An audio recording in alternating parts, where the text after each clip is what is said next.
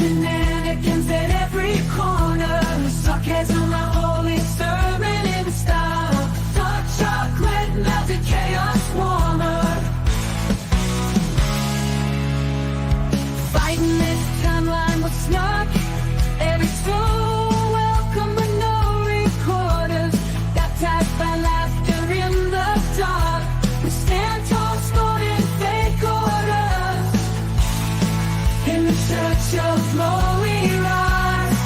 With chaos and shenanigans bright. Chocolate and sarcasm our rise. Together we light up the night.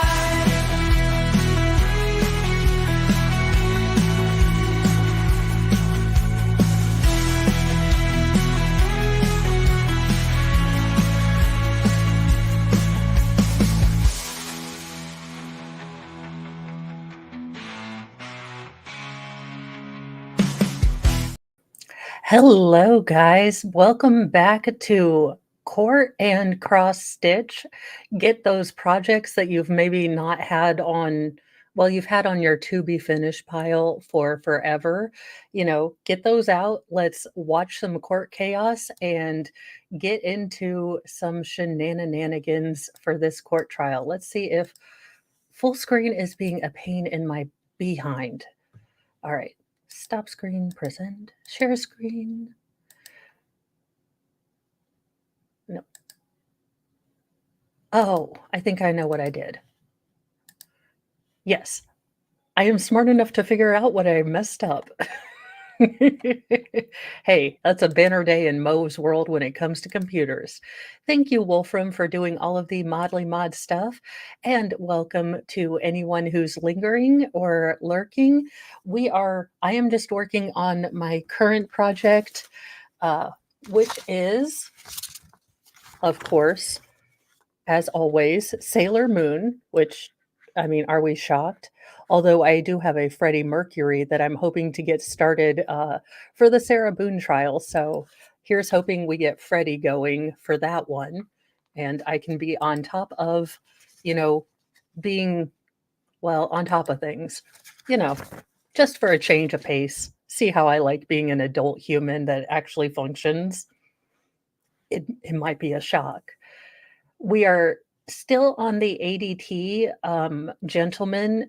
Now, there are probably legal reasons that he had to testify for proprietary sort of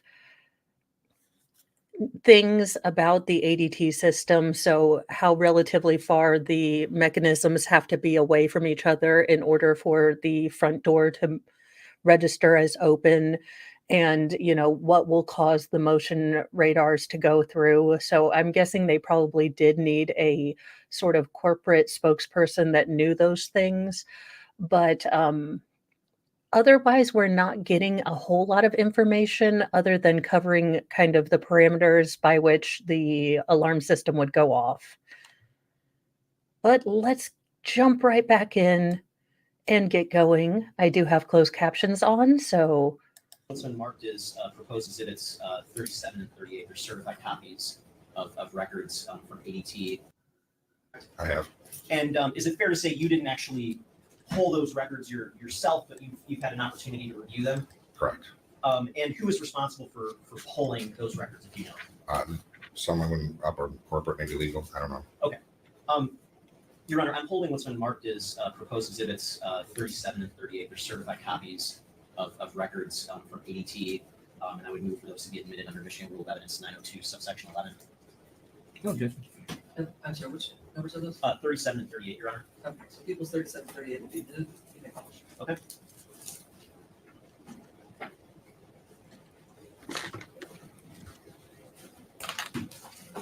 And may I approach the witness, Your Honor? I'm just handing you what's been marked as exhibit 37, and I'm going to put it on the screen behind you.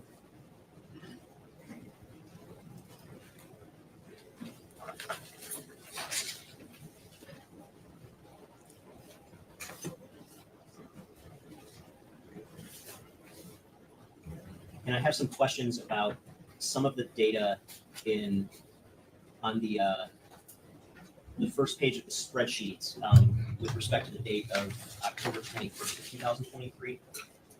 And I want to direct your attention, if you look at the data starting at the timestamp of 0 and 31 seconds on October 21st of 2023, is there a specific event that was registered at that time? Yeah, it looks like the front door was open.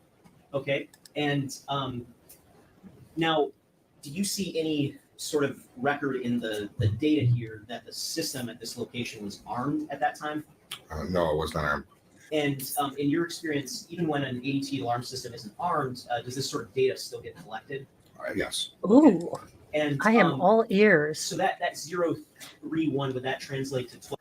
I will say I just kind of use the separate and pray that it all untangles without chaos and knots method, but I would love a different method for that because I'll be honest, I'm a bit of a chaos demon. I know there's probably a right way to do things, and I'm just proud of myself. I finish one project generally before starting another one,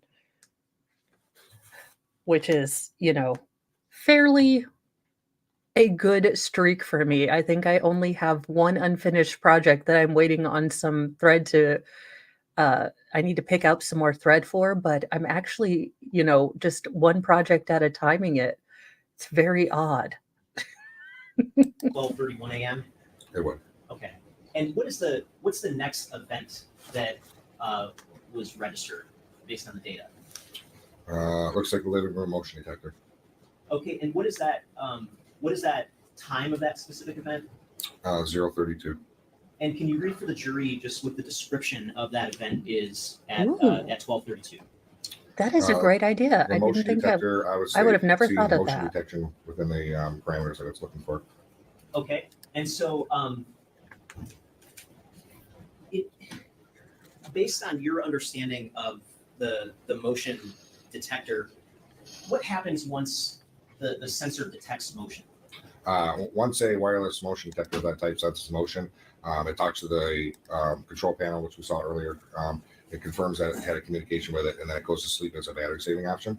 Okay, and so in your understanding, once the sensor goes to sleep, what, if anything, happens at that point? It'll stop reporting for 2 to 3 minutes. Okay, and does it, when you say it stops reporting for 2 to 3 minutes, does it, what could prompt a sensor to wake up once it's asleep, if anything? Nothing. It'll just, once it times out, the time is up for it to sleep, it'll power back on and then start looking for motion again. Okay.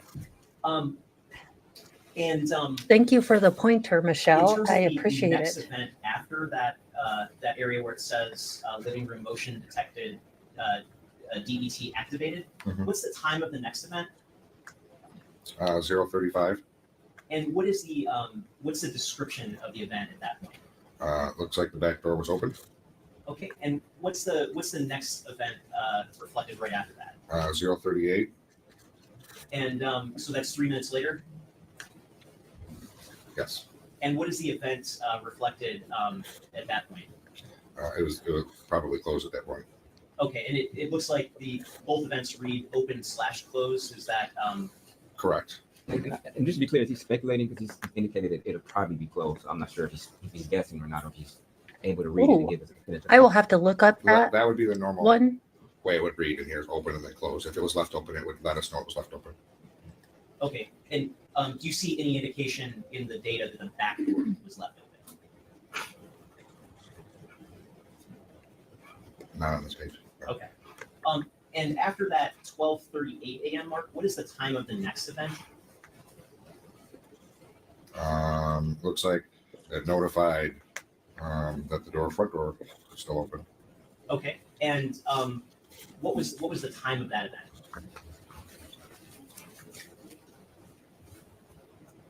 One 101. Okay. And so from the time that the front door initially opened until the time that this message is generated saying that the front door is left open, how much time elapsed? 30 minutes. Okay. And is that I guess, is there any significance to that time period in terms of how the system is configured? I believe that's normal. And what's the very next row of data above the 1:01 a.m. mark indicating that the front door was left open? Living room motion detector went to idle. And what time did that happen? 124. And what does this mean for the living room motion detector going to idle? It doesn't see any motion anymore. Okay, and so at the point in time that the sensor goes to idle, what, if anything, is the sensor doing at that point? It's scanning for motion. Okay, and so is that idle kind of almost counterintuitive? Good It's- morning, it's Fun something to Diane. wake at that Hope point you're that's idle? driving safe Correct. out there. Okay. Now, what is the next row of data above the living room motion sensor idle at 1:24 p.m. or a.m.? The modem ping. And what does the modem ping mean? It's just a standard test. It's testing the communication with the monitoring station. Okay. And what time was the modem ping? 154. And what is the very next row of data after the 1:54 a.m. time frame? Looks like there was some motion in the living room area. And what time was that reflected? 420. And what is the next row of data after that? Living room motion went idle again at 422. And the next row of data after that? The system testing in again. And the next row of data after that? Living room motion detector was activated again. And what time was that? 752. Between the time period of 12:31 a.m. and 7:52 a.m. on October 21st of 2023, is there any data that suggests that the front door was ever closed during that time? No, I do not see any here. That stinks. Well, hopefully the doctor knows what to do Thank for you. it. Ross? Good morning, sir. Good morning. Now, you indicated that you believe it's normal for the system to notify, I guess, the user after 30 minutes if a particular door is left open? Yeah, that is a standard setup that they can set up on their own. Okay, can that be configured to have different type of time intervals when it would notify you? I don't believe that's programmable. No, You said you don't believe, or you I don't know. Yeah, it's okay. don't know? I just know it's not a standard ADT thing. They have to do it on the user end. Okay, so on the user end, it's possible that a person could configure the time interval to greater than 30 minutes or less than 30 minutes, correct? Don't know that answer. Okay. Were you able to access the settings on this particular device to figure out whether or not what the time intervals would be on this system? No, that'd be on the user end. That would be on their phone. Okay. Is there a way in your particular job that you would be able to access whatever information or settings they had on their user device? No, I do not have that access. Okay.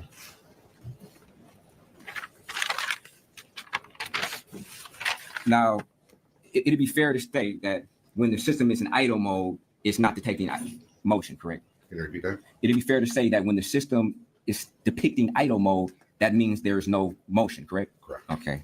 Do you know how long it takes for a lack of movement in order for the system to go into idle mode?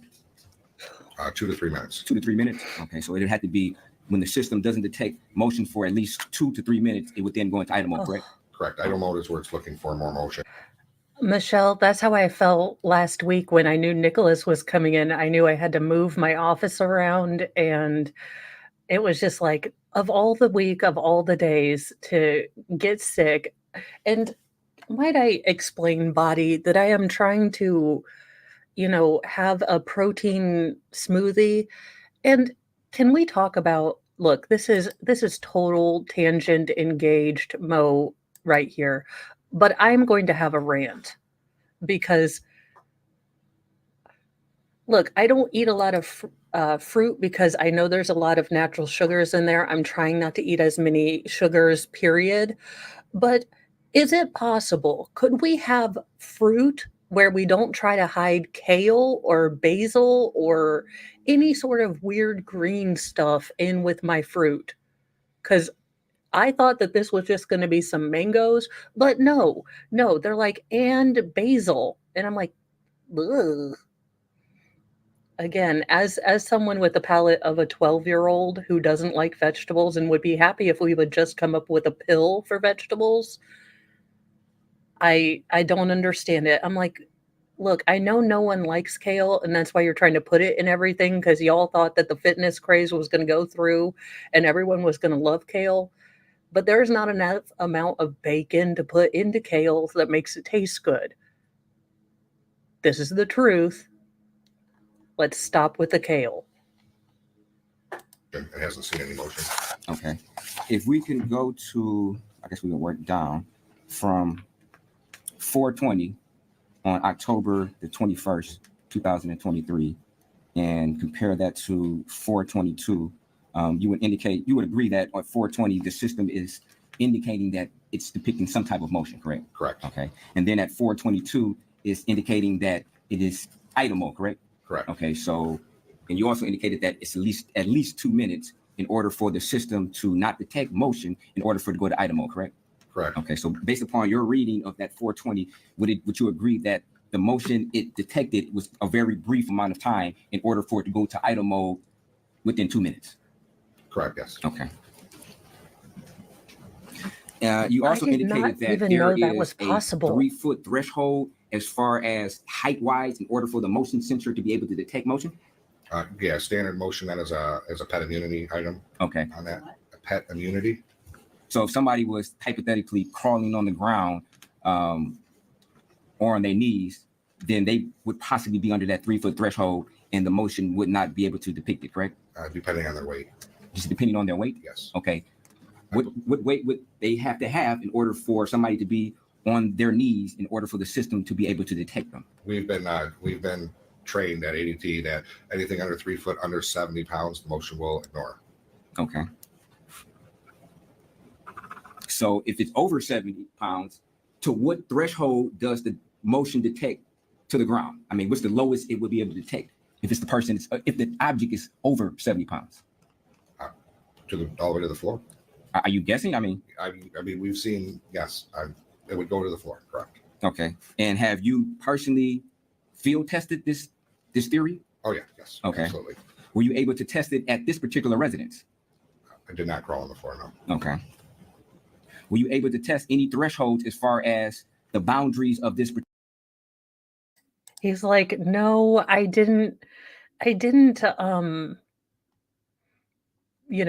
crawl around this time. I didn't method act for this particular court case, but I have method acted before. I will say this defense attorney is doing a very good job of making sure that these aren't speculations and, that he's asking the questions that maybe would hold doubt or put doubt in there. And it's refreshing to see a defense attorney who has his, P's and Q's, figured out before he goes up and questions things. He's going up and being zealous. I'm not always a fan of how argumentative or assertive he gets with witnesses, but he definitely is doing his job. And when you're at the defense table, this is the type of, attorney you want. You don't want someone that's going to let little things slide. And absolutely, congratulations, Fun Diane. I am, so proud of you. It's a good thing. I'm trying to do the same thing, and definitely be a lot more mindful of what I'm eating and not eating my feelings, which means, of course, I'm talking to them about them to Mr. Moe, and he's like, wow, you have a lot of feelings. I was like, I know, who knew? Particular motion detector in this residence? Yes, Okay. And did you submit that to a writing or report? I did. You did? Okay. And what were your findings as far as how far down that this particular motion detector will be able to detect motion?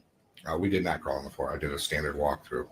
Okay. So you were never able to ascertain the limits or the thresholds of the height in order for the motion detector to detect motion? Correct. Okay. Now, would it be fair to say that as long as there's a continuation of motion being detected inside of the apartment, the system would not go into idle mode, correct?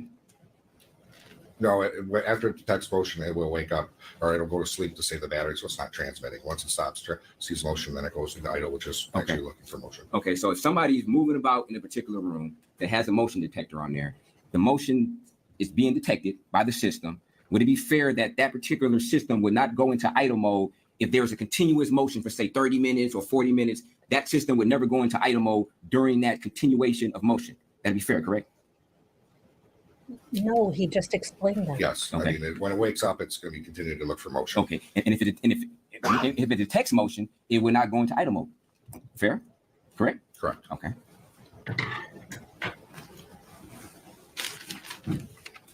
Now, this particular 7-inch touchscreen, is that equipped with the camera?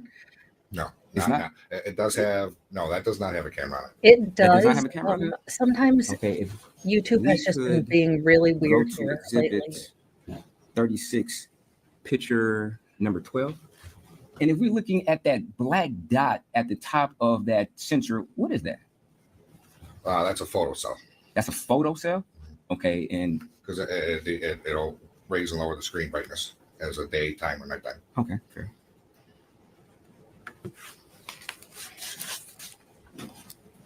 Now, are there different type of motion sensors as far as that ADT would provide, as far as their capabilities? Yes, ADT provides numerous different Okay. motion detection. And you stated that this was an infrared heat motion detector? Yes, it is. Okay. And is that standard for motion detectors, or do they have other motion detectors that may not detect infrared heat? To my knowledge, all of our motion detectors are infrared. Some have microwave on them. Okay. And how would you be able to determine whether or not this particular unit is equipped with, say, microwave or not? When we were trained to install them, that's what they said they were infrared. Excuse me, I'm sorry. When we were trained to install them, that was what they told us they were infrared. Okay. And does the infrared and the microwave sensors, do they look similar? No. They do not? Okay. And do you know when ADT started to provide infrared heat motion detectors? Offhand, no, but it's been well over 50 years. Okay. Wait, we had FLIR technology 50 years ago? Now, as far as the door contact, you stated that you believe it is a 1/2 inch to 3/4 of an inch, where if it's that much of more of a gap between the door sensor and the magnetic strip, that it would register that the door is open? Correct. Okay. And were you able Well, to field test that particular Have theory? a wonderful Yes. day Okay. and get some rest, get some fluids, and So if we go hopefully to everything page- goes slide number 5 on well. the exhibit 13, you indicated that in this particular picture, it was your opinion that this exceeded that threshold of a 1/2 inch to 3/4 of an inch, correct? Yes. Okay. So in this particular illustration, the system would detect that the door was open, correct? Yes. Okay. And from the outside, you would agree that it would appear that the door looks closed, correct? Or could? It could. Yes. Okay. Were you able to ever field test in this particular situation or any situation where the door exceeded the threshold of 1/2 inch to 3/4 inch and have another individual stand outside to observe whether or not the door looked ajar or not? No. Okay.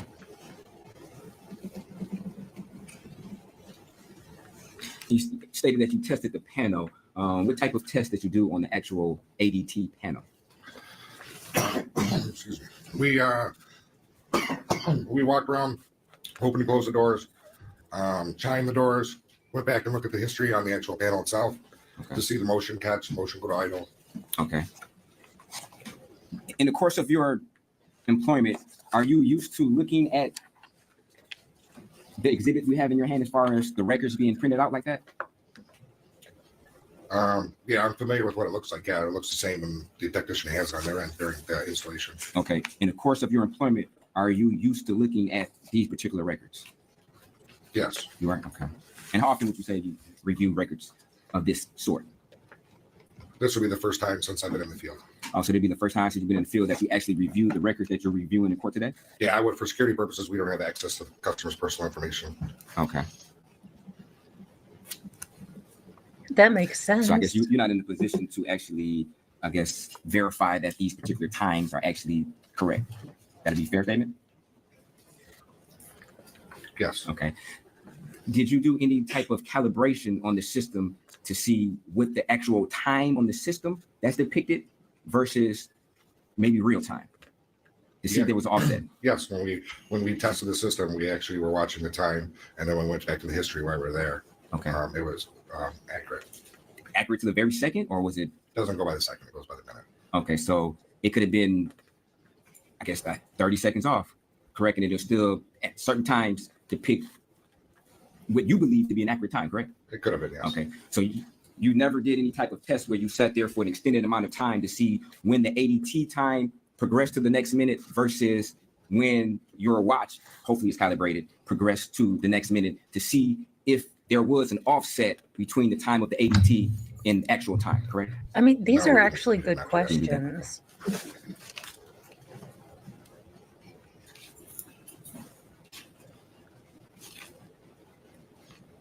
When you tested the panel, was it set to the user settings? Had it been factory reset, or were you able to determine that? It was still set to the user's code and everything of that nature. Okay, as far as settings, as far as like audible chime or notification of door being left open, were you able to see if those settings had been changed? No, that would all be programmed through a cloud. There's no way to manually program anything there on site. Okay. It would have to come through ADT's cloud service. Is there a way to change any type of settings from the panel? Just the door time. Just the door time? Okay. Would you know if that had been changed prior to you coming? No. You wouldn't know? Okay. Would that information be available through possibly the cloud? Yeah, it would register if someone turned on or turned off a chime. Okay. Same as this right here. And as far as the cloud, would there also be a way to ascertain whether or not any other settings were changed throughout this system? Yeah, every time there's a change to the system, it logs it in the cloud. Okay.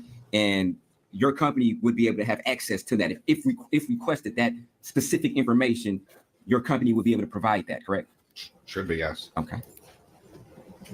And you weren't presented with any of that information to analyze, were you? Just what we see right here. Okay, so that'd be a no? Correct. Okay.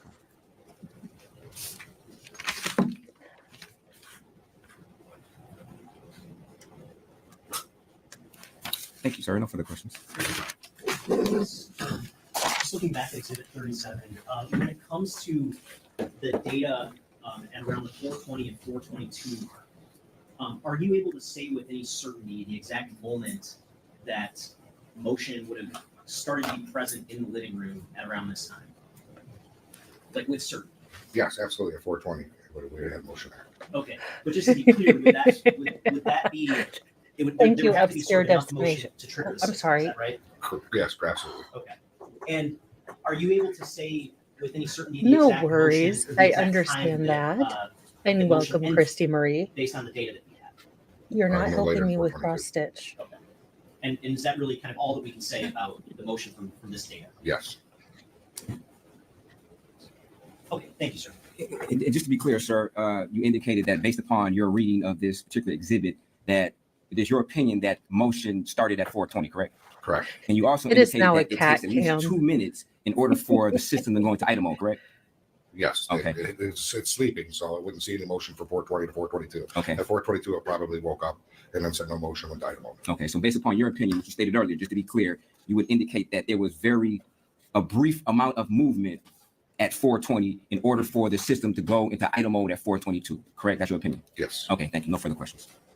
Redirect. No, Your Honor, thank you. Questions from the jury? Write it down, counsel approach.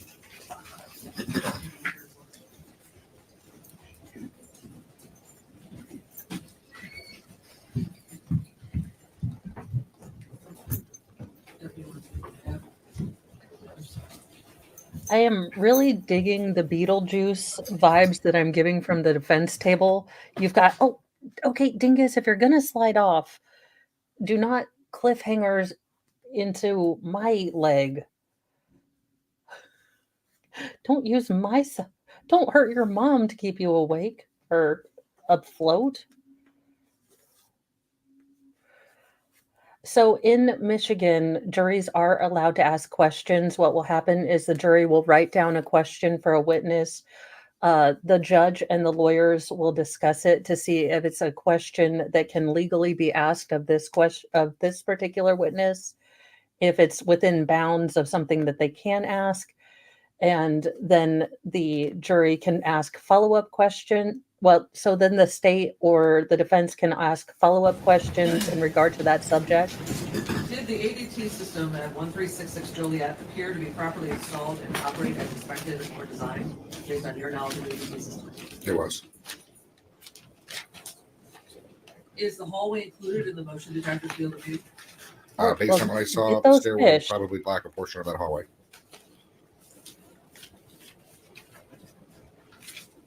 And does the motion sensor have a sort of sensitivity setting?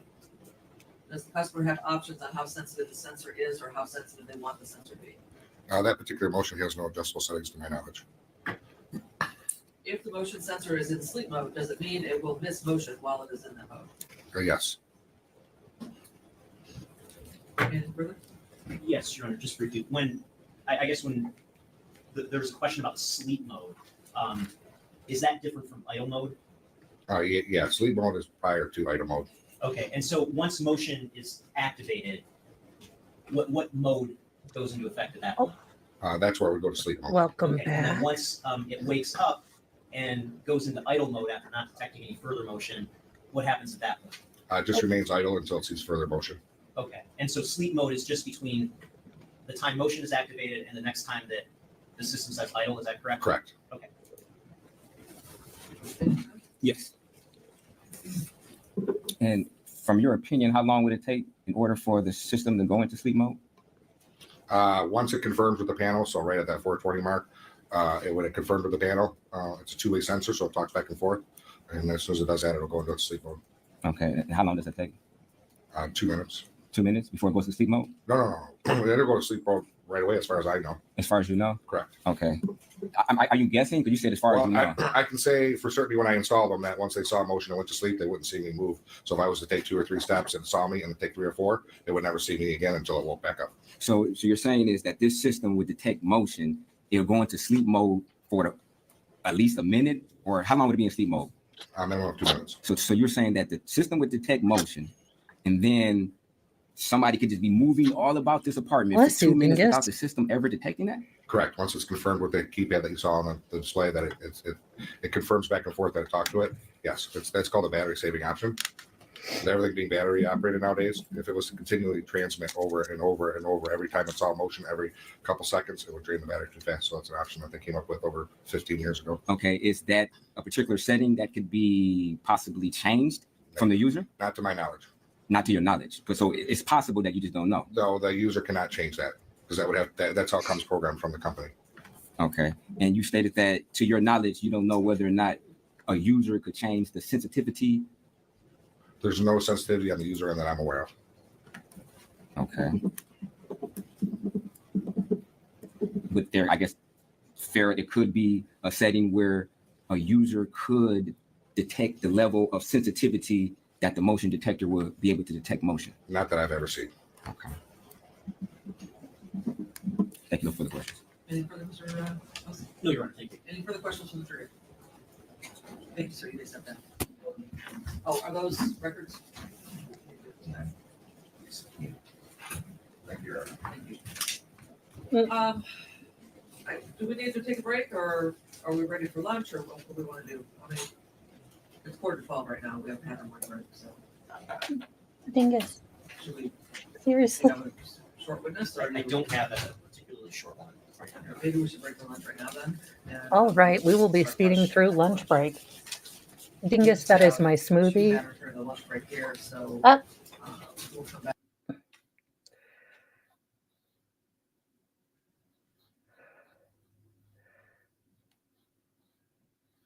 Dingus, you werewolf, get away from the smoothie and no one gets hurt.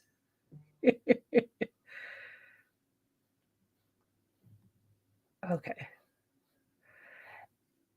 Yeah, is it just me or is this full Beetlejuice for the defense table?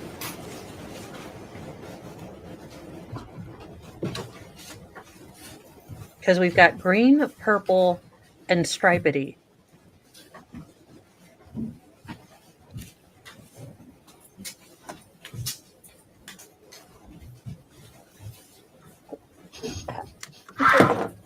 No, this is not a hammock. This is not a dingus table.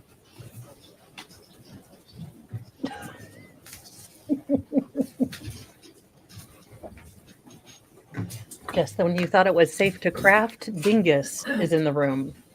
So if it's not kids, it's dingus. You may be seated. Recalling case number 24000535, people versus Michael Jackson-Bolanos. Appearances, please. Good afternoon, Your Honor. Ryan Elsey for the people. Dominic DeGrazia on behalf of the people. And Brian Brown on behalf of Mr. Jackson-Bolanos. Good afternoon, Judge Turner, Christian Woodley, hearing is called counsel on behalf of Mr. Jackson-Bolanos, who appears tonight in the break. And I do know None that Mr. of those Jackson-Bolanos is present on cords, counsel, young present in man. our 16 jurors have returned to the courtroom, and we are ready to continue with our trial. Mr. Elsey, are you ready to call your name? Yes, Your Honor. At this time, the people call Paul Spurgeon. He's a civilian, Your Honor. You are ridiculous.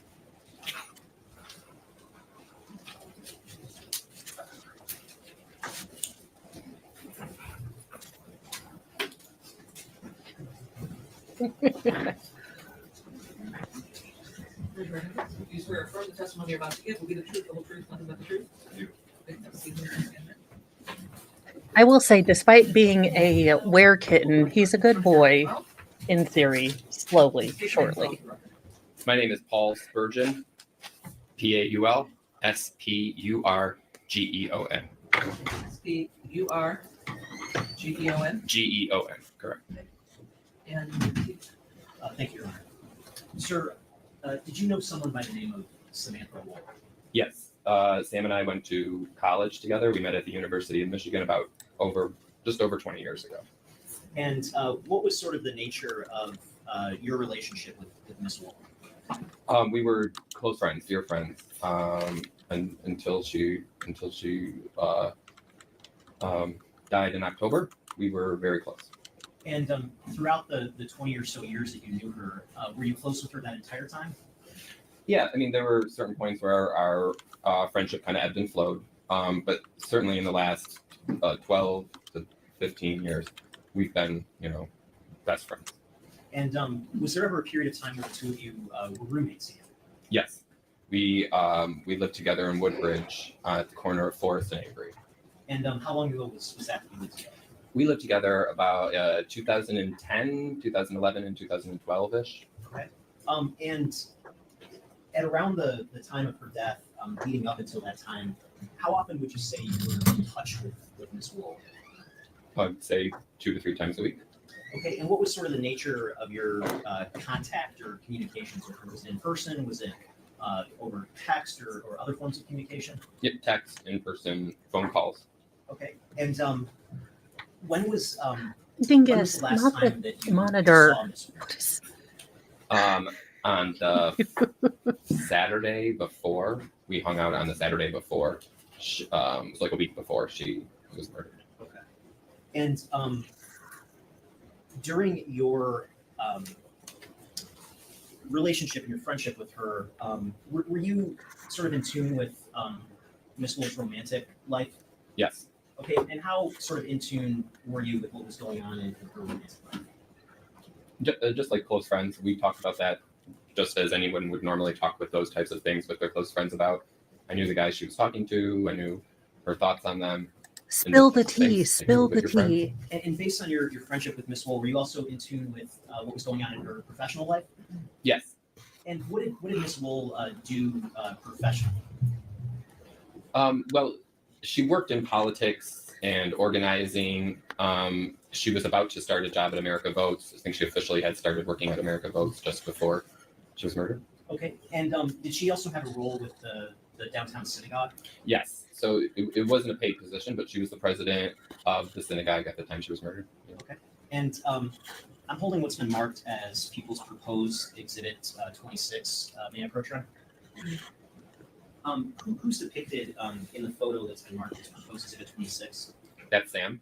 And does that fairly and accurately depict what she looked like before her passing? It does, yes. Your Honor, I move to admit Proposed Exhibit 26. No, Y'all, if he starts crying, I am going to cry. you can take the original.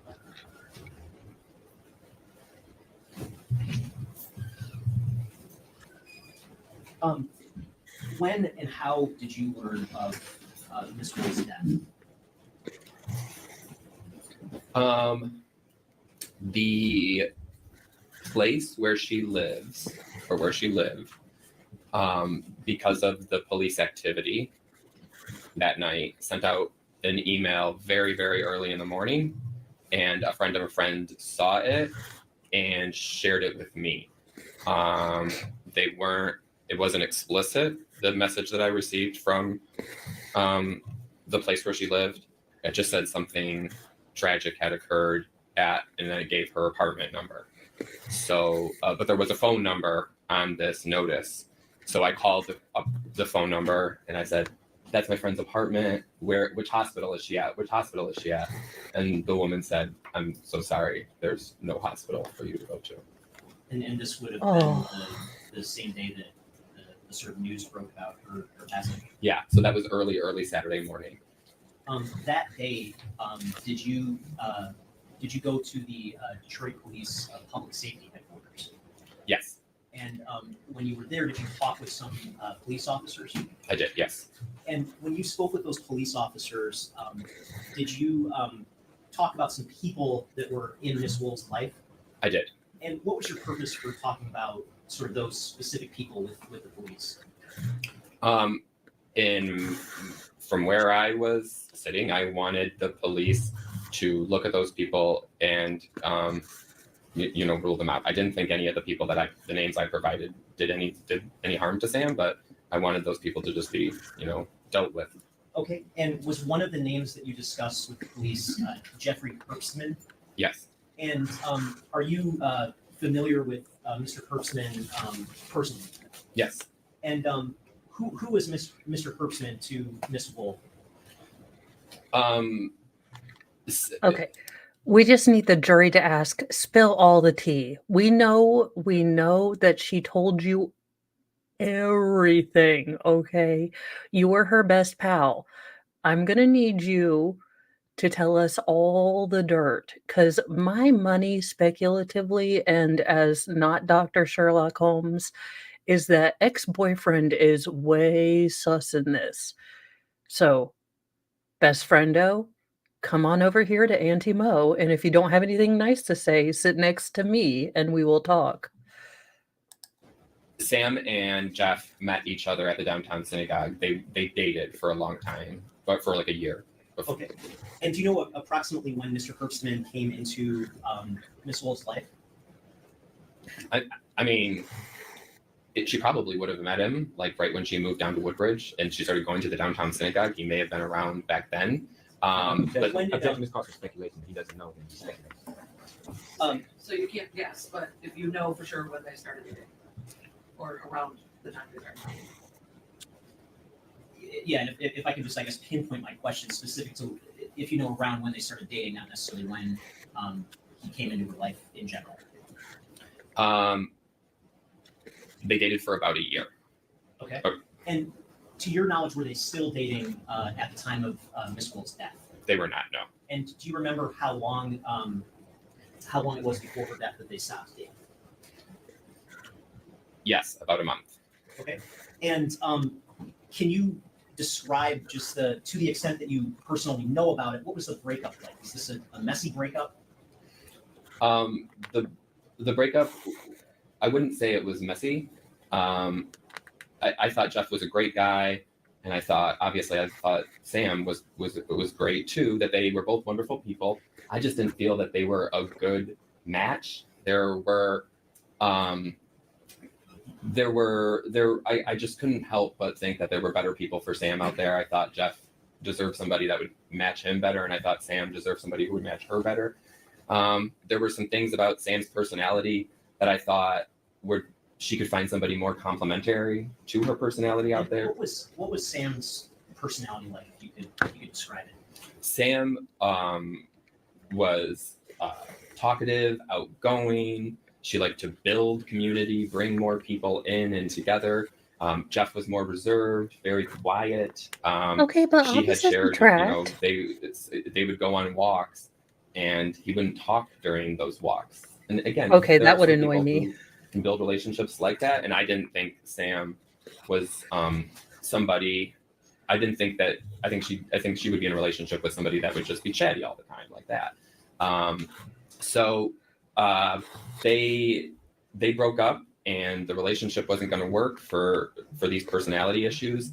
And then, Thank you so much for she the was Cash murdered App, in late Christy October, Marie. October 20th. I appreciate it so 21st. much, and thank And you. about a month before that, she sheepishly told me that she tried to get back with Objection to whatever she said. That's hearsay. Okay, so you can't say what Sam said. Or what Ms. Wall said. So should you phrase it? Yeah, I'll, so based on Your Honor, we're um, trying to get the tea here. based on your sort of relationship with Miss Wool, did you ever develop any understanding as to whether there were any attempts to reinitiate a relationship between Miss Wool and Mr. Herbstman? Yes, I came to understand that Sam was still open to maybe trying other avenues to make the relationship work. She wanted to try again, and he was not open to trying again. Okay. And so, to your knowledge, did they ever get back together before her death? No, they did not. Okay. And throughout your sort of interactions with Miss Wool, did you ever have any concerns about Yes, it did. Thank you. Jeff being violent toward her? No. My concerns had nothing to do with Sam ever being in harm for her physical safety. I just thought that she could find a relationship that would more complement her personality better. Okay, so did you ever have any concerns about Mr. Herbstman being threatening in any way towards Sam? Nope, no. He would never physically put his hands on her like in a disrespectful way. He was never a safety risk to her or anyone involved in her life. Okay, and did you eventually attend? Was there a funeral service held for Sam? Yes, And did you attend it? I did. And did you see Mr. Herbstman there? Yes, he was there. Was there anything abnormal about his behavior when you saw him? I mean, other than the fact that we were in shock about our friend having been murdered, no. Okay. And when was that funeral service held? Sunday. It was the Sunday after. So this happened in the early mornings of Saturday, and the funeral was Sunday. Okay. Now, when you Wow, spoke that's with a the quick police, did you also funeral. speak about someone by the name of Aaron Pergament? I did. Yeah. And is Aaron Pergament somebody who you knew personally, like one-on-one? No, Aaron was not somebody I knew. Through your relationship with Sam, were you able to develop an understanding of who Aaron Pergament was to her? Yeah, I came to understand that this was somebody that was interested in maybe dating her. They had spoken a little bit, like had conversations in that regard. And yeah, that's Okay. And how recent was this leading up to her death? Again, it was like after her and Jeff broke up, so it was like right a month before this all kind of broke down. Okay, and based on I guess based on your interactions with Sam, did you have any sort of concerns about Aaron Pergament being violent or threatening or anything like that? No. He had previous connections to her family, a previous relationship with her family. He would not have wanted to, no, he was never violent. He had children of his own. He had other obligations where a violent history. Objection. I think he's speculating now on whether or not this guy could be violent.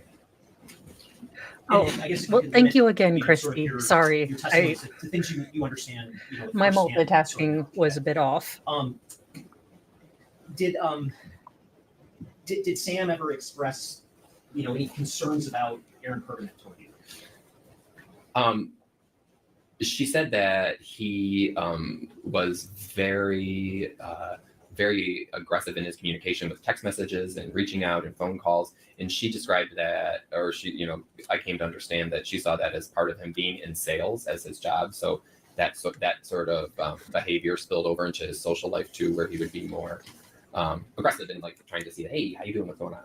That kind of stuff. Okay, but no concerns about anything violent or anything of that sort? No. Okay. When you spoke with the police, was one of the names that you discussed a Robert Becker? Yes, but I didn't know him as that name. I knew him as Bob. As Bob Becker? Yes. Okay. And was Bob Becker somebody that you sort of knew firsthand or knew personally? Yes, Bob and I had hung out with Sam. Bob and I had hung out maybe once or twice, but that was back in like 2020. 17 or 18. And based on your sort of interactions with Bob Becker and your relationships with Sam, did you have an understanding of whether or not they had any sort of relationship together? Yes, they did. And what was your understanding of what their relationship was? They had a collegial work relationship, but they were also friends on the outside. They would socialize outside of work. Okay, and to your knowledge, was there ever anything, I guess, romantic between the two of them? Yeah, they had that kind of relationship too. Okay, and at the time of Sam's death, to your knowledge, were they in any sort of active romantic relationship? No. Okay, and throughout your sort of relationship with Sam and knowing Mr. Becker, did you ever have any concerns about him being violent or threatening towards Sam? No. Was one of the names you also spoke with the police about someone named Brett Foreman? Yes. And did you know Mr. Foreman personally? Yes. And based on your knowledge of Mr. Foreman, I use and his grill your all the relationship with time. Samantha, where does Mr. Foreman fit into things in her life? He was another friend of Sam's. They met doing political work too. They never had a romantic or that kind of relationship, but they were just friends. And it just warranted me as someone that the police that might raise red flags. Sam could help a lot of people out, and she had a lot of people that relied on her for help and for various, their journey in life. And so I just wanted to, the police to make sure that everybody was looked at, to make sure they knew where their location was. But I never thought Brett would be harmful or be violent or hurt anyone. Yeah, Okay, that so is no concerns about him interesting. being violent And or threatening. no judgment or shame, but she also seems to be very extroverted and outgoing. So people could interpret that as, flirty or maybe setting you up for a chance to maybe make things more. And she could have just been behaving normally and have been nice to the wrong person. And they took that as, hey, I would like you to pursue me. And she didn't mean that in any sense or form. I am not personally one of these people, but there are very touchy-feely, very in your space people who mean nothing more than that's just their personality. But I think if you're not that way, maybe you could interpret those things to mean more or maybe be a start of a relationship that isn't there. I don't know. And, opposites do attract. I mean, my husband is much more outgoing than I am. He's like, you would be happy just staying in your room for the rest of your life. And I'm like, I would be okay with that. So sometimes we need opposites to attract so that, I do get out of the house and he does stay home once in a while. Or Samantha? No. And why, I guess, what was the sort of impetus for you discussing his name with the police? I don't think everybody understands Brett when they interact with him, and so people might get creeped out or the wrong idea by him. So I just wanted to make sure that that name or that person didn't stall the police investigation any more than it needed to. Okay. And was one of the names that you also spoke with the police about somebody named Joshua Goldberg? Yes. And did you know Mr. Goldberg personally? I did not know him before that. Based on your relationship with Sam, did you have some kind of understanding of whether or not there was any relationship between Mr. Goldberg and Sam? Yes.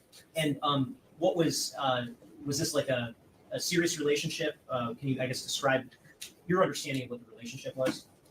Yeah, so Sam had just gotten out of a year relationship, and so there were different guys who she was talking to at the time. And Mr. Goldberg was another one of them. And they had a date. It went well, and then she lost interest, and so it ended at a certain point. But he was just one of the guys that she had gone on a date with after that time of breaking up with Jeff. And based on your relationship with Sam, did you have any concerns about Mr. Goldberg being threatening or violent toward her? No. Okay. When you spoke with the police, did you also speak with them about someone named David Wilkinson? Yes. And is David Wilkinson somebody who you know personally? Yes. And can you describe for the jury what your, what sort of your relationship has been with Mr. Wilkinson? That's it. If I'm ever unalived, I want this dude pointing out all the possible suspects and be like, well, there was this one woman, and I'm not going to lie to you, but bless her heart, she's a bit of a pill. She didn't like our dear Mo. Now she was a little sassy. She was a little sassy, but she was awesome and fabulous. So yeah, I definitely need this guy to keep track of all my entanglements. Should I? Because he is on top of things. I- if you asked my husband my birth date and my middle name, both 3 times out of 10, he's going to look at me with this look on his face like, multiple choice. Everyone needs a friend like this. They need a Mr. Spill the Tea. Yeah, David was also on campus with Sam and I at U of M. I didn't really know him there, but got to know him when Sam and I lived together in Woodbridge. He would come over and hang out a lot. The three of us became closer friends at that point. And so a lot of times when we would hang out later at night.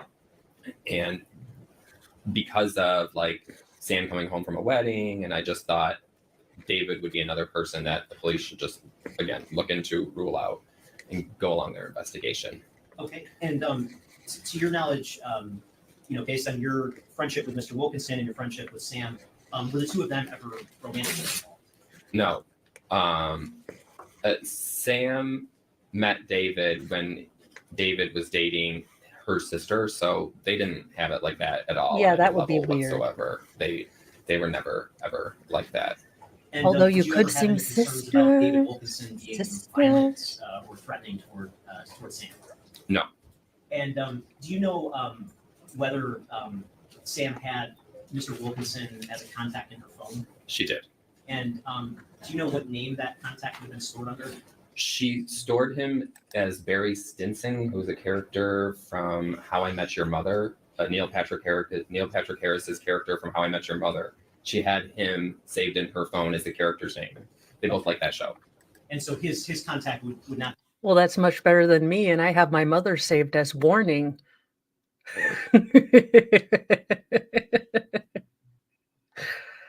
be under his own name, Right. David Wilkinson. But and when you say Barry, are you sure it's Barry? Could it be Barney, that was it. I didn't watch How I Met Your Mother, but they did. And throughout your friendship with Miss Wool, did you ever sort of have an opportunity to have an understanding of what some of her sleeping habits might have been? Yeah. Sam used to always say sleep was sacred. She used to struggle with sleep at various points. She used to sleep in later in the morning, and she would from time to time fall asleep on her couch. Okay. Do you know whether she ever used any sort of sleep medication to aid with sleep? No, I don't. Okay. And did you ever know Sam to drink alcohol or consume alcohol? Yes, but she was by no means like a big drinker or anything like that. Okay. And did you ever know her to consume marijuana? Yes. And how often would you know her to be a consumer of marijuana? Have you met Cheech and Chong? Regularly. And do you know what her sort of preferred method of consuming marijuana was? It changed. It ebbed and flowed over time. Okay. Do you know whether she ever used like a vape pen to consume marijuana? She did, yes. It ebbed and flowed over times. I mean, sometimes it was a colonic, sometimes she would make brownies, sometimes just for giggles, she'd just, eat it in a salad. I mean, And throughout the 20 plus years you've known Samantha Wool, did you know her to have any enemies? No. Throughout the 20 plus years that you knew Miss Wool, did you ever know of anyone who wanted to hurt her for any reason? No. Throughout the 20 plus years that you've known Miss Wool, did you ever know her to associate with someone by the name of Michael Jackson-Bolanos? No. Okay, thank you. Nothing further. Ross? Yes. okay, Cross, please don't ask about the vibrator. I know you want to. I know this is her bestie, but don't do it. Good afternoon, sir. Good afternoon. Now, the question was asked of you of what David Wilkinson contact information would have been under Samantha's phone, correct?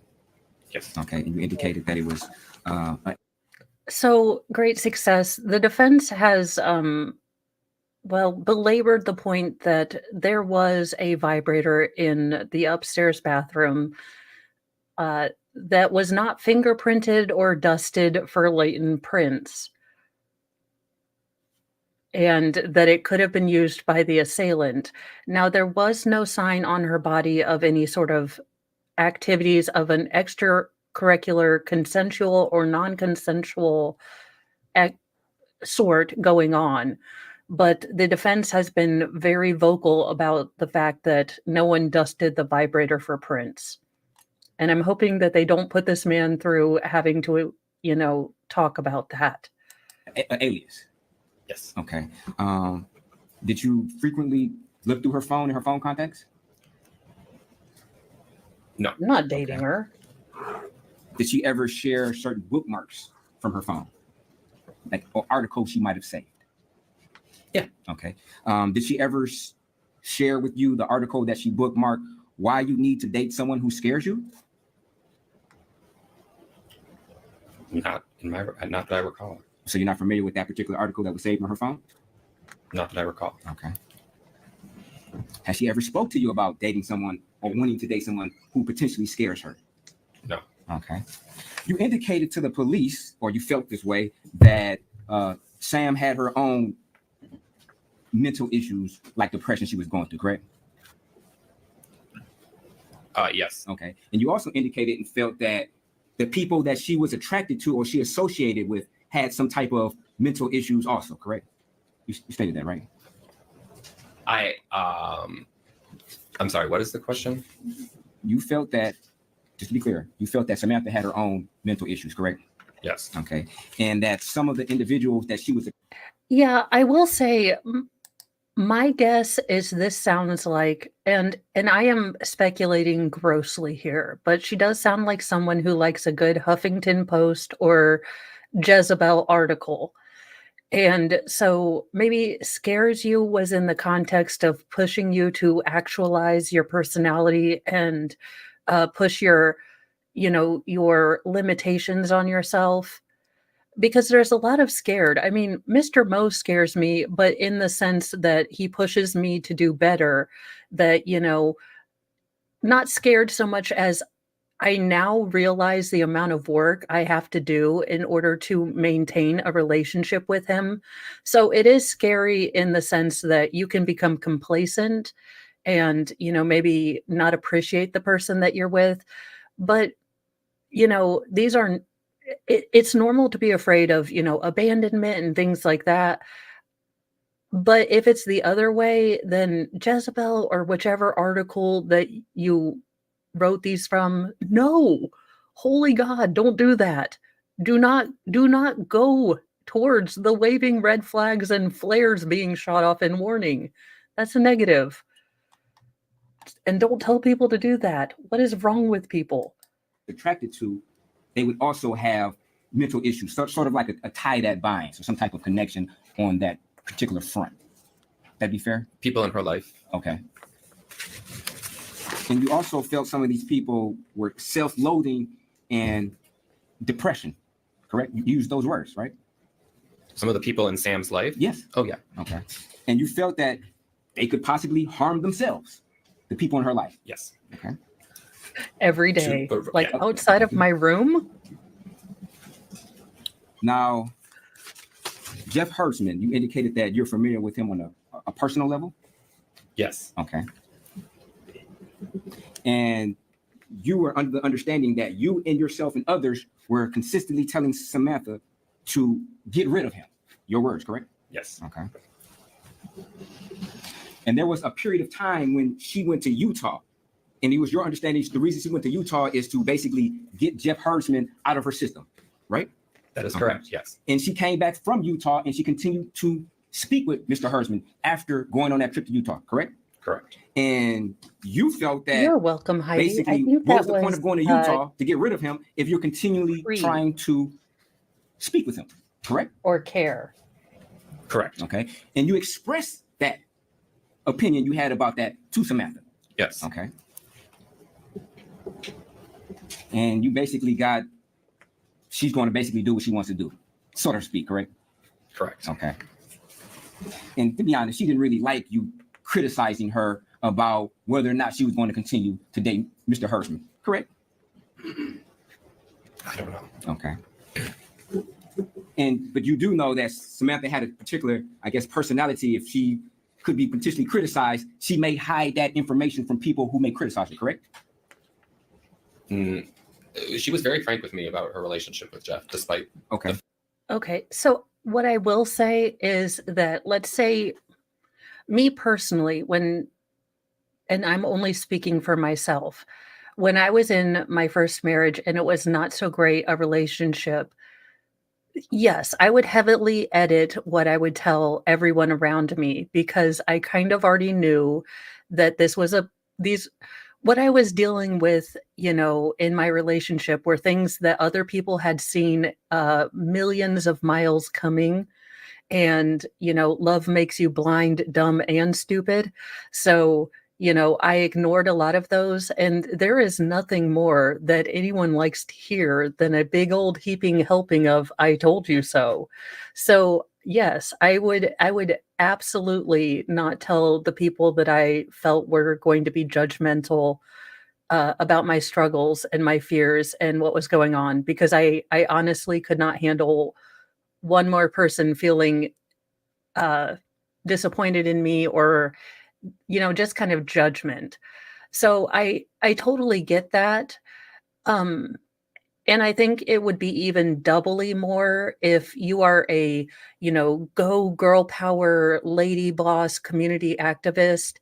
If you are basically in control and a go-getter in all other aspects of your life, but your relationship might be something that's less than great or has a lot of big flaws that everyone and their brother has been telling you they've seen from a mile coming around, then it is very likely that she didn't say anything to anyone, that she didn't reach out for help, because again, it's a double whammy of already feeling terrible about yourself or being in the current situation where your partner's not treating you right, and then having to deal with that general sort of unhelpful sometimes, "I told you so," kind of thing. So I will say that she could very well have been hiding a lot of issues with Jeff that she didn't tell anyone about. The fact that I wasn't a fan of it. Okay. Be clear. My question is, you knew Samantha had a type of personality where if she could seek potential criticism from somebody, she may hide that particular object of criticism from that person. Perhaps. Okay. Now, Bob Becker, he wasn't Jewish, was he? Not that I'm aware of. Okay. And Samantha never introduced Bob Becker to her parents because your understanding, he wasn't Jewish, correct? I don't think the relationship was in a part where anybody was going to be introducing anybody to people's parents at that point. You told the police, your words, that Bob is not Jewish and therefore he was never introduced to her parents. You said that statement, didn't you? I did, Okay. yes. Okay. Thank you. And from your understanding, her and Bob had an ongoing sexual relationship, correct? Ongoing. They were intimate. Her and Bob, to your understanding, her and Bob had sex more than one time. Yes. Okay. And you also told the police you knew that at some time she would drive up to Lansing in order to be intimate with Bob Becker, correct? One time. I only know of one time. You only know of one time that she actually drove up to Lansing. Correct. Okay. And you knew of other times where they would meet down here in Detroit. I mean, it's a little, they did not, for a lot of parts of their relationship, they weren't living in separate places. Okay. You also told the police that it was your understanding that they had a good sexual chemistry. Your words, Yes. correct? Okay. And you also stated that, or you felt that you encouraged her to have a relationship with Bob if that was going to take in order for her to get Jeff Hersman out of her system. You told them that, correct? I wanted her to have a little fun with Bob so that she would get her mind off Jeff and then move on eventually to a new relationship. Okay, so Oh, that's a yes. so he's right? one of Okay. those, the only way to get over someone is to get under someone else. Or you could maybe, and I know this is a shocking idea, and not that Miss Mo has practiced this all the time or been this wisdom fool, but maybe take time for yourself and just appreciate who you are before you get into another relationship. I don't know. I've heard tell people do those things too. So, yeah. That's a yes.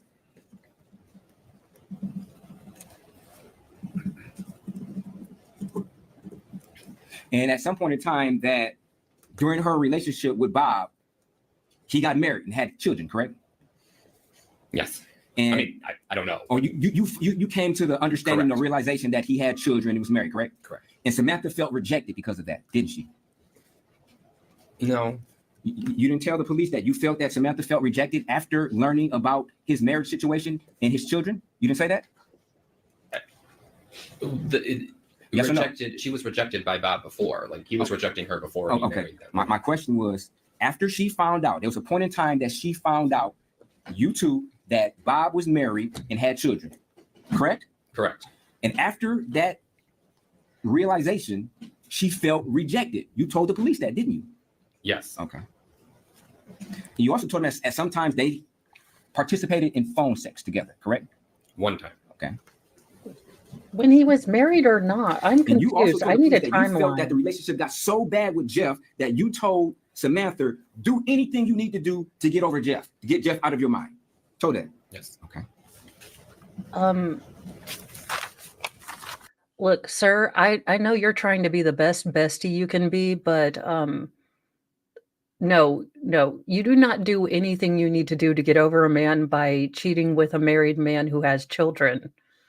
That two wrongs don't make a right. This is not new Common Core math where we just, square that circle. No, sir. No. That's a negative Knight Rider. Bad friend advice. You also felt that Samantha you used the word, she suffers the fool a lot, correct? You said that, correct? The phrase is suffers a fool. Suffers a fool. Okay. Yes, but she would suffer a lot of fools in her life, Okay.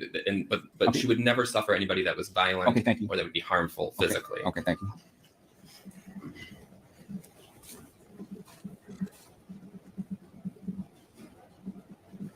And you also indicated that she felt a little bit self-conscious about not having a job at a particular time, correct? Yeah. Okay.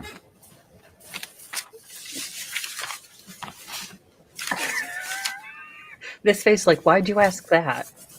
I love this. I love people Now, that have when the bold prosecutor asked underlying you about faces like me. Aaron Pergament, you indicated that it was your understanding that they had certain conversations in that regard, correct? They had certain conversations between the two of them, right? Yes. Okay.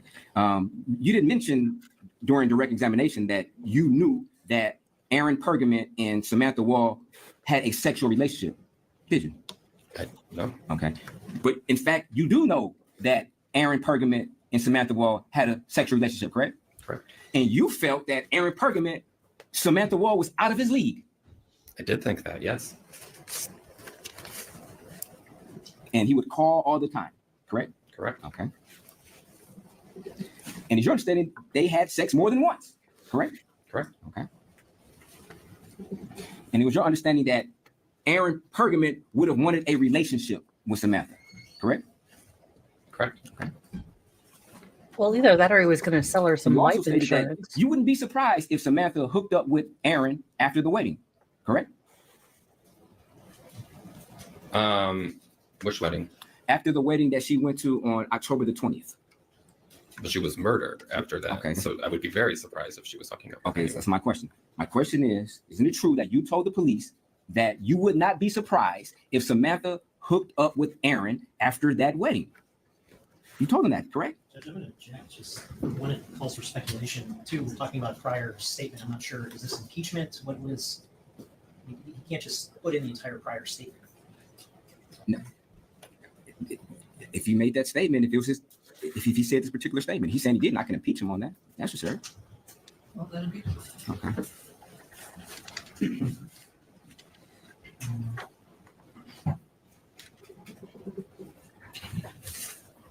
I will say I haven't agreed with the state for a lot of things that they've done, but having this friend, I'm guessing this was a strategy, but having this friend introduce this information versus trying to get it from a family member, I think is possibly the only thing I will give them props on, because I can only imagine how difficult it is for him to hear the defense put his friend out here as a strumpet, if you will, or, try to put the, scarlet letter on her. I can understand how incredibly difficult that would be as a friend, but, I could only imagine how infinitely and, orders of magnitudes worse it would be to have to be a parent, because Mo would get really super duper sassy. So having, a friend up there, as hard as this is on him, I do appreciate that he's taking this for the family. And I can appreciate that. And people are people, even when they pass So away, just for the record, you're stating that you've never said that statement, correct? I guess I don't understand what it is you're asking. Whether or not you told the police that you would not be surprised if Samantha hooked up with Aaron or met Aaron after she left the wedding. I could see myself saying that. Okay. Thank you. All right, guys, I am going to keep the trial going. I'm going to put it on normal speed. Now, I'm running middle daughter Prosecutor asked you about her to sleeping habits. the high school, so it's about 5 minutes Isn't it away. So true I will be that gone for 10 minutes. You stated but that then we'll go you back felt and I'll be that listening on Samantha my didn't phone, sleep on the couch and then we'll go over and okay. And as a matter of fact, work this you out. told them or Just you felt that collectively type at Dingus if you see strike him that. attack She had a my new couch, correct? cross stitch while I'm gone. And this new I'll be apartment, right she had back, a new you guys. couch, correct? I will drive safe and slow. New to that apartment, yes. Okay. And it was your understanding that on this new couch, you can't think of a time where she fell asleep on this new couch, correct? Okay. So as far as you know, in this apartment, 1366 Joliet, you can't think of any time where she's ever fell asleep on that couch, correct? Correct. I don't have any firsthand knowledge for ever sleeping on that couch. Okay. Now, as far as David Wilkinson, you indicated that you were unaware of any type of relationship with them, correct? Between him and Sam. Friendship, the friends, but Okay. nothing romantic, right? Okay. Did you know that David frequently spent the night over at her house? Did you know that? Yes. Okay.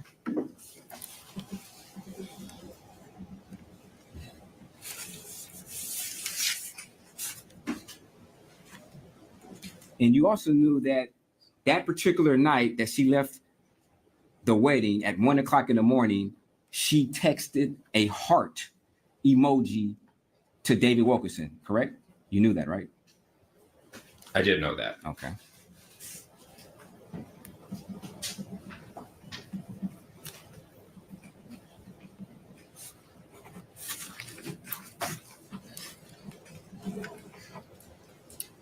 And in regards to Aaron Pergament, you knew that he went to Utah immediately after she went to Utah, correct?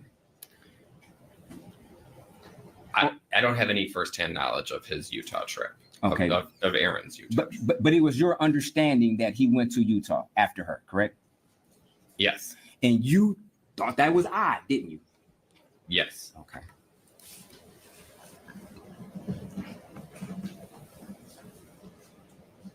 As a matter of fact, you received a screenshot of some sort, basically substantiating that Aaron went to Utah, correct? Yes. Okay.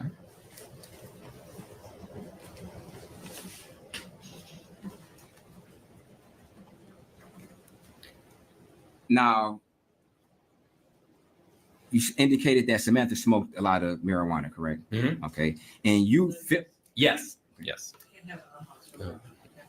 and you felt that she was a varsity level smoker, correct? Yes. Okay, which means that you felt that she can smoke large amounts of marijuana, maybe more than yourself, and still be able to do certain things, correct? Yes. Okay. Do you know if she took any other like recreational drugs? I don't think so. No. Okay.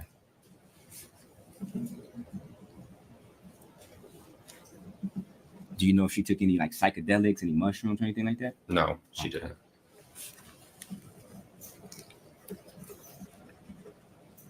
Now, Mr. Herbstman, have you and Mr. Herbstman ever hung out together? Yes, we have. Okay.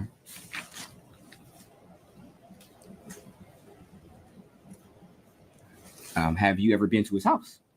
Yes. Okay. Frequently? No. Okay. Have you ever participated in a bonfire at Mr. Herbstman's house? Yes. Okay. And it was called Kumbaya? I don't know if it had a name. Okay. And this bonfire would have been after the date of Samantha Wall's death, correct? Correct. Okay.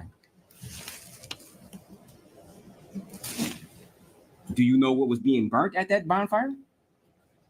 I was not there by the time I got there, the fire was already The started. fire's already started. Okay. And this is at Mr. Herbstman's residence, correct? Correct. Okay. Did he personally invite you? Yes, it was a mass text. Okay.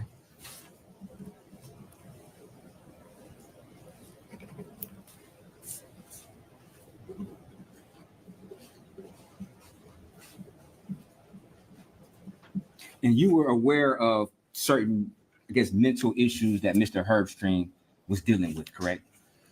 Through Sam. Okay. And I never talked with him personally about those issues. Okay. He's never exposed that to you? Okay. No. Going over there that night was the very first time I had ever gone to his house. I hung out with him once or twice with her before then. Okay. And just to be clear, the last time you hung out with Jeff Herbstman, Samantha Wall was not there, correct? Correct. Okay. Have you and him talked about maybe today's court hearing at all? Not in specifics. Okay. How about in general? Yeah, just like good luck or whatever. Okay.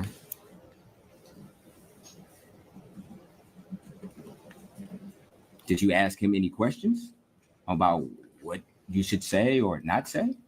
Nope, I was doing my best to follow the sequestration order. Okay. When you went to Mr. Herbstman's house, were you aware of any cameras at the house? No. Okay.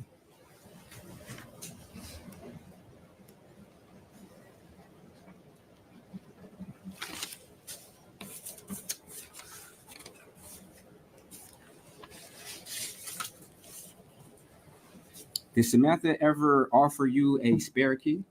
No. Okay, but you Not of the place that she was living at in okay, Lafayette. but you were aware that she had a lockbox on her door, correct? Yes. Okay. And it was your understanding that that lockbox had or contained a spare key, correct? I did not follow the details that closely. There some other friends had stayed a while back, so I knew that there existed a lockbox, but I didn't get into all the. Okay. And you also knew that she would at sometimes give that spare key to other individuals, correct? Yes. Okay.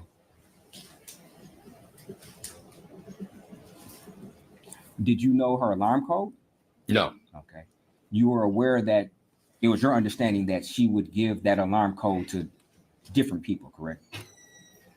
I don't know of anybody else other than Sherry, who was there that week before, who had a wedding at night. But other than that, I didn't know of anybody else. Okay.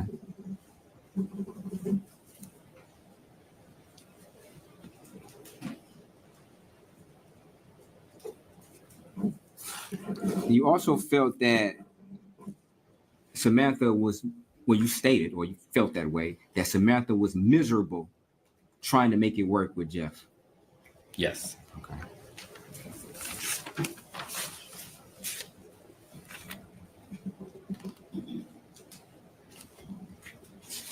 Now, it was your understanding that when Samantha originally broke up with Jeff, this was not a mutual breakup, was it? What do you mean original? When Samantha and Jeff were broken up, correct? Yes. Okay. When they broke up, it was Samantha's decision to break it off with Jeff.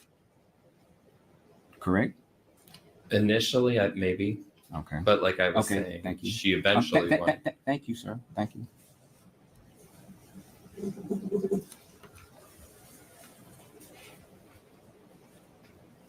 Now, you knew Samantha to have a great deal of friends or multiple associates, correct? Correct. But you only told the police about these specific individuals, such as Aaron Pergament, Bob Becker, Mr. Goldberg, Mr. Wilkinson, Mr. Herbstrand, correct? Correct. Okay, you didn't give an exhaustive list of all friends.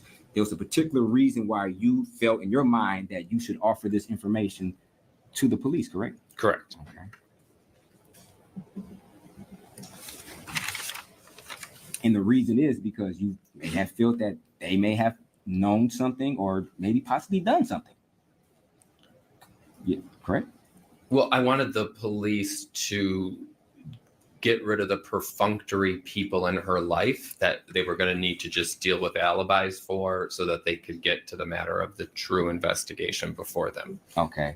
Now, after Samantha and Jeff broke up, Aaron Pergament, her and Aaron formed a relationship, correct? Correct. Okay. And so this would have predated Mr. Becker?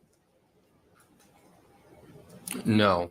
I mean, she knew Bob before. Okay. Were they, and from as far as you know, was she sexually active with Aaron Pergament and Bob Becker at the same time? No. Okay. So just kind of give us a timeline, because you indicated to the police that she used Bob. I want to say used Bob, but Bob was there to get Jeff out of her system, right?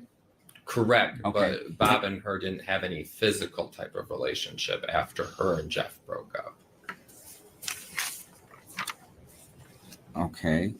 But that's not what you told the police, though, right? You told the police that she would hook up with Bob in order to. That was my hope. Okay. I at first I did not think she should talk to Bob when I found out he was married, but then I was like, just talk to him. Do whatever you got to do to get Jeff out of your head, and so that you can, figure out what you need in a relationship. Okay. But her and Bob were never physically intimate After Jeff? After Jeff. Okay, so just to be clear then. So was her and Bob intimate while her and Jeff were together? No. So if it wasn't, so when was it then? Before? Before, yeah. Okay. But you told the police that the relationship got so bad with Jeff that you told her to do anything to get Jeff out of her mind, which was have a relationship with Bob, right? Right. So Bob was living somewhere else and had been calling her again at that time. Okay. And she was ignoring it at first. And I was saying, like, yeah, you should ignore it. And then when things with Jeff were still, where she was still stuck in that rut with Jeff, I'm like, fine, talk to Bob, figure out what's going on with Bob. But he didn't live in Metro Detroit. I don't know where he lived. He lived in Lansing, right? I don't know.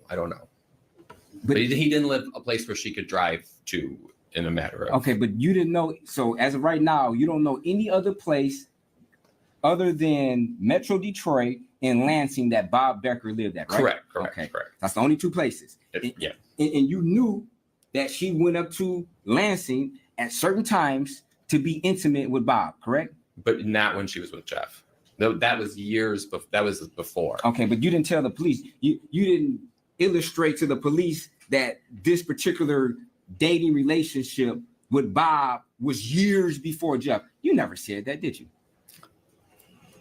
I was giving the police a list of names that okay, my so friend had just been murdered. So I Okay. wanted them to just run through everyone that they possibly could. Okay. I apologize if I didn't make a timeline of the relationship between Sam Okay, I and Bob. understand. I'm that sorry. night. I just want to be clear now. Right.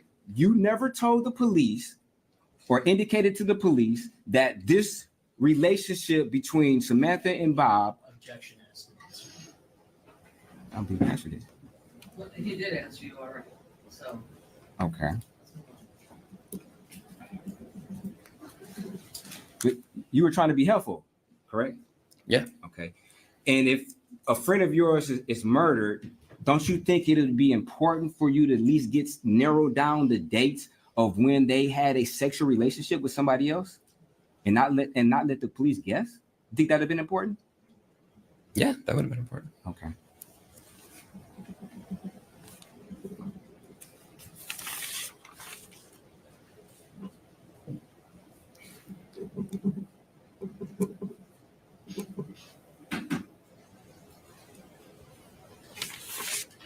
Now, Samantha liked to bike ride, correct? Sometimes to bail out, correct? Yes. Okay. Do you know if her and Mr. Hertzman ever biked to bail out together? I don't know for sure. You don't know for sure. Okay. But you do know they went on some hiking trips. Yeah, I don't think they ever biked to Belle Isle together. Okay.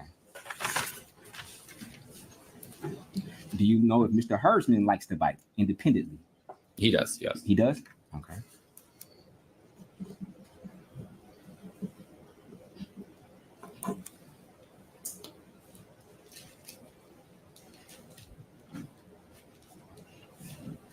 And you don't know whether or not she met anybody at the wedding, correct? Correct. Okay.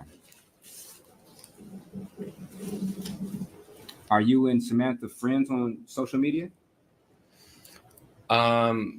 We don't really, yes, but we don't really we don't really use our Facebooks, obviously. She Okay. doesn't use hers anymore. I don't really use my Facebook. And she never really had Instagram. Okay. So you wouldn't know whether or not a photo was uploaded of her potentially dancing with somebody at the wedding. Right. I wouldn't know that. Okay.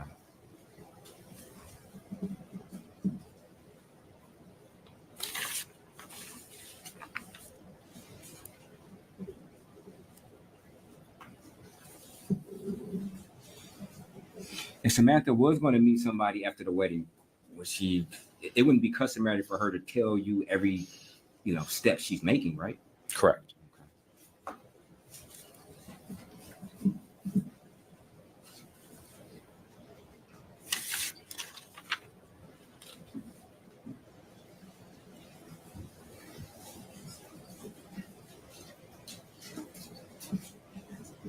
And you don't know whether or not she used any dating apps? No, I don't know at the time. Are you familiar with J-Date? I am. Yes. Are you familiar with J-Swipe? Yes. Okay. Did she ever discuss that she was a member of these? Yeah, but what I mean is, yes, she had discussed she talked about the creation of the account, but I just don't know how often she was actually logging in and using the service Okay. itself. And you don't know whether or not she met certain guys or any guys from these? Not that, no, I don't Okay. think she did.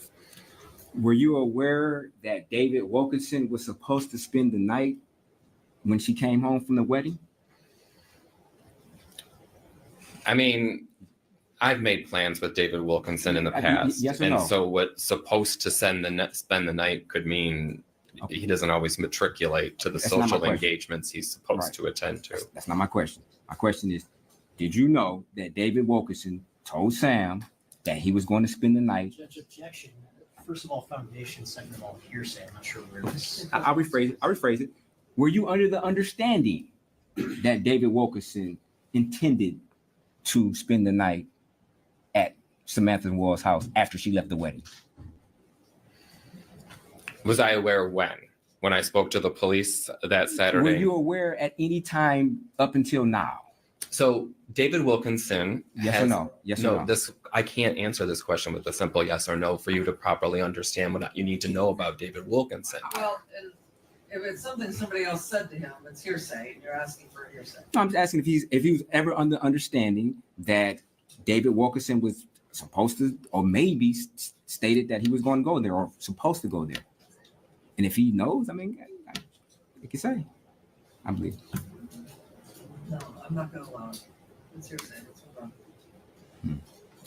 Okay.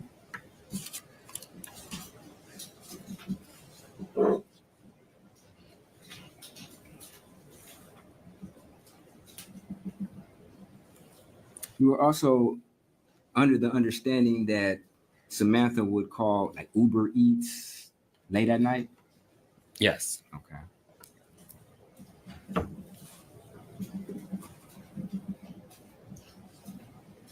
And it was your understanding if Samantha would go to sleep, it would be maybe in a t-shirt of some type, correct? Correct. Okay.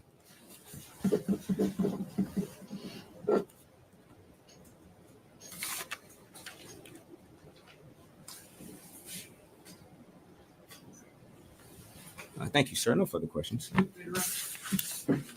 Sir, when you first spoke with the police,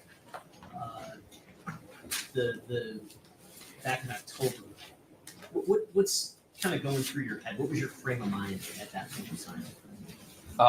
Well, I was still in shock. We just learned that Sam had been murdered earlier that day, and you with the few details we knew at that point, you thought it was somebody who was close to her. So I wanted to provide those list of names of those who were closer to her, so that the police could look into those people and then move on with their investigation. Okay, and there were some questions about Jeff Herbstman. Can you discuss the circumstances of the bonfire that you attended at his house? Do you recall when that happened? I don't know the specific day that it would have happened.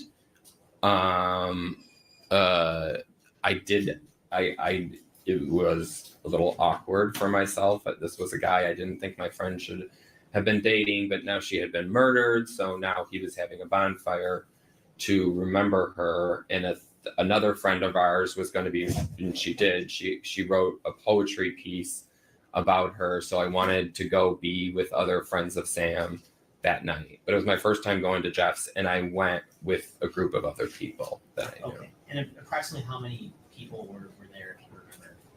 I would say fewer than, I would say around 12.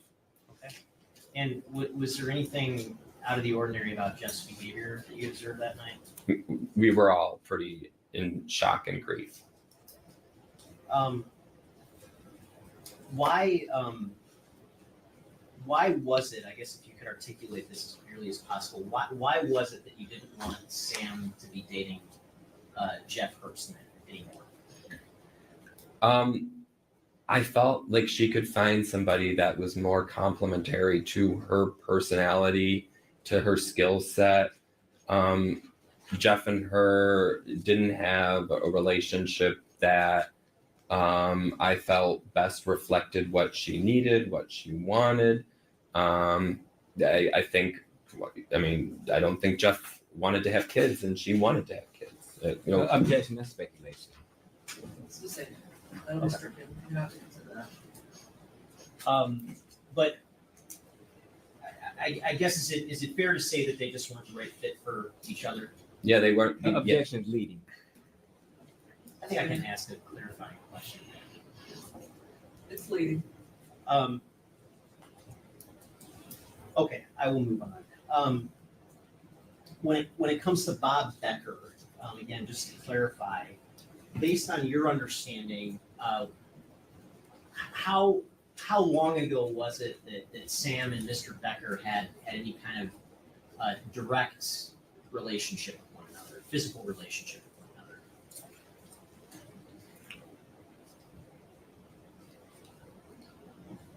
Yeah. It would have been probably 6 months before she moved from Lansing back to Detroit. And what year approximately was that? 2019-ish. Okay. but at some point they had some contact with one another. Is that your Yes. understanding? They used to live in the same building in Lansing. I'm saying, but at some point after Sam and Jeff were no longer dating. Yes, then it was all through the telephone. They had never physically seen each other Okay. since But after. was it at that point that you're encouraging her to Yes, possibly yes. pursue I was something? encouraging her to call him, to text him. She had been ignoring it at certain points. There were some questions about a heart emoji. Did Sam? How often did Sam communicate with emojis? Yeah, Sam used heart emojis for all of her friends, whether she was in a romantic relationship with them or not. It wasn't a reflection of any sort of Objection. This calls for speculation on what her intent was when she sends an emoji. I'm gonna allow him if he has personal knowledge about her sending emojis. she used to send emojis to everyone, friends and boyfriends, not just boyfriends. Thank you. Nothing further. So you would agree that she would send heart emojis to boyfriends, correct? Yes. Okay.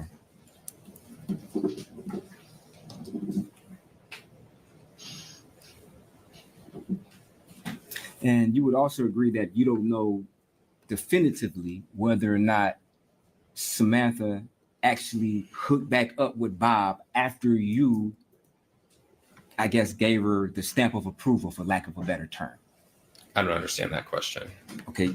You indicated that you felt that the relationship got so bad with Jeff that you were basically telling Samantha to hook back up with Bob, correct? I wasn't giving her specific instructions. Okay, not specific instruction, but you let your opinion be known that you felt that she should call Bob and they should hook back up in an attempt to get Jeff out of her mind. Yes. Okay. And you don't know whether or not she actually followed through and actually met up with Bob, right? I don't have any firsthand knowledge. You would know that, correct? Okay, thank you. No further questions, thank you. Anybody correct? No, Your Honor. Questions of the jury? I don't see any. Thank you, sir. You may sit down. Thank you. Wait a good point for a break, or let's take a 15-minute recess till 2:30 and we'll come back. Do you just want to go back here and use the restrooms, or do you want to go outside? Outside? Okay. Well, we have all the jurors step up. All of us.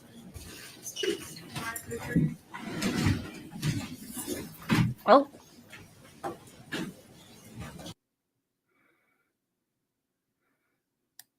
I don't understand that question. Okay, you indicated that you felt that the relationship got so bad with Jeff that you were basically telling Samantha to hook back up with I Bob, am back. correct? Okay, let's come back from the break to see what the jury asks of this man. I still cannot get over the suit choices on the defense table.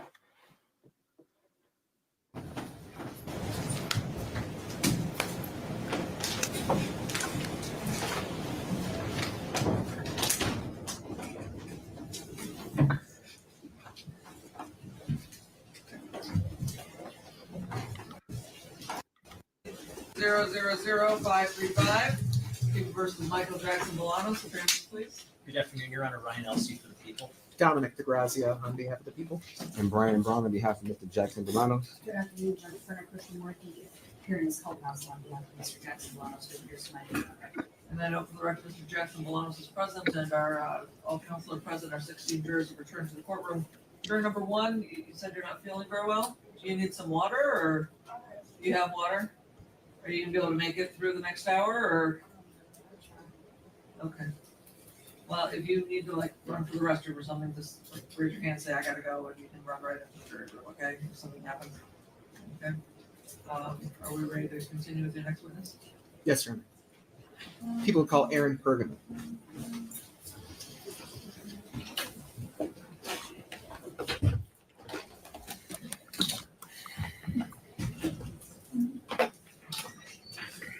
Yeah, Old Line Red, this is a really odd setup. They have to walk behind the judge, the witnesses do, behind a partition. It's one of the odder setups I've seen.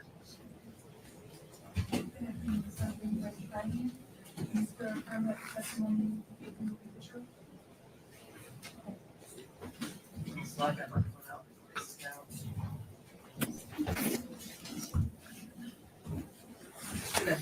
Good Hold the mic guys close to you, please. State your name and spell it for the record. Aaron, 2 A's, R-O-N, Pergament, P-E-R-G-A-M as in Mary, E, N as in Nancy, T. Good afternoon. Sir, did you know a person by the name of Samantha Wool? Yes, And how did you meet Samantha Wool? I was at a speaker program at an organization called Aisha Torah. They had a speaker from one of the Netflix shows, and I met her there. All right, so this was some sort of event that you personally came into contact with her at? Correct. All right, now, without going into great detail, did you actually know at that time her parents? I did. In fact, when I met her, she introduced herself. She said, "I'm Samantha Wall." And I asked her, I said, "Are you related to Douglas and Margot Wall?" And she said, "Yeah, how do you know?" And I say that I Judge, objection, this is hearsay. Well, what he said is not hearsay, so you What can't she say said. what Samantha said, just say what you said. I stated that I knew Douglas and Margot Wall, that I run a charity golf outing every year for a free dental clinic in the community, and that they come to it every year, and they were nice people, and they were nice donors every year. So in terms of Miss Wool's parents, I mean, were you just acquaintances? Would you spend time together at each other's houses? No, we're more acquaintances, and during the golf outing, there was not a lot of women that golfed, just the nature of it, and so once in a while, Dr. Wall would win a prize, so I'd go over give the prize and thank them for coming, but we were not like friends that went to each other's houses. And so did you meet Miss Wool? Was this in like July of 2023? This is July 31st, 2023, correct? And so was that the first day that you actually had ever met her? Correct. Okay. And following that occasion, did you exchange, phone numbers or way to communicate with each other? Yeah, we were talking at the event. She was talking. I called over to some of my friends. We were talking, and then she had mentioned that she had a spare tire on her car. So I gave her my business card. I said, "Please call me to make sure you get home okay," because she told me she lived in Detroit. I said, "You have a spare tire. I'd feel more comfortable if you told me that you got home okay." Okay. So Oh, ultimately, did the two of you communicate with each other via text? Yeah, we texted and phone call. Correct. Okay. So you'd speak with her over the phone and you also text with her. Correct. All right. And I guess from late July, or July 31st of 2023, did you see her more than in person just then on that one occasion that you've already talked about? I mean, I literally only saw her like 6 times. I saw her at the event a couple times later that week. And then I went to the opening of the downtown synagogue just because I wanted to see what the building looked like and tell her congratulations because I know how hard she worked on the event. And so over the course of these interactions you're having with Miss Wool, did you develop an intimate relationship with Miss Wool? Yes. Okay. And did you have an occasion to ever go to a townhouse on okay, Joliet y'all, Place? I am where going Miss Wool straight lived? to Hades because I thought this was her dad. I don't know. I just thought he was maybe an older boss, not the one guy she was having all the smexy attraction with. Yes. And did you ever go inside that townhouse? Yes. Okay. And you said that it was a total of maybe 6 times that the two of you were together. Correct. Now, were all of those occasions at her townhouse, or did she ever come to where you were living or some other places? No, I had met her that night in Oak Park at the event.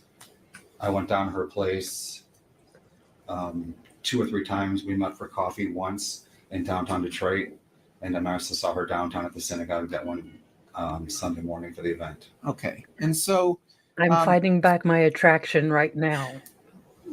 these meetings that you would have, or the connection that you would have, obviously These Um, booty calls. did something happen to Sam in October of 2023? Correct. Okay, so it's just in this window between July 31st and the time where she passed away? Correct. Yeah. Okay. And over those occasions where you would meet, I mean, were the two of you ever exclusively dating one another for that window of time? No. Okay. And did you, over that period of time, you said that you would call and you would text her? That's correct. All right. So during that period of time, did you ever wish to, continue to date her or see her romantically?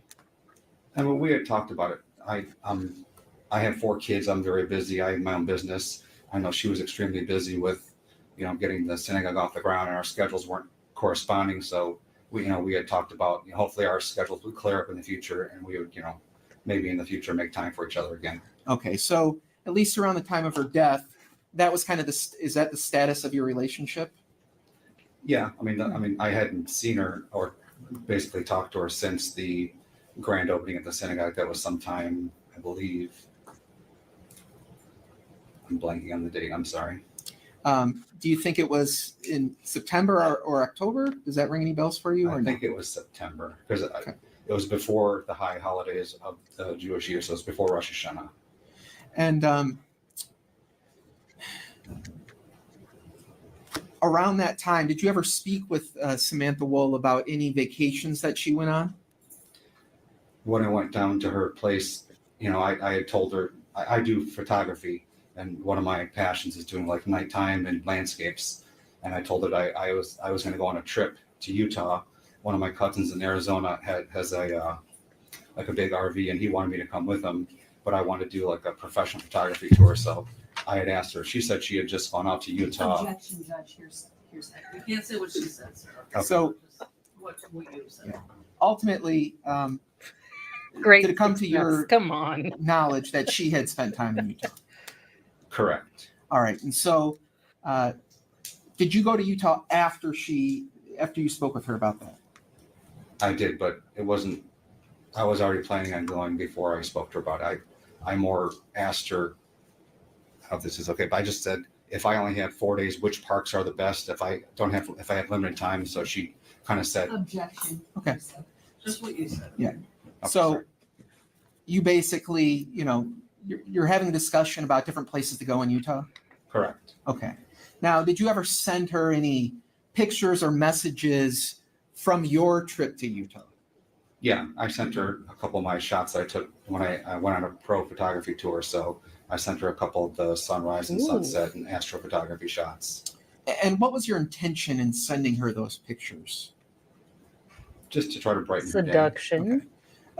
Were you intending to scare her or anything like that by sending her No. those pictures? All right. Because nothing now- but a good moonscape. Did you ever, when you would go inside of her townhouse on Joliet, did you ever notice anything about whether she would lock the doors or arm the security system when you would go in? I know she was a little bit lax about locking the doors. One time I came down and she said the door's open, and then she did open the back door a couple times because she had a vape and she would vape and blow it out the back door. All right. And so can you just describe the back door? Is it like a solid, wooden door, or can you kind of describe it at all? No, it's more like a glass wall and with like a one glass door that opened up. So there are just some windows and a glass door that opened up.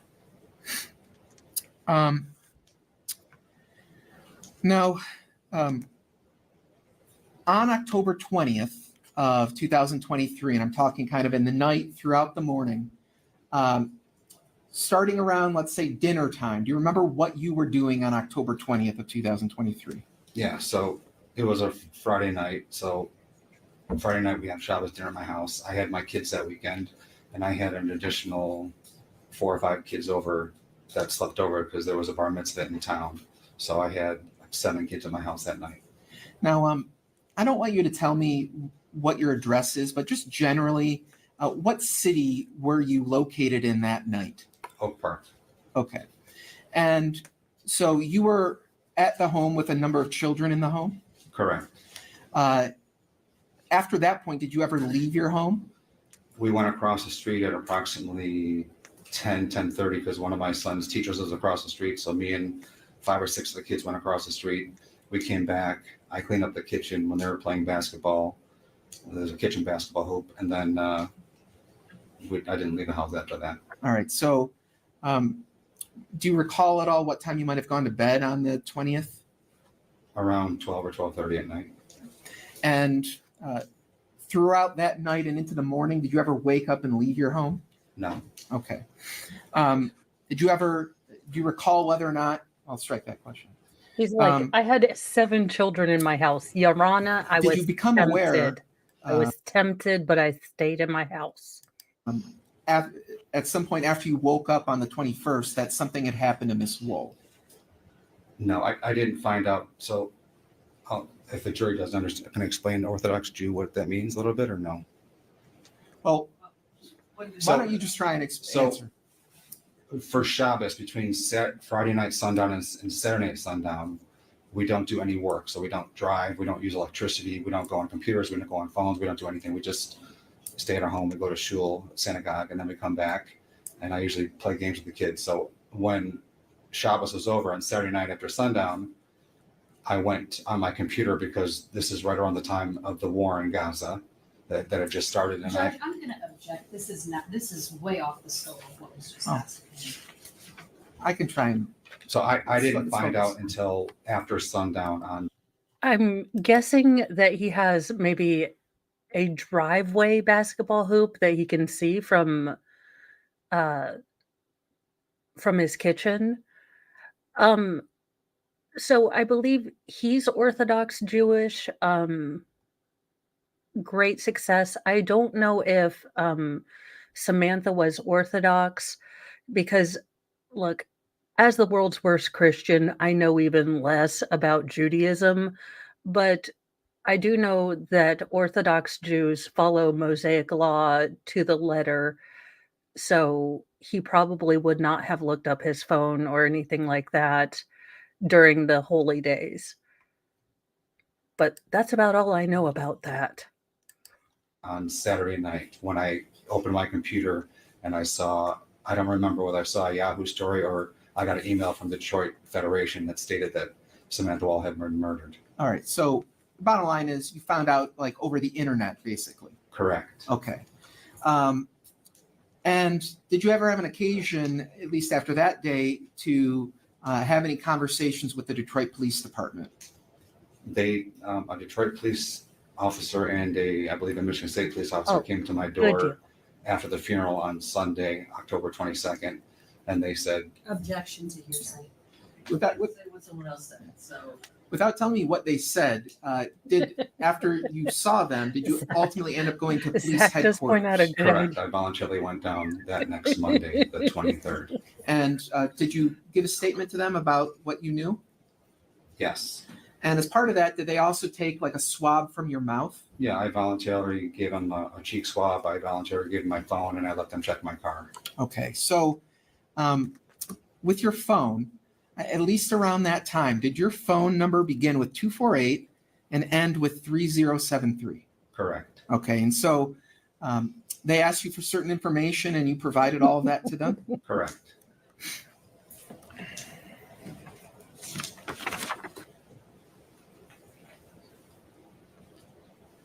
I don't have any other questions, Judge. Mr. Brown, or Ms. Krishnamurthy?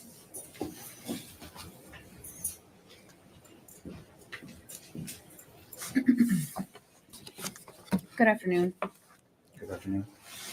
So, Mr. Pergament, you indicated just now that at some point you had an initial conversation with the DPD prior to you going to the actual station, correct? They came to my door that Sunday, October 22nd, and asked me if I could come out. You had an initial conversation with them that night, correct? No, it was Sunday after the You know, funeral. honestly, It was an early Zach, afternoon. thank They you came for to the my super door, chat, and I forgot. And they said, But- can you come on the station and answer some questions? I said, I can't. Right. Wait, so that's all I was asking about. I'm sorry. Okay, sorry. No, it's okay. No worries. Thank you. So during that initial contact, prior to you going there, they had asked you just some general questions about the nature of your relationship with Sam or whether or not you knew her, correct? Honestly, I don't recall. I think they just asked me if I could come down to the station and answer some questions. Okay. So you don't recall telling them at that time that you knew Sam and you two had just had coffee before? I don't recall, to tell you the truth. Okay. Oh. You don't recall telling them at that time? So, Zach, we do know, since this is a rewatch, but sort of a speed rewatch, that the jurors did not believe that Michael Jackson-Bolanos, that the state had proven beyond a reasonable doubt that he was guilty for murder, home invasion, or aggravated assault. So they basically only convicted this man on lying to the police, which is amazing considering his entire defense table today looks like freaking Beetlejuice. Our defendant is wearing a eggplant suit. His male lawyer is wearing a green suit, and his other lawyer is wearing stripes, black and white stripes. You cannot make this fashion choice up. That time that you knew Sam through her parents and the golf outings? I may have said that. Okay. Do you recall telling them at that time that well, let me ask it to you like this. Do you recall telling the police at that time that you and Sam never got deep into personal life with one another? I don't recall that. Okay. Well, would you agree with me that during that first contact that you had with the police, that you never made mention of the fact that there was an intimate relationship between you and Miss Wall? That's probably correct. Okay. And then the following day, that would be when you went to see them in person, correct? He's like, "Who are you, my ex-wife's lawyer?" I didn't know I had to tell him I was dating her. Correct. Okay. And during that time, you made a statement, correct? Correct. And at that time, when you made that statement, you indicated that you had been to Sam's house 3 or 4 times, correct? Correct. And you indicated that you and her, well, when you were asked whether you and her had been sexually active, you said no, just foreplay, correct? Well, I changed my statement because I wanted to tell the truth, but No. Why is it never okay? We're going to imagine him as Fabio. This makes me needing to get brain bleach a little bit less. So there you go. it's a little embarrassing when you talk about your. And that's fair. I can understand that. But then when you changed your statement, you changed the statement to say that you had sex with her 1 time. Is that correct? Correct. But that, in fact, is not true, correct? You and Sam, in fact, had sex more than 1 time, correct? We fooled around a couple times, but I mean, we had sex 1 time. Okay. Now,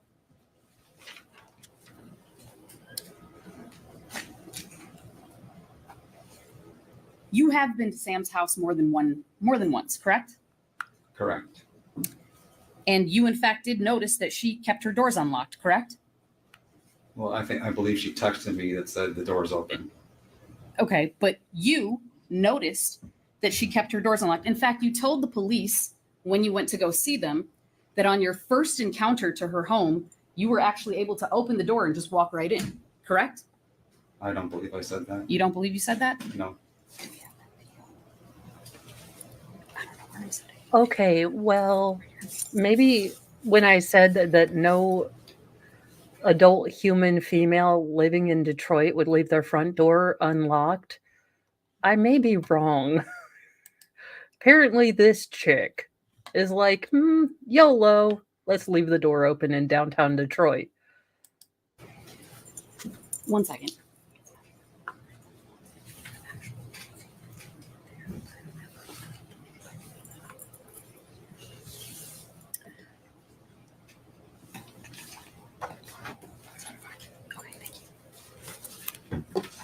You were, in fact, under the impression that she leaves her doors unlocked often, Fair to say?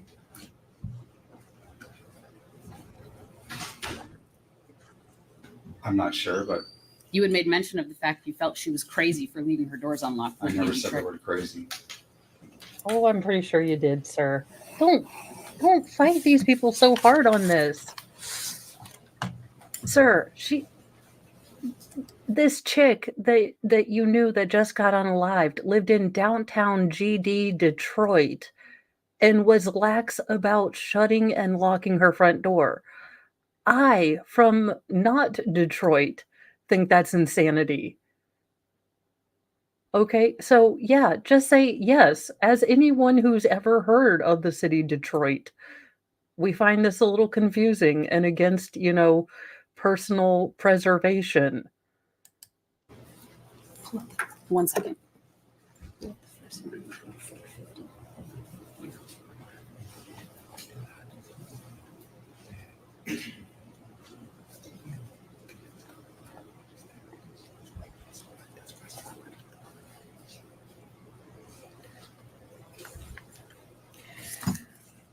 At least I don't believe I didn't. At least I mean, Oh, I haven't asked a question. Thank you, though. I appreciate it.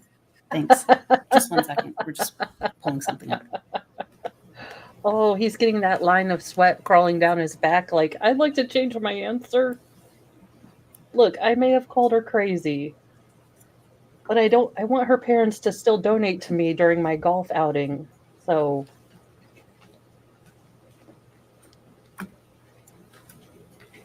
Do you want me to do it?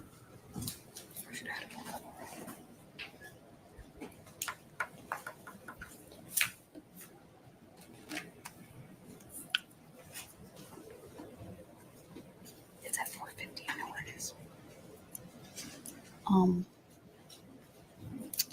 I guess I have to use that to plug in. I'm sorry, Zach. Sorry.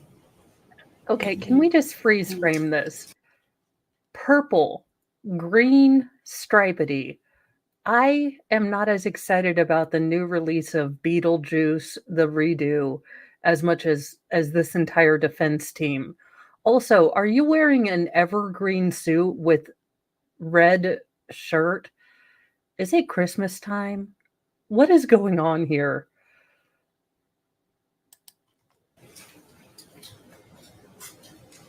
Thank you. Just be careful, it only goes so far, so. Yeah, I guess I'll have to. No, first interview, the initial contact. I'm sorry. I apologize. Just eating up our time here.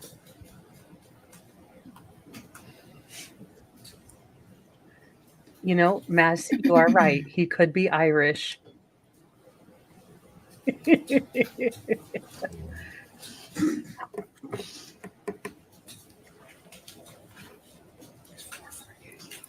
That's fine. Thank you. Let's see here.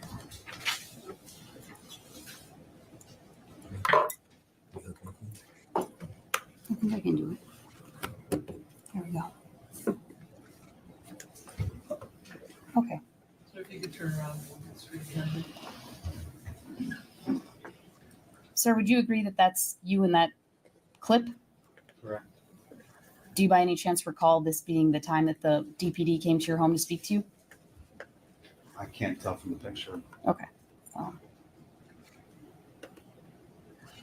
because she drove around and said, "Hey, do you want a key to my house?" I'm like, no. I said, no. And she said, well, usually I have the door open or something like that. And I was like, Sam, I said, you crazy? I said, I so you would agree that you thought she was crazy? To I be think fair, that's taken out of context. I apologize. That's okay. I think it's crazy to leave your door open at night. That's what I was referring to. Okay. But it could be possible that she had left the door open because she was expecting you, correct? When are we talking about? The time that you were able to just enter into her home. I don't believe I ever just entered in her home. I believe I would have knocked. Well, the time that you indicate that she said it's open. No, she had sent me a text, I believe. Oh, well then she for sure was expecting you, correct? But I still wouldn't just walk into someone's. Not to say that you wouldn't do that. The question is, she was for sure expecting you, correct? On the evening that we agreed that I was going to come down there, then she was probably expecting me, yes. Okay. So, Lady lawyer did you by implying chance she's got ever another tell guy. Miss Wall's parents the nature of the relationship between you and their daughter? No. Okay. Well, they know now. Now, fair to say that you thought Sam was attractive, right? I thought she was an angel of a person, correct? Okay. And the prosecutor had asked you whether or not the relationship between you and Samantha was exclusive, and you had indicated that it was not exclusive, correct? Correct. So fair to say that you knew that she was seeing other men. I had no idea whether she was or was not. Wouldn't have made you very happy to know that she was, though, would it? I would be indifferent. We weren't exclusive. Okay. You indicated that the majority of the contact that you and Ms. Wall had, be that it was not in person a lot, was on text and phone calls, correct? I don't know about the majority. I mean, when we got together, we would speak for hours at a time about life and everything. So, Well, you two only saw each other 6 times, according to you, right? correct. So the majority of the conversations that you all had would have been not in person then, correct? I don't know what the majority is, but You guys would It's a text and call a number? lot? not a lot. I mean, a couple times during the week. You would not text and call her frequently? I don't know how you define frequently. More than once a day? That's how When I we would do first it. met, yes. More than twice a day? When we first met, yes. More than 5 times a day? We had text exchange back and forth, yes. More than 10 times a day?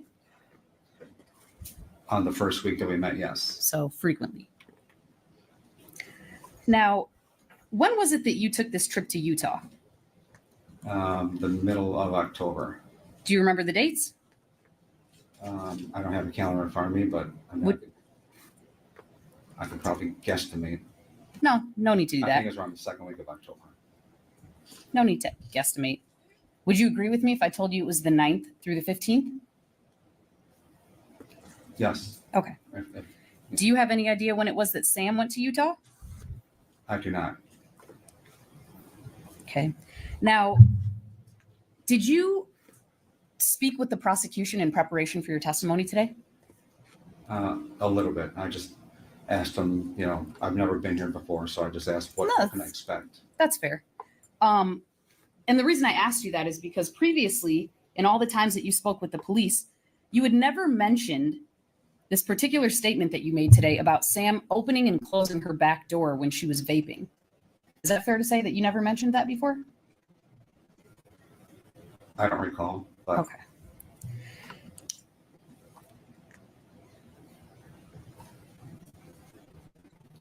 One second.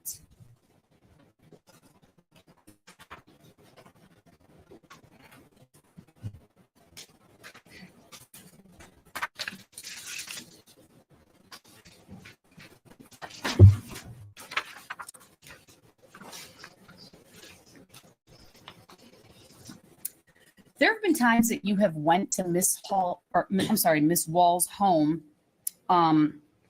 unannounced. Is that fair to say? I went down there and dropped off a Rosh Hashanah gift basket. Would that have been unannounced? Correct. Oh, he brought her a gift basket.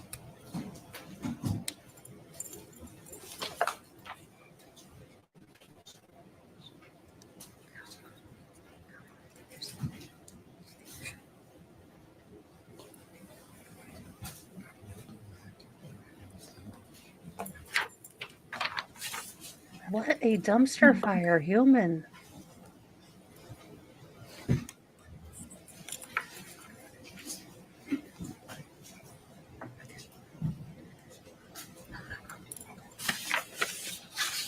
Nothing further. Thank you.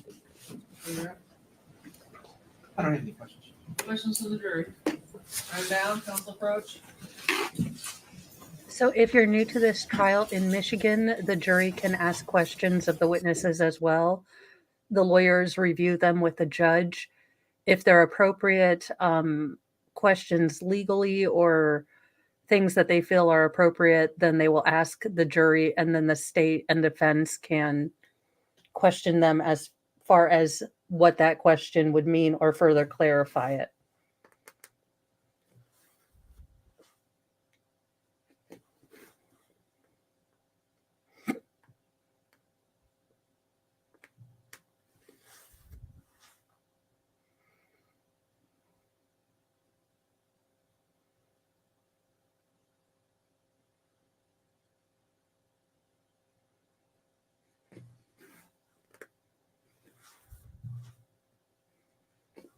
And the jury has had some pretty good questions.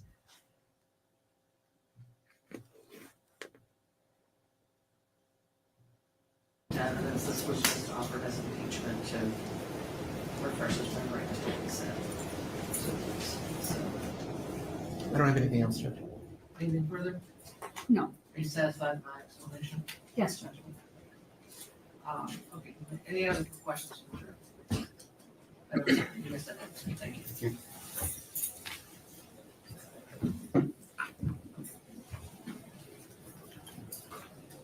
Next witness? The people called Jeffrey Herbstman. All right, so this is the boyfriend that confessed, then claimed it was gummies and antidepressants that made him falsely confess. Now, the state and the FBI claims that they cleared him. Now, the defense is going to bring up the fact that they state that his phone didn't move from the house, but you can obviously leave your phone at home. I believe they're going to allege that he rode his bicycle over rather than take a car, because they have laid foundation down through other witnesses that he is an avid cyclist. And I believe they're also going to bring up the fact that he has a security system as well, but his entire security system was turned off for the night in question. So those are the things I needed to tell you before he gets up, but this is definitely probably a very interesting witness that we're going to see.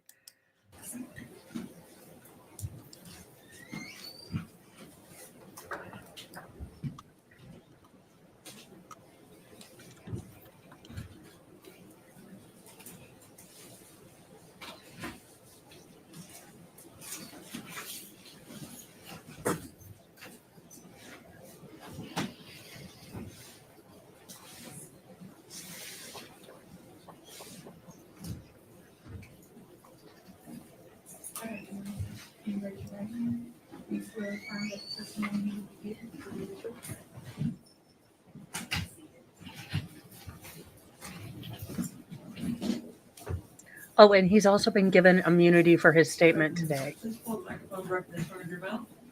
State your name and spell. Jeffrey Herbstman, JEFFREYHERBSTMAN. Thank you. You may proceed. Thank you, Your Honor. Sir, did you know somebody by the name of Samantha Wool? Yes, And how long had you known Ms. Wool?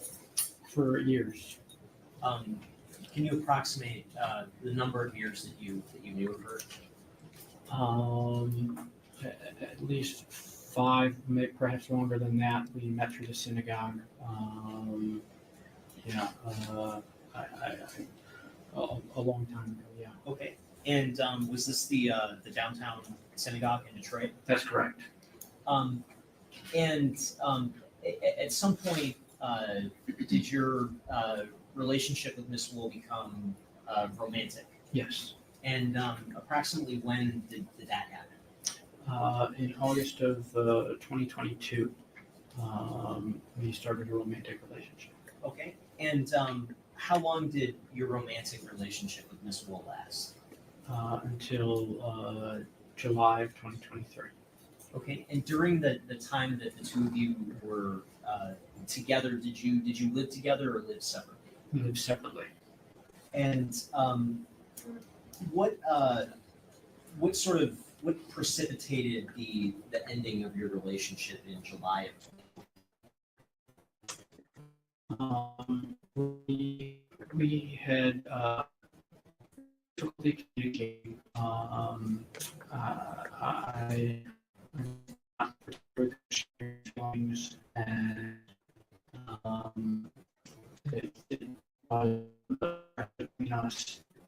and we really wanted to make things work, but I didn't know how. And when the two of you broke up, who initiated the breakup?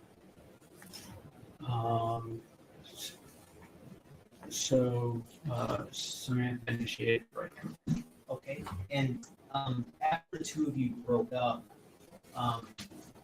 was there ever an effort to rekindle things or get back together? Yes, several times.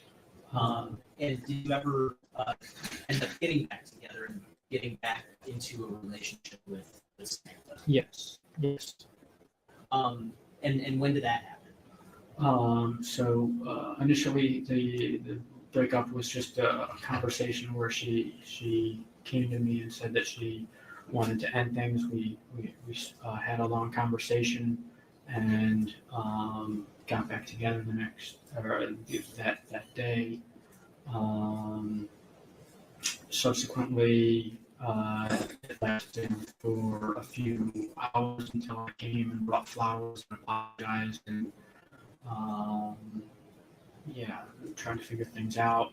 And then the third time, she wrote me a text message, and I said that I understood, and that was the third time that we broke up. Okay. And the sort of three times that you broke up, what was the sort of time frame of all three of these sort of instances? That was over June and July. Okay. And after the final time in July, was there any sort of effort or discussion at that point about possibly getting back together? Yes. In late July, Sam came to me wanting to get back together. I told her I had to think about it. We met for coffee, and I said that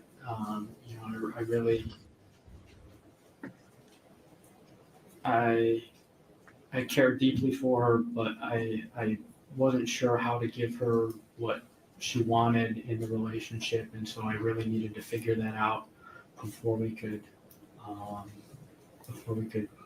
continue the relationship. And so I said that it's not going to work. And after that point in July, did the two of you ever sort of rekindle things at all afterward? No. Okay. Now, this breakup, was this like an acrimonious breakup? Would you say? No, it was. We talked about things. Oh, It was yes. very, You have a great day too.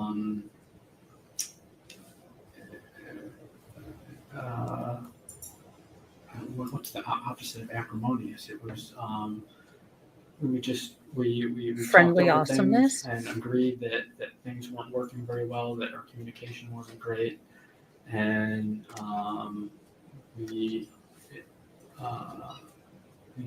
just decided that things weren't working out. After this happened, when was the last time you directly spoke with Sam in person?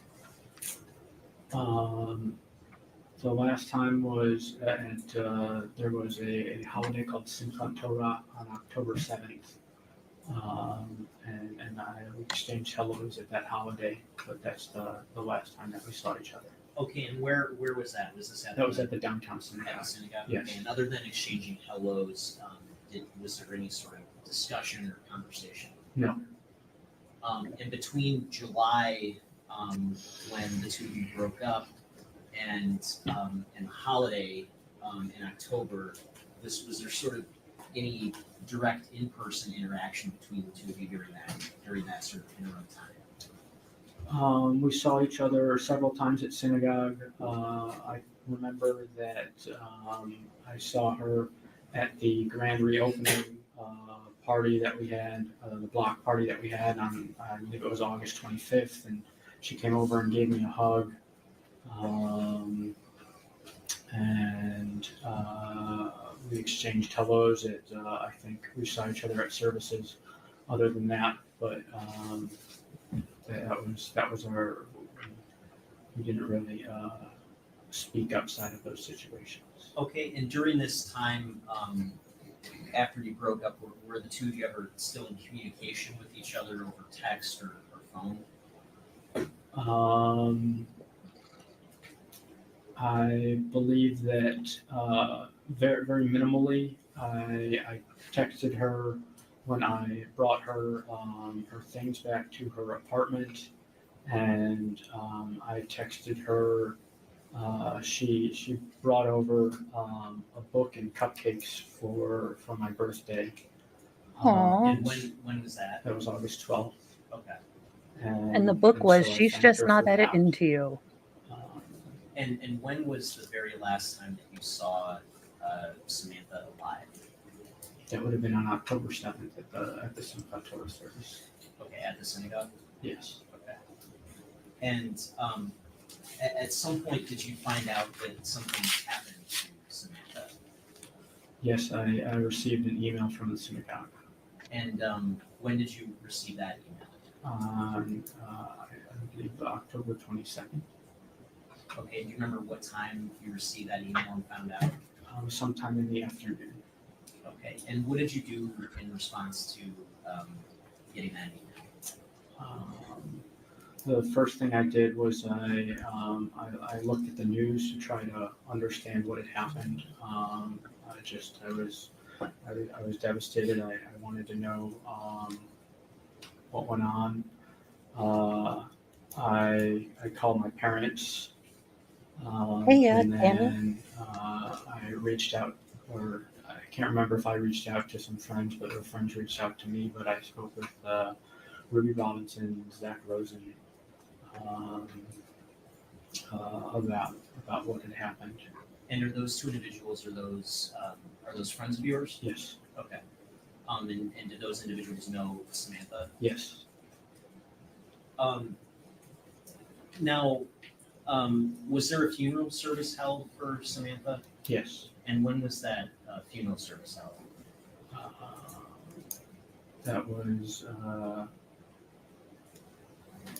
it the 23rd, I think? I'm not. It was the following day. Okay. Do you remember what day of the week it was? It would have been the Sunday. The Sunday. Okay. And did you attend the funeral service? Yes. And after the funeral service, did you have an opportunity to speak with some police officers with the Detroit Police Department? Yes, I did. And where did you speak with those officers? At the DPSH downtown. Okay. And did those officers ask to take something called a swab for DNA from you? Yes, they did. And did you allow them to take that swab? I not only allowed it, I reminded them they were actually going to let me go and forgot to swab me. And so I said, hey, don't you need to swab me for DNA? Okay. And did you bring your cell phone with you to that meeting with the police officers? Yes, I did. And did those officers ask for permission to forensically download the contents of your cell phone? Yes, they did. And did you give them your phone so that they could do that? I did. And did those officers also ask for your permission to look in your car? Yes. And what kind of car were you driving at that time? A Volkswagen EOS. Okay. And during sort of all the relevant time, is that the same car that you Yes. had? And Not did a you allow the Tesla? officers to look inside of your car Yes. and search it? Okay. And did those officers ask you questions about your sort of whereabouts?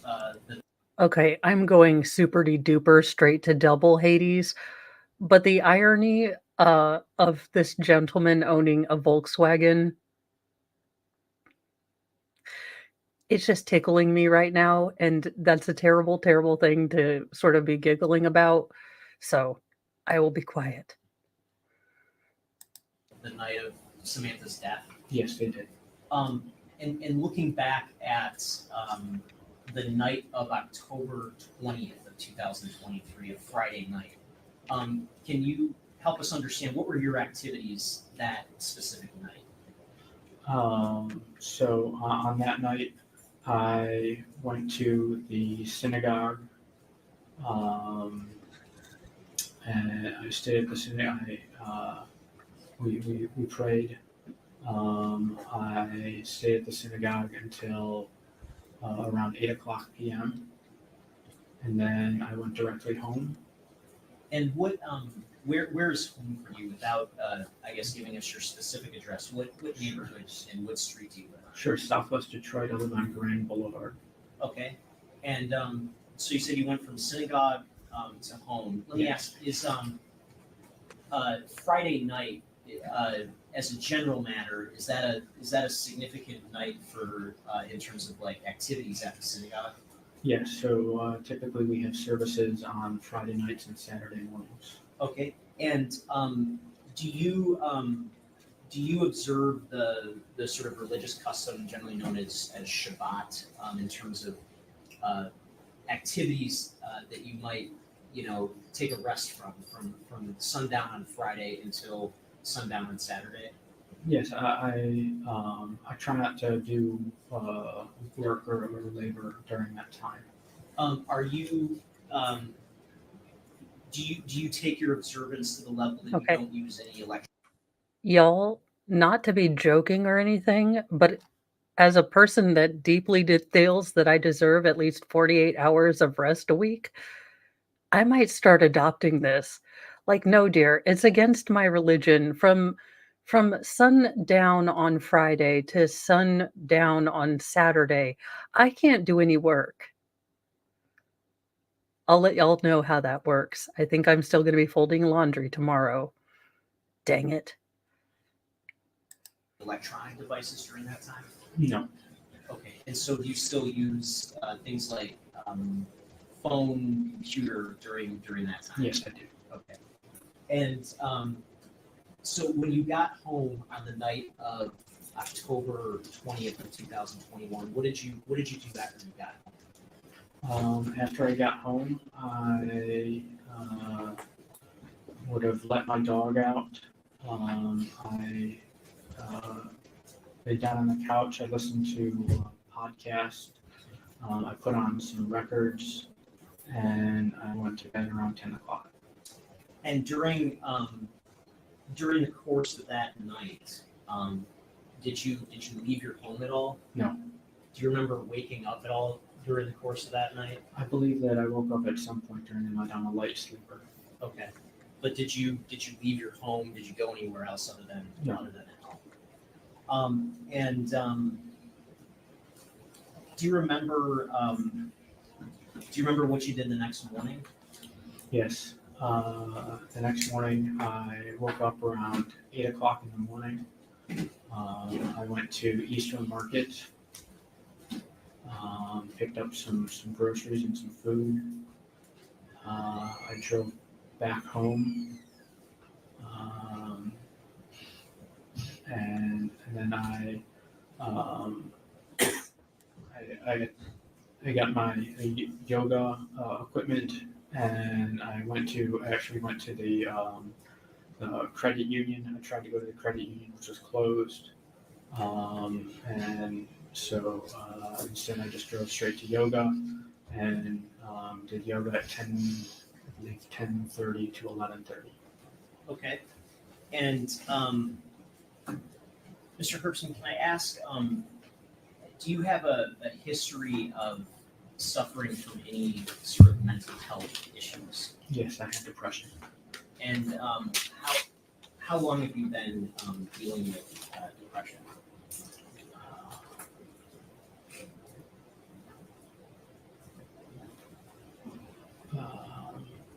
It's tough to say. It's been a long time. I'd say at least 10 years, if not longer. Okay. And during the course of time that you've been dealing with depression, have you been treated by a physician when it comes to your depression. Yes, I've been treated by a number of psychologists and psychiatrists. And at the time of Samantha's death, were you treated by anybody at around that time? Yes. And at around that time, let me ask you this: in general, have you ever taken any type of prescription medication for depression? Yes, I've taken a number of prescription medications for depression. Okay, and back in October of 2023, were you on any prescriptions at that time? October of 2023, yes, I was on Trintellix and Rexulti. And can you say that first one again? Trintellix?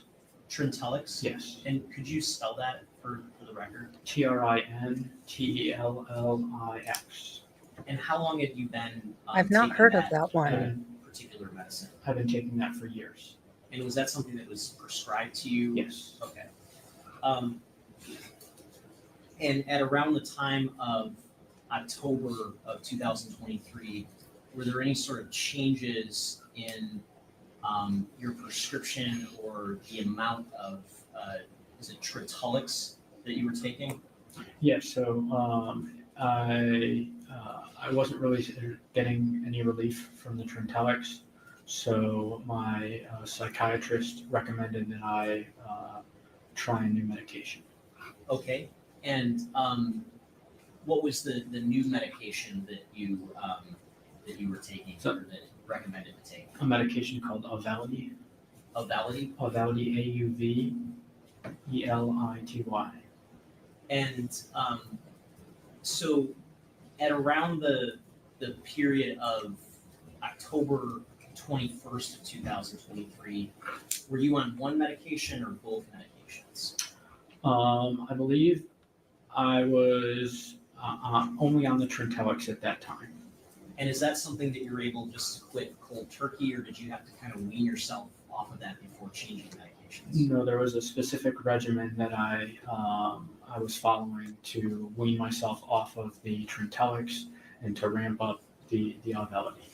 Okay, and then at what point in time did you start taking the Auvelity? It would have been sometime either, I'm not certain of the date, but late October or early November. Okay, and have you ever taken that medication before that particular time? No. When you started taking the medication, did you have any side effects from that medication? Initially, no. Okay.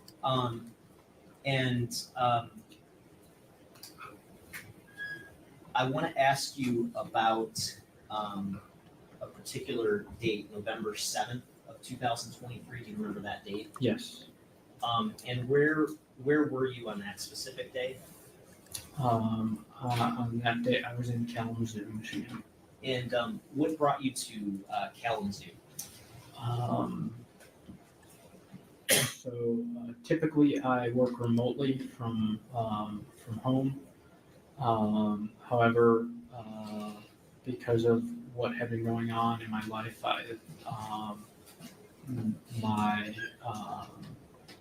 my supervisor had suggested that maybe it would be better if I was around people for a few days, and so he invited me to go and work on site at the Kalamazoo office.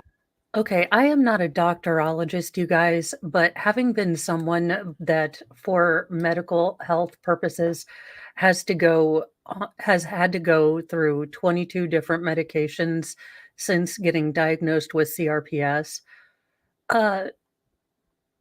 Auvelity has these serious warnings. Now, it's a mixture of Buspar and dextromethorphan, which is the thing that you take when you're it's in cold medicines. Interesting, but could cause sudden changes in mood, behavior, thoughts, or feelings. could worsen depression, agitation, restlessness, trouble sleeping, getting aggressive, angry, or violent, uh, extreme increase in activity and talking, so could push you into mania. Now, these are the standard sort of things that you get with all sort of, antidepressants, things like these. But it is really quite not dangerous, but it can be quite a tenuous time when you are decreasing on one that your body's very, used to, even if it's not effective, and going to another medication that, has its own set of side effects. So I am not saying Big Pharma done it, but I'm also saying that, these are not just low side effect medications. And, these are things that could have side effects. I'm not saying that's what happened here, but I just looked up because I had never heard of either of these two medications. And, those are the big warnings that are out, at least on the one that he was ramping up and, trying to get to a titrated dose of. The office. And where did you work at that particular time? What was the employer? A company called Stryker. And what did you do for Stryker at that time? Interesting. So I was a data scientist, so I was working with data that were to come off of hospital beds to try and prevent conditions like bed sores, to prevent falls from occurring in hospital conditions.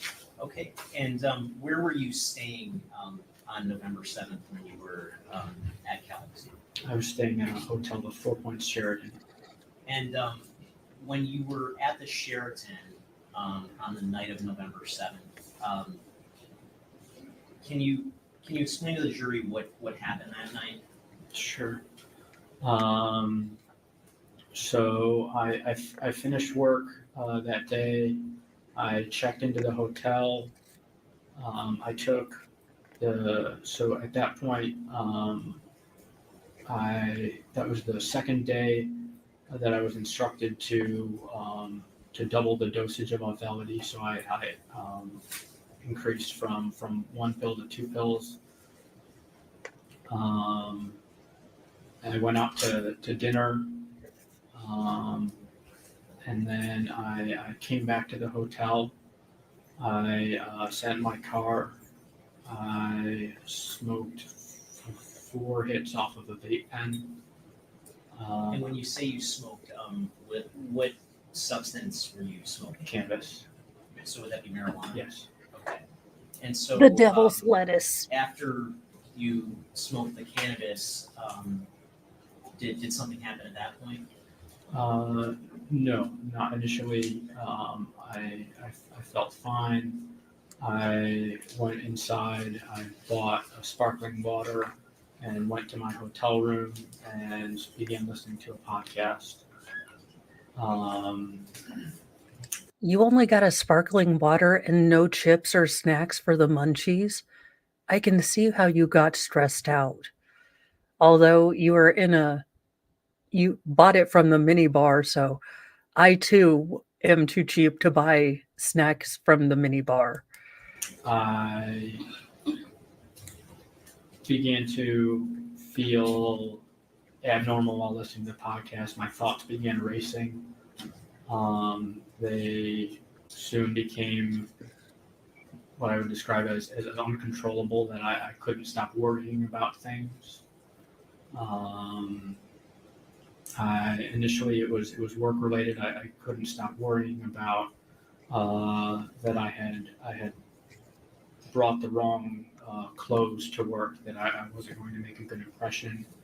I was worrying about having to meet with the director of the program, and then my thoughts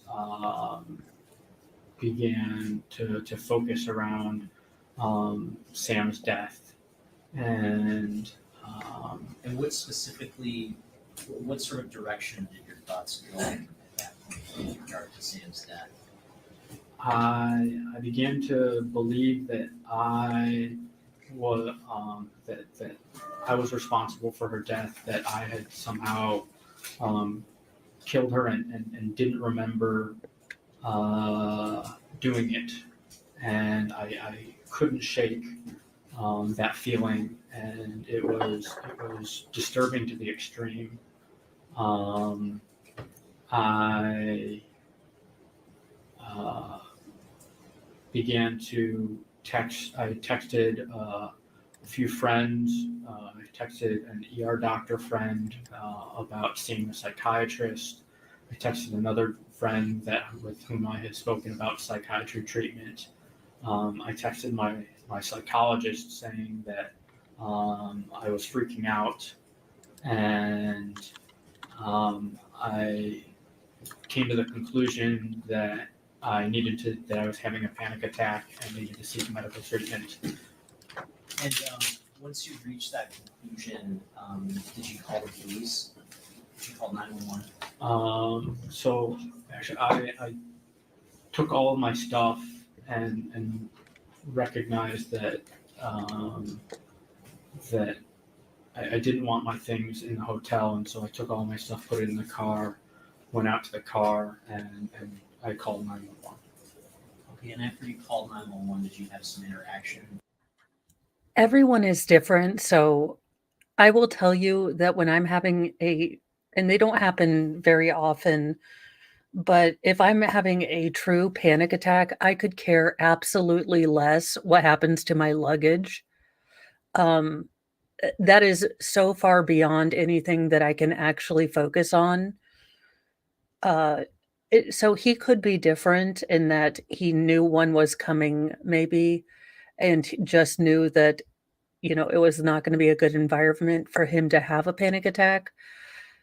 But I will tell you that, yeah, when I'm starting to possibly go into a panic attack, there is laundry is laundry, luggage, any sort of, even, I'll give you a good example. So I knew that I didn't like how Mr. Mo had set up the desk, but I have such a very difficult time trying to express what I want without coming off as a mega Karen Thunder cow, if you will, that I can become really paralyzed if I don't like something, but I don't want to hurt someone's feelings.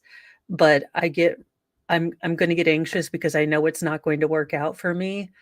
So Mr. Mo knows that instead of asking me questions, he just needs to let me kind of sit there, gather my thoughts, and then when I'm able to go talk to him and say, "Look, can I talk to you without, you know, I figured this out in my head. Do you think we could be able to do this?" And look, it's not something I'm proud of. It's not something that I intend to be super dysfunctional about, but this does kind of ring a little off for me, and this is, again, just for me personally. I cannot function to have those higher level thoughts when I'm having a big panic or great deal of anxiety. That's just me. Fun Diane, did he take a picture to show the rest of his doctor friends? But also, yeah, I would not be a good friend to you because I would have passed out, and yeah, no thanks. Hopefully they had some answers though. With police. Yes. Now, the particular types of thoughts and sensations that you were having during this episode, had anything like that ever happened to you before, in terms of that type of episode? No. And do you have has anything like that happened since? No. The particular drug that you were on at that time, and again, remind me what the name of that was. Causality. Ability. Have you continued taking that drug since this episode happened? No. When did you stop taking Ability? Immediately. And have you had any issues like this since then? No. Also, we're not going to put something on the fact that you took let me guess, you had, like some of, oh, Snoop Dogg's finest in a vape pen. So let's not put it all on the antidepressant because maybe, just maybe, a substance that's known to make people anxious and paranoid might have also helped you with four big puffaroos. I'm just, I'm throwing it out there. I'm not a big fan of big pharma, but let's call a spade and say you also added some chemistrology with the devil's lettuce. Um, and before before this happened on November 7th, did you ever feel like you were responsible for Samantha's death in No. any way? Are you responsible for Samantha's death in any way? No. Do you have any periods of blackouts or unaccounted for time in any way? No. Okay. And when you spoke with the police, did you say some things about feeling responsible for Samantha's death? Yes. You understand that today that you're testifying under something called use immunity, is that correct? That's correct. And is your understanding that that means that for this time that you're sitting in the witness chair, that anything you say can't be used against you in a subsequent criminal proceeding? Yes. And you understand that to be entitled to use immunity, that you have to be truthful in your testimony? Yes.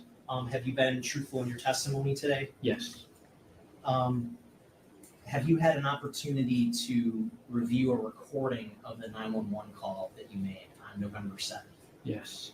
And when you reviewed that recording, did that recording appear to be a fair and accurate depiction or reflection of the actual call that you made back on November 7th in Kalamazoo? Yes.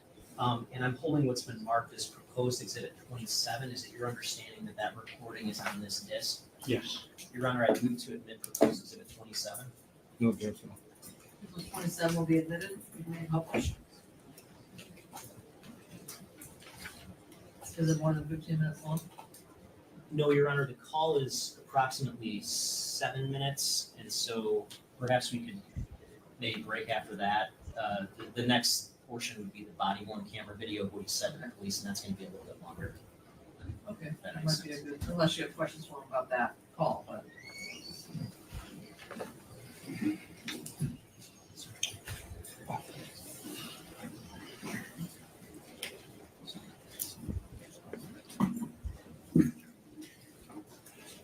And again, just for the record, publishing exhibit 27.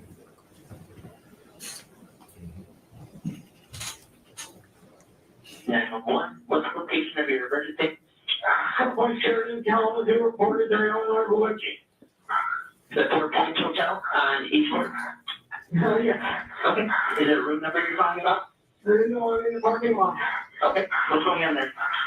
I'm having a full-blown panic attack. I think I need to see a psychiatrist. Okay. How old are you, sir? I'm 41. Okay. Do you want me to send the ambulance up to you? Yes, please. I can't drive myself. You can't what? I can't drive right now. Okay, that's all right. Is your phone number 847? Yes, that's right. Okay, hold on. I'm going to transfer to like ambulance, okay? Yeah, I'm on the way right now, so they're going to have some questions to ask you. It will slow them down. But this is Tony, transferring 3600 East Court. 3600. Yes. Parking lot. All right, tell me exactly what happened. I'm having a panic attack. I think I'm going to be a danger officer. Okay. Just a moment. Sir, listen to me. I have paramedics on the way, but I'm just going to ask you a couple other questions. How old are you? 41. Okay. And are you there alone? Okay. You're okay. Okay. Are you okay? Good. Listen, we're on the way to help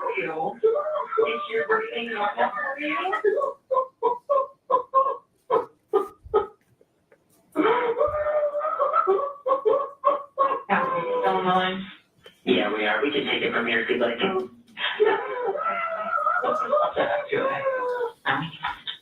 Clear in the middle.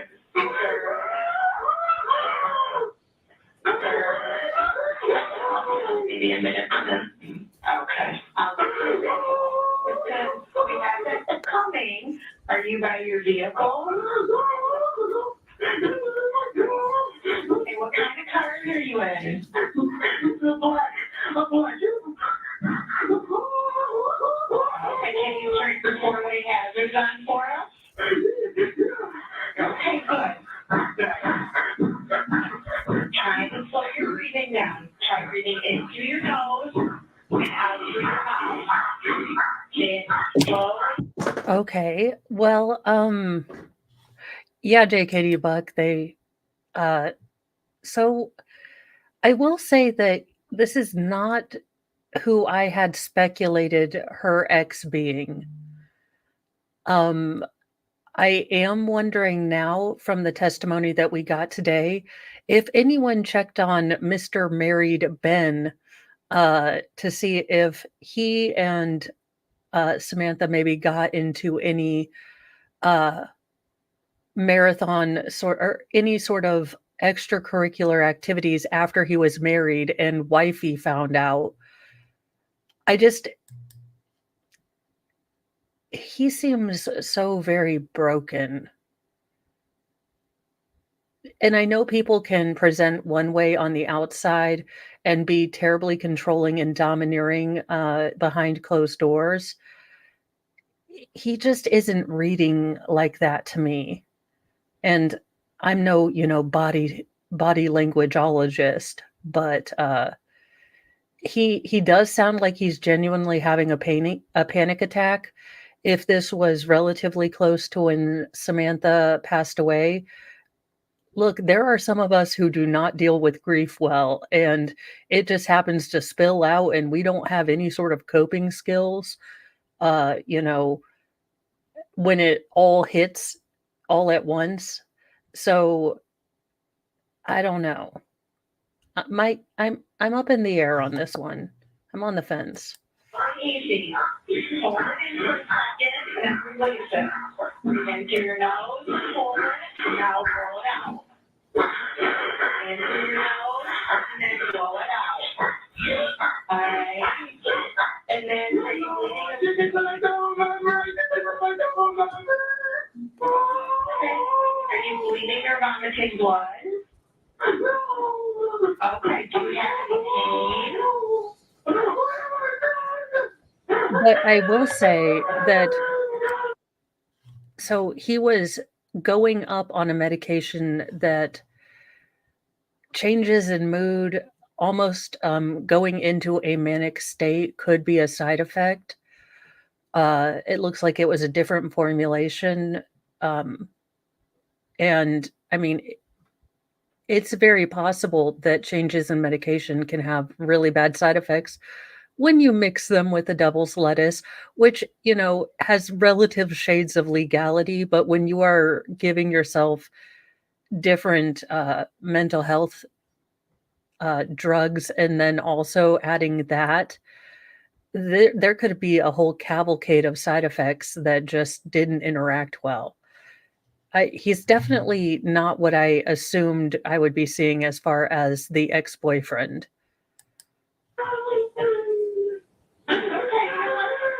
Listen to me. Try breathing in through your nose, then blow it out. Blow in through your nose, and blow it out. Nice and easy.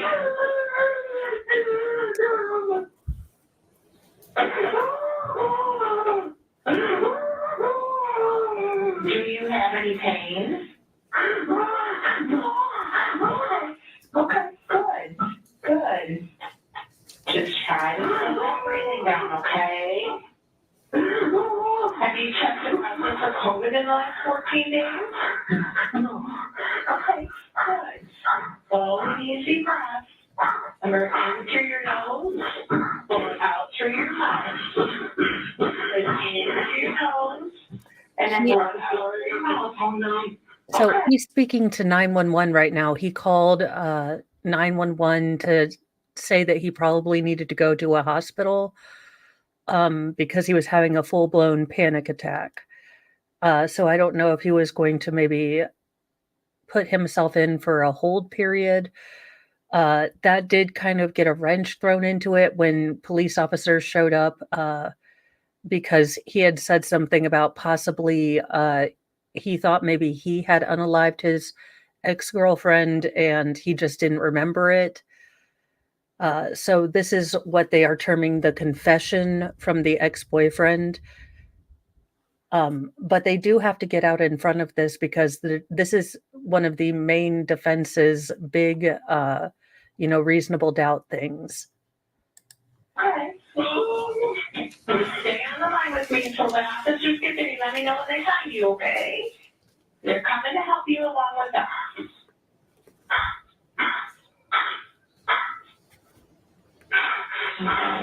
Sir?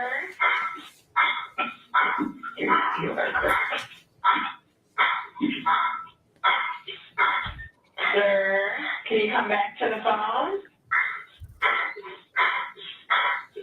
Hello?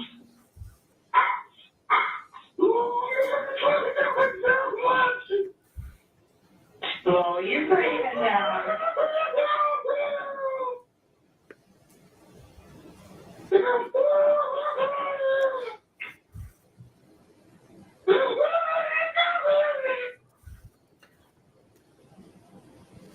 Hello? Is your phone, listen to me, is your phone number 847?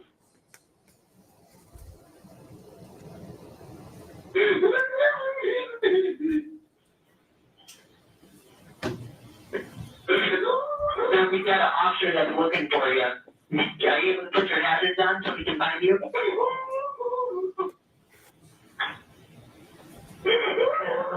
I don't think you can hear us anymore. You can put it down and then put us on speaker. Okay. I've got one needed emergency. If you want to connect again. Okay, I will. Thanks. Bye. Can you hear me? Can you hear me?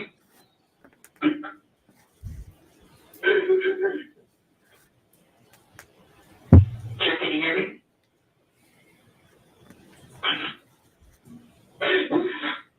Yes. Are you able to put your hazards on? My officer can. My hazards are on. Okay. Do you see a police car in the area? Yeah, they just pulled up. Perfect. They're there to speak with you, okay?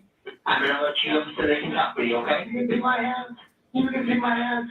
They're not there to hurt you or anything, okay? You're not in trouble. I know I'm in trouble. No, you're not in trouble, okay? The officer's there to help you, okay? He's not a good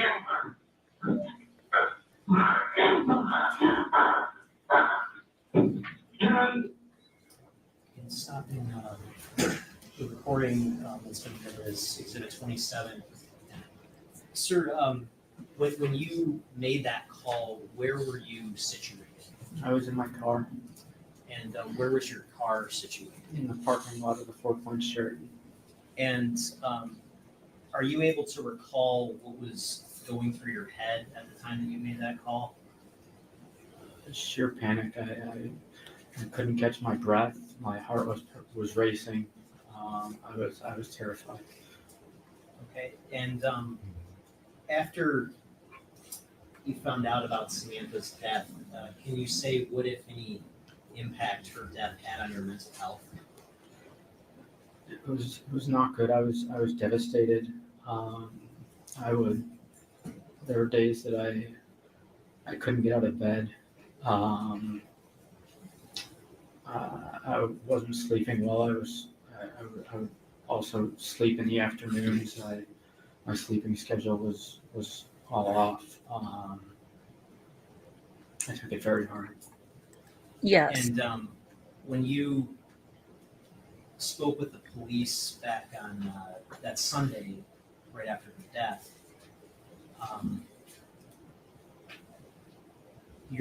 what was your frame of mind like at that time? I just wanted to be as helpful as possible. Was that an easy position to be in, to be questioned by the police right after your ex-girlfriend had been murdered? It wasn't easy, but I didn't have anything to hide, so Okay. And did you use any other number? Okay, chat. So, having watched him, I'm going to throw on a different speculative hat because for a while I'm like, of course it's the ex-boyfriend.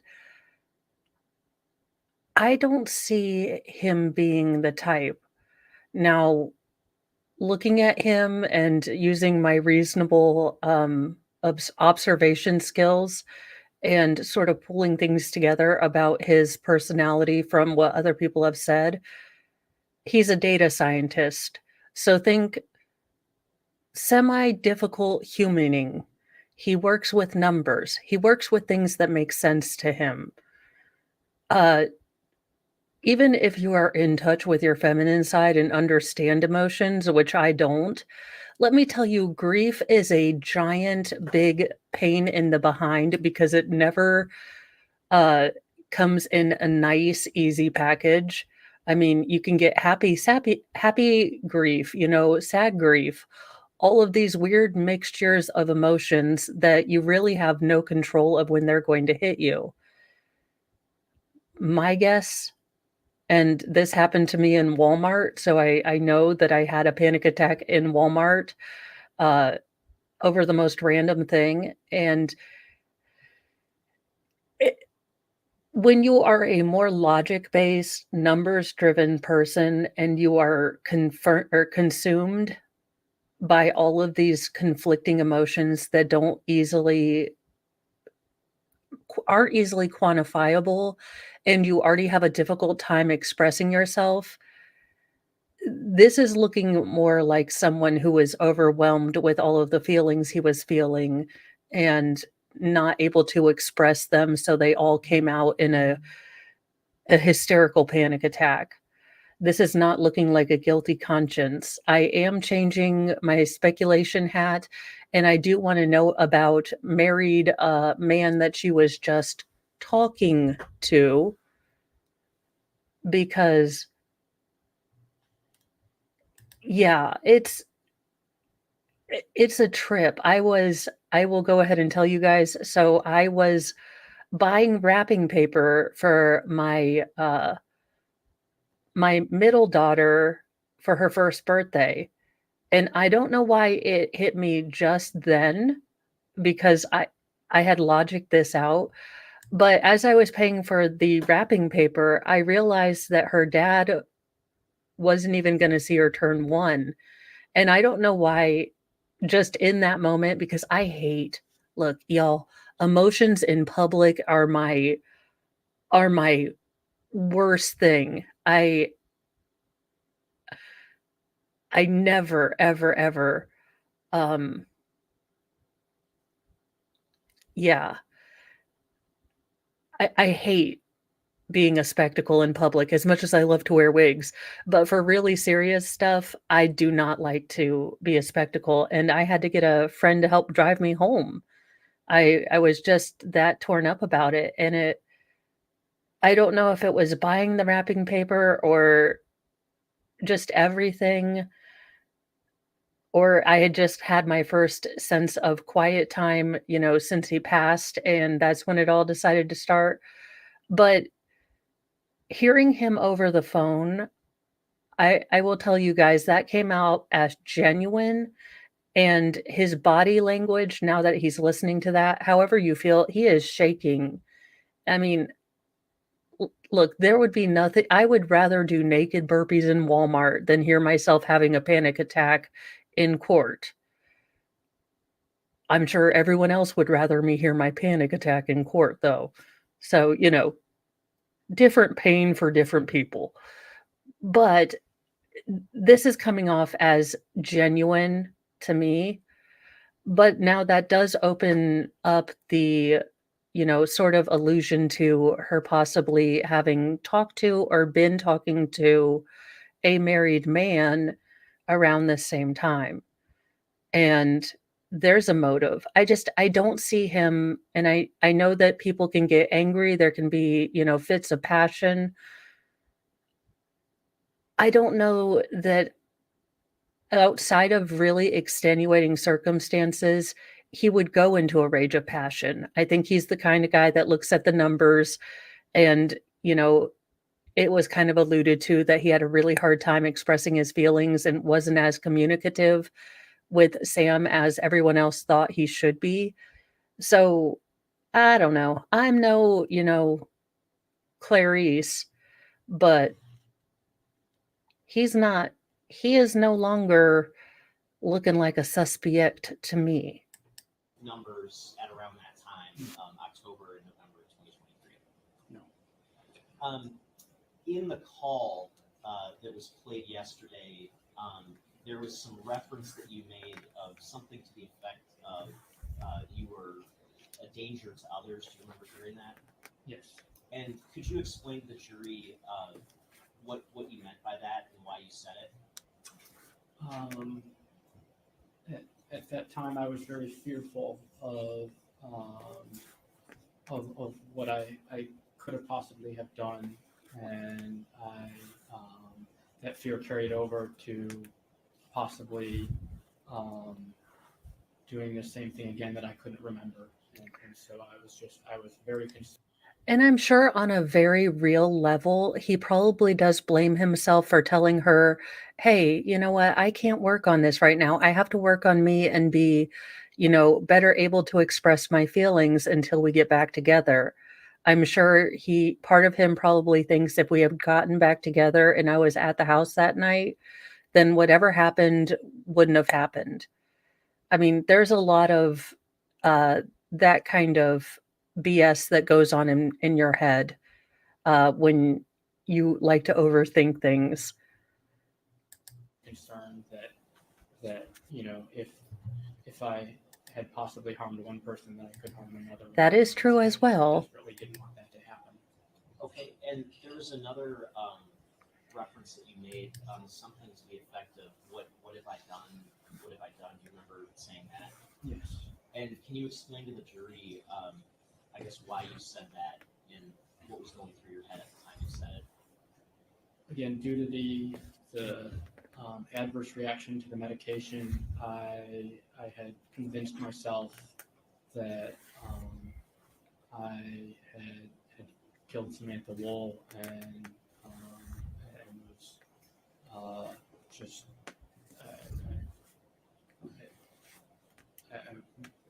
that's what I was referring to at that time. Okay, and after you placed the 911 call, while you were in the Sheraton parking lot, did you eventually have some interaction with some police officers? Yes. And have you had an opportunity to review some body-worn camera footage of that interaction? Yes. And the footage that you reviewed, to the best of your recollection, does that fairly and accurately depict the interaction that you had with those officers in Kalamazoo? Yes. And that was back on November 7th of 2023, is that correct? That's correct. And would that have been after you made the 911 call? Yes. Okay, and I'm holding what's been marked as proposed exhibit 28. Is it your understanding that the footage of that interaction that you had with the police on November 7th, 2023 is contained on this disc that I'm holding what's been marked as proposed exhibit 28? Yes. Your Honor, with that, I move to admit proposed exhibit 28. No, thank you. Thank you, Your Honor.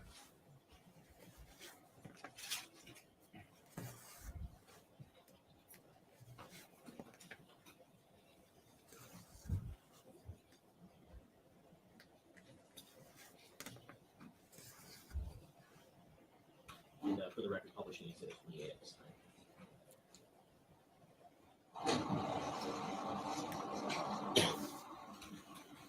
I'll come around to the other side.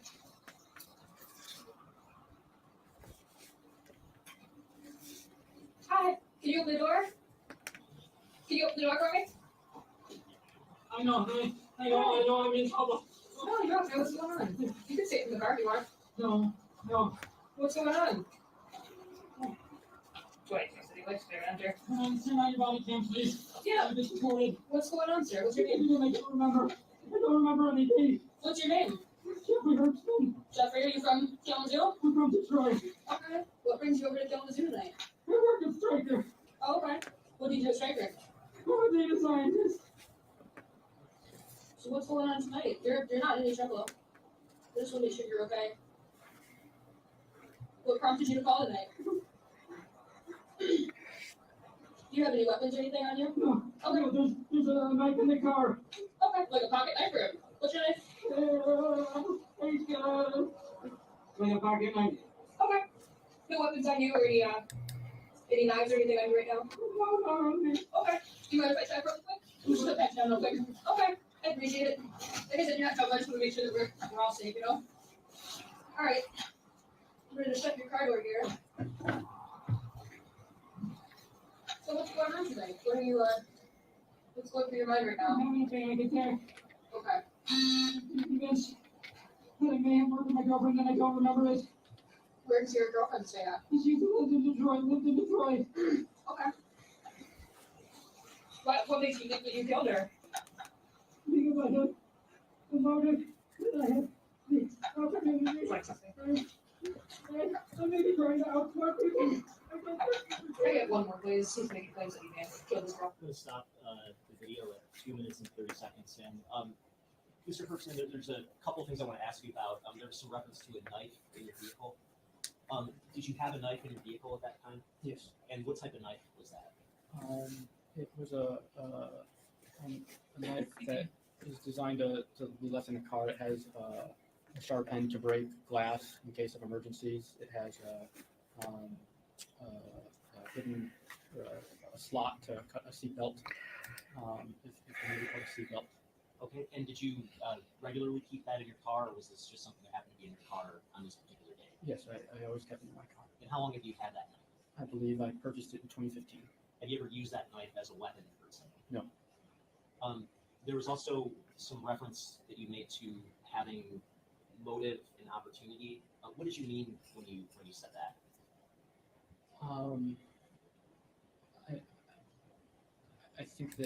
I believe that people would consider that I may have had a motive because we had broken up. Well, sir, you are correct because I had that thought too. I really did. I mean, again, you do have motive. You, in theory, could know the number to that, Dropbox thing with a key in it. I mean, it's not so much a jump to conclusion to think that the ex-boyfriend could have done it. That might be considered a motive for hurting Sam, and I was convinced that that could have been the case. And what did you mean by saying that you had opportunity?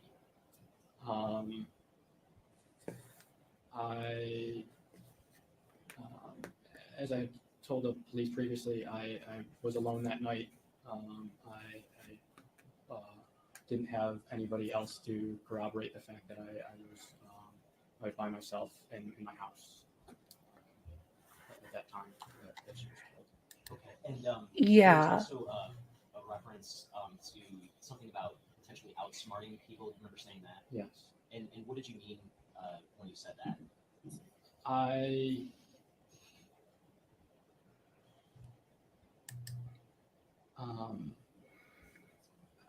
think that I was trying to explain how, in the absence of my recollection and any evidence that I had that I had ever committed this crime, that I could have done so.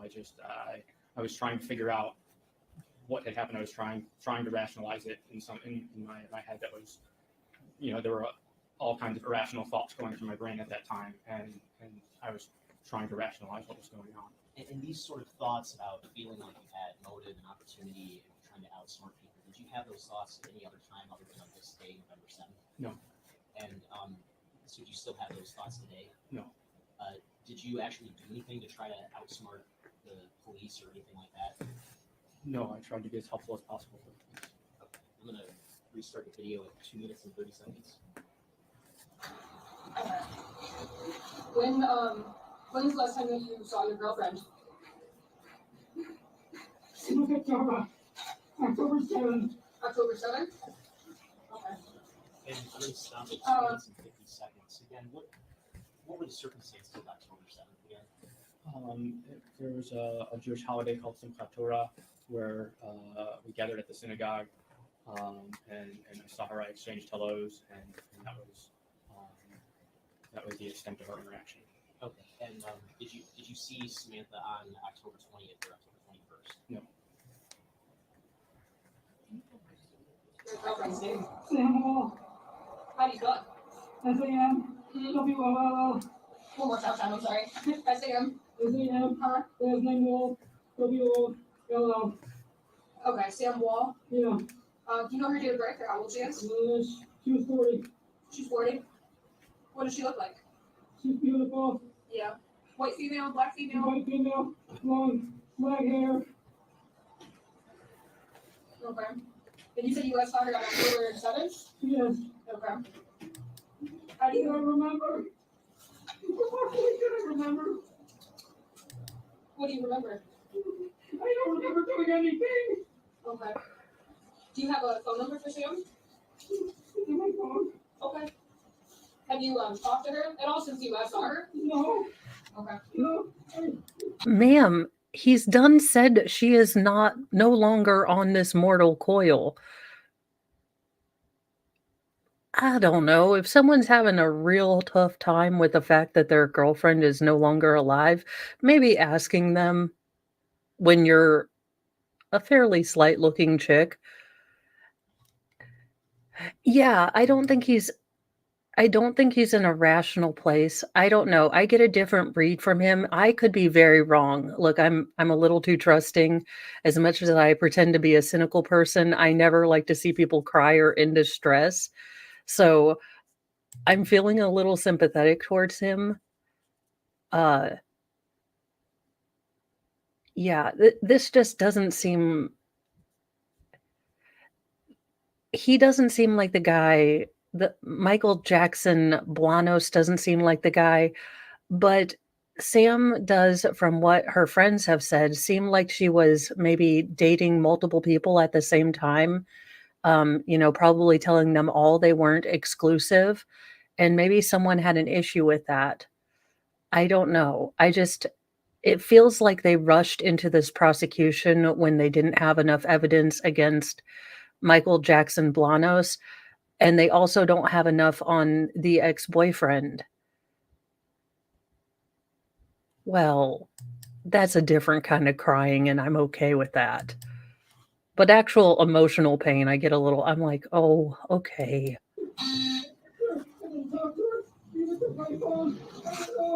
Okay.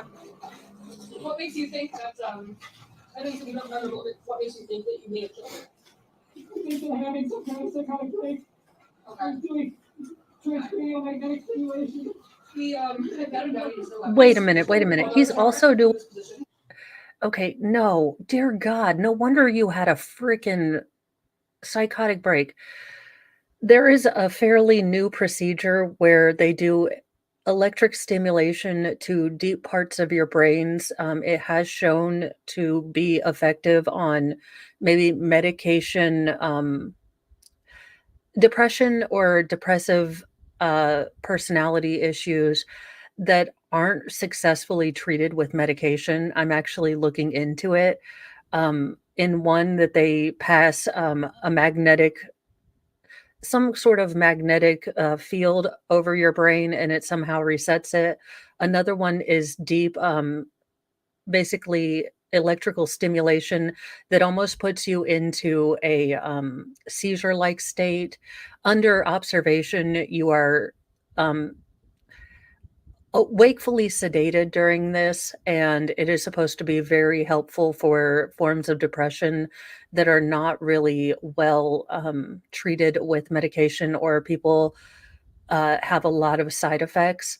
But for a doctor to not only know he was I can't imagine a psychiatrist would have, knowing his personality, knowing that he was already anxious and depressed, would have had him both change medications during an absolutely stressful point of time and tried the electric stimulation in the brain.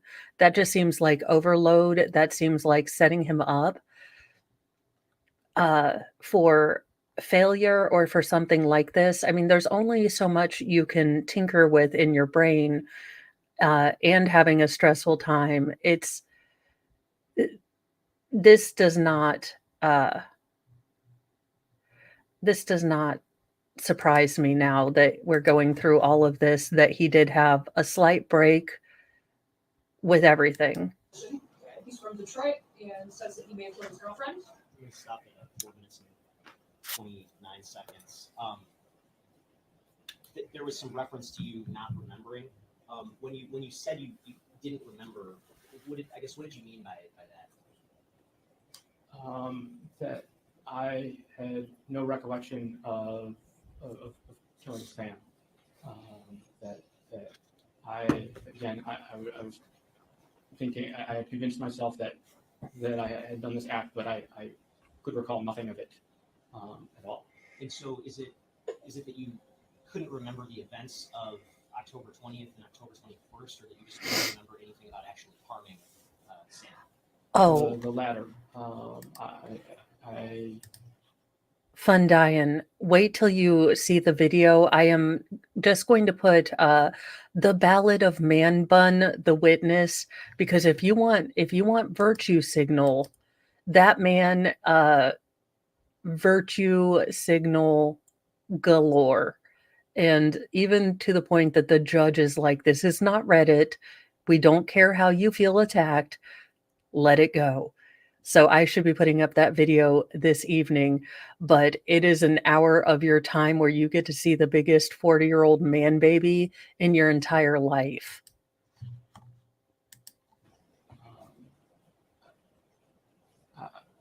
As I told the police on October, I believe October 22nd, I had full recollection of what I was doing that night in that case, but it just on November 7th, I couldn't remember killing Sam, and so I was that's what my statement meant.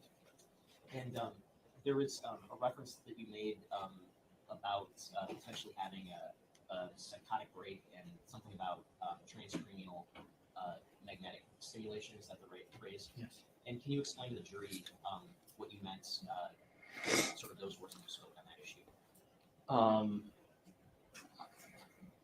Again, I was trying to justify what was happening to me. It had never happened before. I didn't understand what was going on, why I was thinking these thoughts. In addition to taking the medications that we had spoken of earlier, over that summer, I had undergone a medical treatment where you receive pulses of magnetic stimulation to the brain in order to try to relieve the depression that I was feeling. It didn't relieve any of the symptoms. I basically ended that in August without any relief of the symptoms. Again, I was trying to point to anything that could be causing how I was feeling at that moment, because it was utterly abnormal for me to feel that way. And so, how long did you undergo that treatment of stimulation? For several months, I believe it was from June through August. And during that time, did you have any type of symptoms that you experienced consistent with a psychotic break? No. Were you totally lucid and you have full memory of that period of time? Yes. And after that time, did you Now, this is not medical advice, but my doctor did say that the magnetic stimulation wasn't as effective for people with medication-resistant depression. He recommended the one for me. And again, this is only, I have to see if my insurance will even cover it, but where you're lucidly sedated, which is my new glam rock band, prog rock too, lucidly sedated. But they actually do almost cause a little bit of a seizure movement or seizure in your brain to try to reset things. And I have heard that there are better results with that.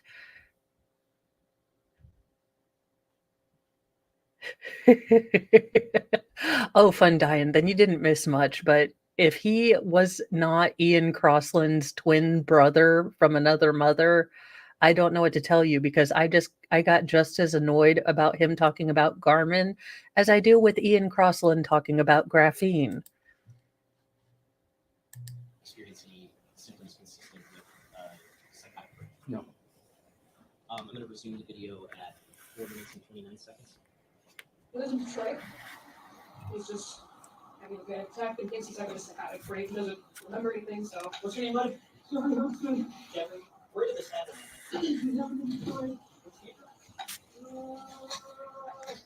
There's only one murder that happened in Detroit. You don't have to narrow it down.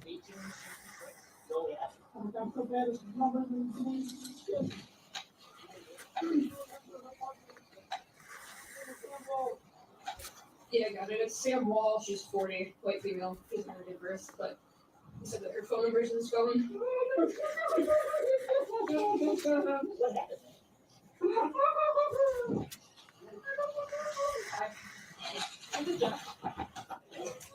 From Detroit.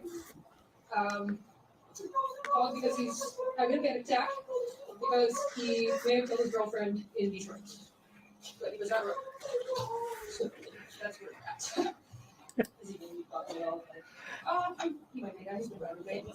Jeff, I shot him down because he's got weapons.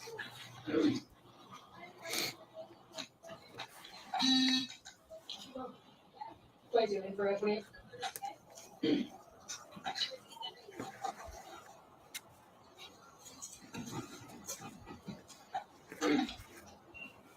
Back, Mary John, Charles, 37. No? Do you have any medical history? Yeah, I have depression. You have depression? Okay. I'm going to stop at 6 minutes and 28 seconds. Did you hear the reference to your heart rate? Yes. And is a heart rate of 150 beats per minute something that you would experience in sort of a normal state of mind based on your experience? No, that is abnormal for me. Resume at 6 minutes and 28 seconds. Oh, well, I'm glad that I keep you awake, fun Diane.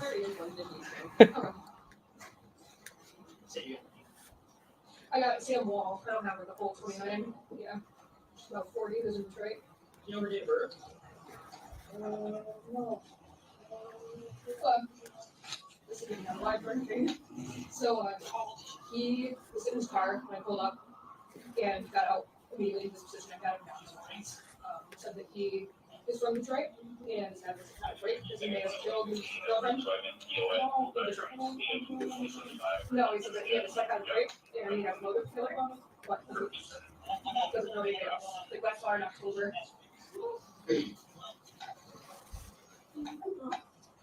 You got that pilot, please.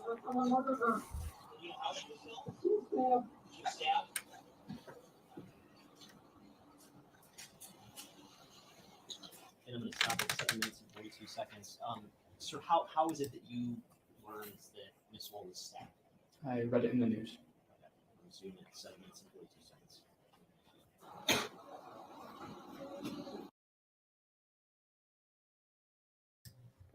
He has to be on the stand because he technically confessed. And if the state didn't bring him on the stand, then the defense would bring him on the stand because you have the ex-boyfriend, whether or not he was within his right mind, stating that he possibly, fooled everyone. He did it. He doesn't remember. And at this time, they might have looked over his phone or stuff, but now this necessitates an entire deeper look at his house, forensically. Did he have stuff? So the state has to jump out in front of this. And I think that this was just one hurdle too many.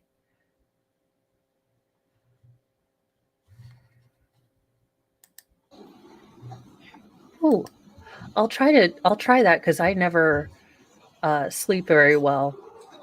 Could be that I listen to true crime going to sleep. Where's her body? I didn't. Where's it buried? Did you already have to be on all that? Yeah, that's what I'm gonna do too, yeah. What's your name, Franklin? You wanna go brunch or brunch today? What do you recommend? Probably brunch is closest. Okay. You wanna go there? Wait, we get to pick our own jail? And Jeffrey, what's your last name? Okay. Steve? Don't you do it, Thor. Let's see, I had. You are 40 pounds of cat. I think we're gonna hold off for a second. When we met Nicole's girlfriend in Detroit, we're just trying to get more information about what happens, but he said that's why he's sent you. Yes, I love you too. Okay, not the face. No, seriously, not the face. Hey Jeff, are you feeling a little more at ease? Are you feeling okay right now? No. Okay. We do have some paramedics here to pull up. You want to talk to them? Yes. Okay. I guess he's willing to talk to you right now. I had him down. He doesn't have any weapons or anything. I think Jeff. How are you doing, Jeff? Not so good. Oh, good lord, you're 8 pounds of cat. Do not get on the keyboard. I'm afraid that I did. I don't remember. I don't remember. No. I'm afraid. No. If I heard somebody else like that, I don't want to do it.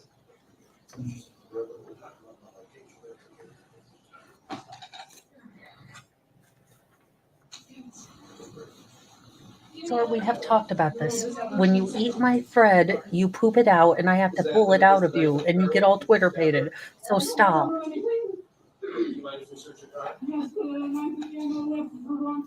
So we have your permission? Yes. Okay. You need my keys? Sure. Grab some stuff really quick.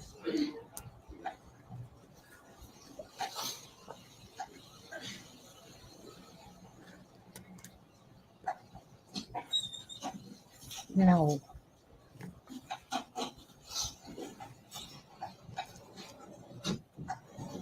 No.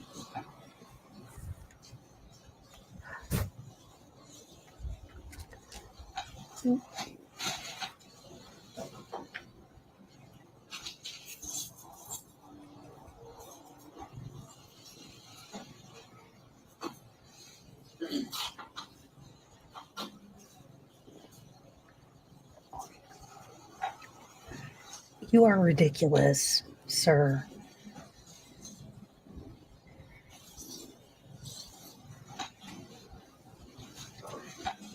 No.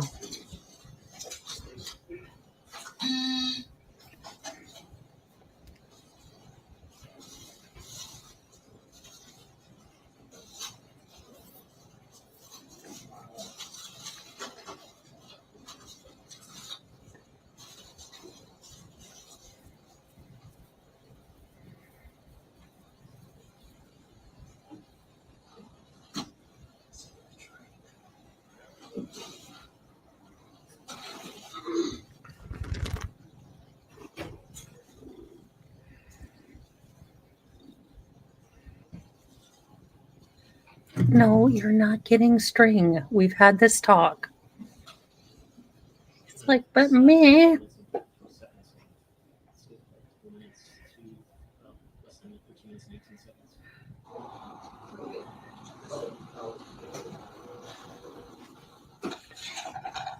I know you didn't just bite me to get you to pet you more.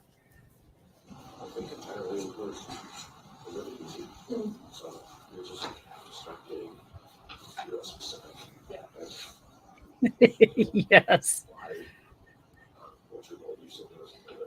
Yeah. Does it say when this happened? Because he said last time was 27. I can find out. I know it's not. Yeah. Stop trying to mark my cross stitch, you butt.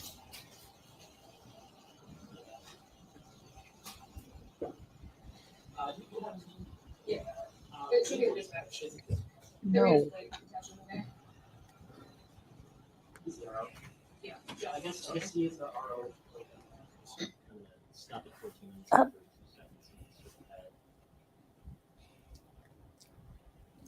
Don't eat thread, you dingus. 16 minutes and 20 seconds. So he says that he's here because he works for Stryker. Mhm. He's a remote worker, but he came in town to do some stuff. He smoked some pot earlier today after dinner, which led him to have a panic attack here. Okay. At this point, he doesn't remember anything, but thinks it could have.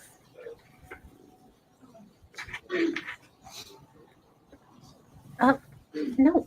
The answer is no. You're worse than the kitten. Is it why you think that you might have done this? No, There's probably a lot going through your mind right now, but and then I know you mentioned that you had a motive earlier. I had one of an opportunity, and I don't know what the third one is, but I probably had that one too. Okay. What do you think the motive would have been? Because I was upset with her for breaking up with me. Okay. When did she break up with you? Do you remember? His defense attorney is just like, what is going on here? Why? We don't talk to police officers. We don't tell them, hey, guess what? I had motive, opportunity, and that other thing, maybe mens rea. I can't remember. But I had all of those things. Take me to prison. Of this year? Yes. Okay. How long have you guys been it for? Almost a year. Okay. Have you guys had any issues up until then? We had communication issues. It wasn't working great. Up with me a couple times before that. Yeah. But And then I was July. on medication. marking- And I was taking these transcranial magnetic brain stimulation treatments. Okay. And I'm concerned that somehow that combination maybe do some kind of psychotic break where I don't remember anything. I don't remember anything. I swear I don't remember anything. Are you still taking those medications?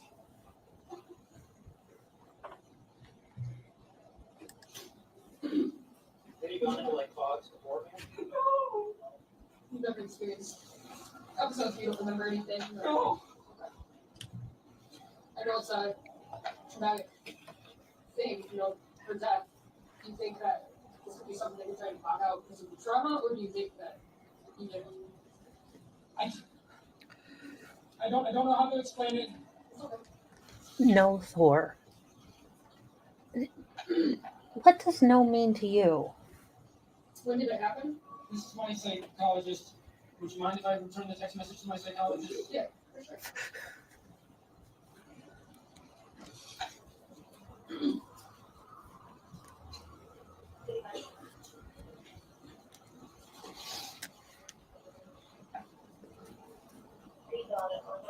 Well, here we are. I'm going to search this out of the Thor, what are you trying to do? You're a big cat in a little area. What are we trying to do here?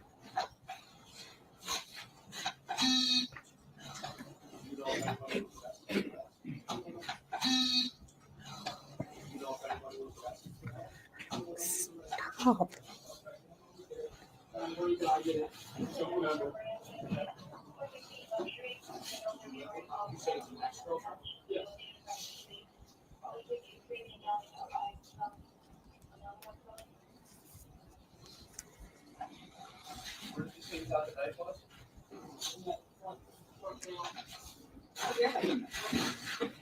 Thor, this is not my first rodeo. I pick up the loop because I know it can't dangle. Stop. All right, that's it. You've been kindly invited to not be on my lap while I try to do cross stitch.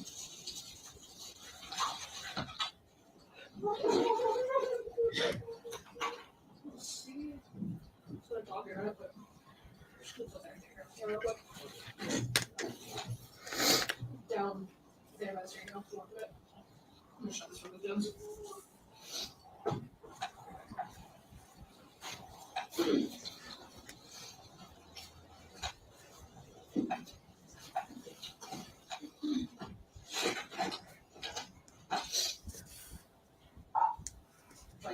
Stop it, about 21 minutes and 38 seconds. Move forward.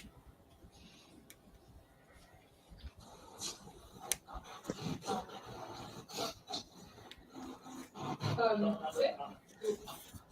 But you said kind of leaning over. Well, it's also she's still.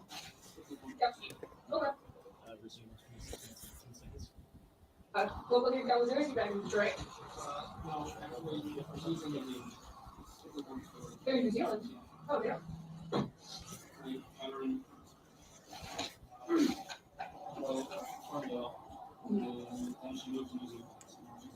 Oh, wow. Yeah. Well, that's awesome. So, communicate to you.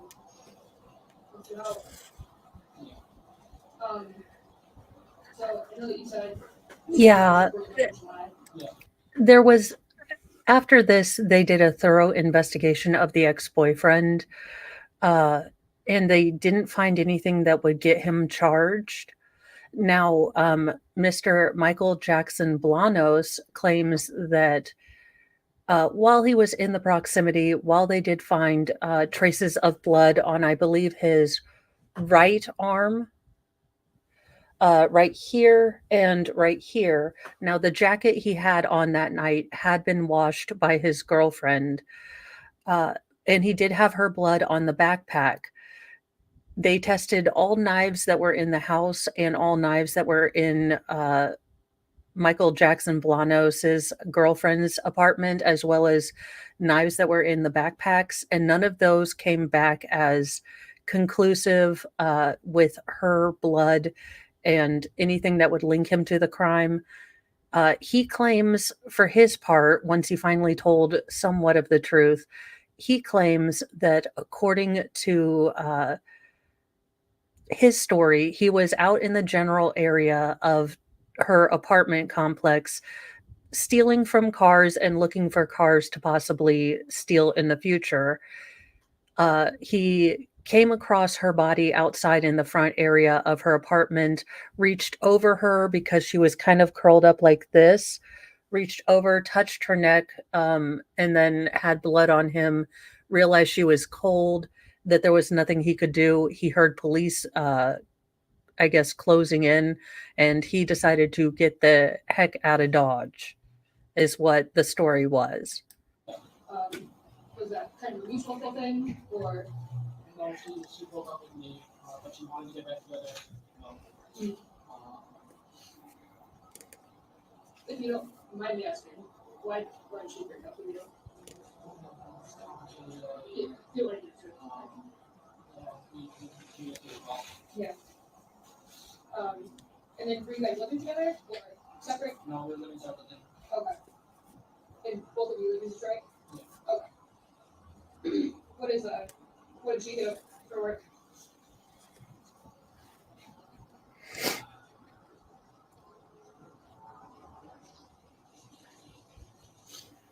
You were dating for a year. You should at least know something of what she did for work.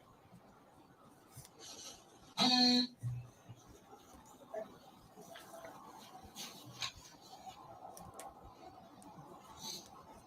you say like a 4 Points Hotel? Yeah. What's your name again? Jeff? Jeffrey Hudson.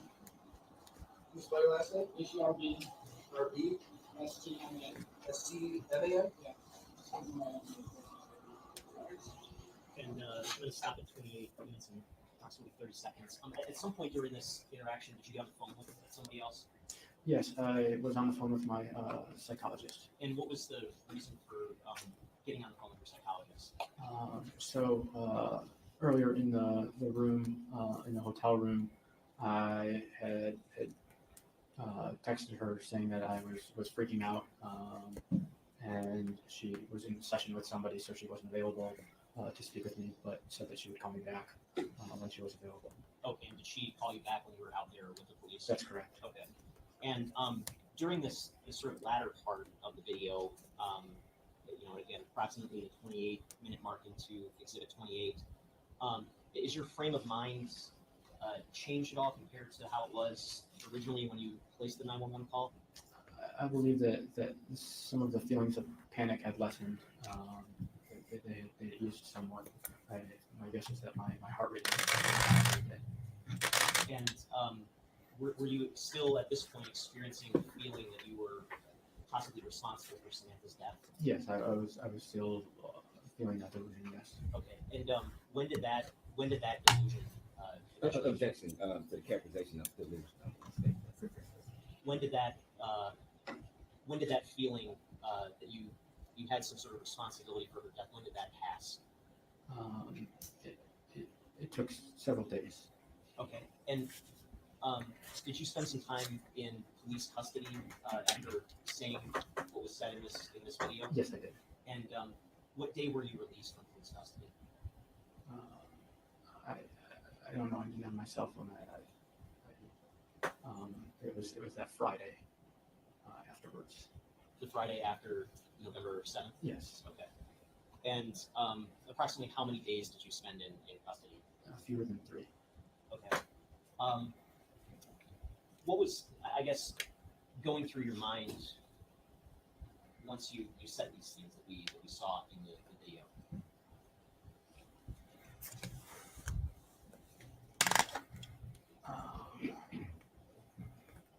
I'm not sure how to answer that question. I was in a panic. I was afraid that I had done something terrible that I couldn't remember, and I didn't understand what was going on. It was I believe now it was the product of an adverse reaction to a medication that causes delusions. There was I asked you previously about the knife that was in your car. Where was that knife stored in the car? There was a small, not a container, but like a glove compartment that was below the left side of the steering wheel, and it was stored right there with an ID as well. And did you have any other pocket knives that you owned? Yes, I had one pocket knife in my house. And what was the purpose of having or owning that pocket knife in your house? I used it for camping and for opening packages that came to the door. I left it by the doorway so I could open the boxes. Did you ever carry that knife if you were just kind of walking around out and about? No. Did you ever use that knife to hurt anybody? No. You also mentioned you had a dog. That's correct.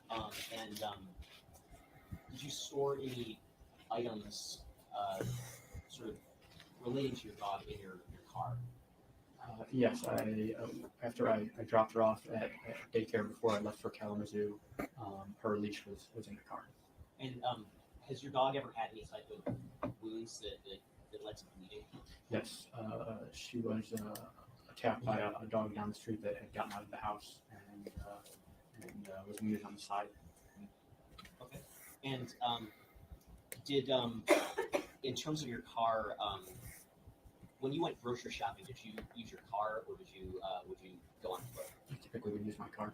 And when you went grocery shopping, where did you store your groceries? In the trunk.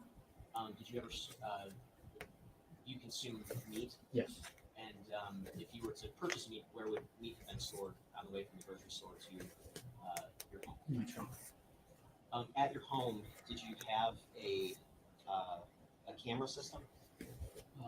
I had a camera system that was non-operational. Okay, and what was the brand of that camera system? That was an Arlo camera system. When did you first obtain that camera system? Shortly after I purchased the house. And when was that? In I believe 2017. And where were the cameras positioned in your house or at your house when you obtained the camera system?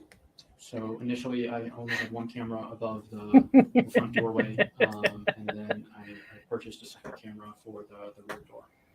And at what point did you stop using that system? I believe that I stopped using it in 2022 or 2021. They began to charge a service fee for monthly detection of people, and that was really what I was using it for, to detect if somebody was on the front porch and was ringing the doorbell or something like that. And so without that feature, it wasn't as valuable, and I didn't want to pay that fee. And so in October of 2023, was that camera system operational? No, the batteries had run out of all the cameras. And so the cameras, would they have been on at all during that month of October? No.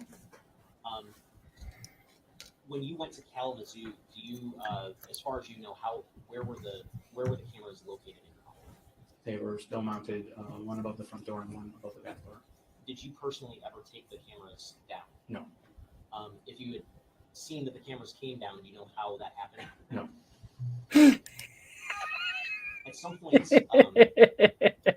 after you initially spoke with the police, I could see that, JKD Buck. I could see that.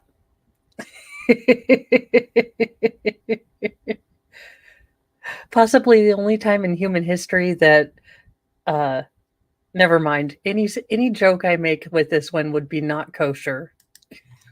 did you speak with a lawyer?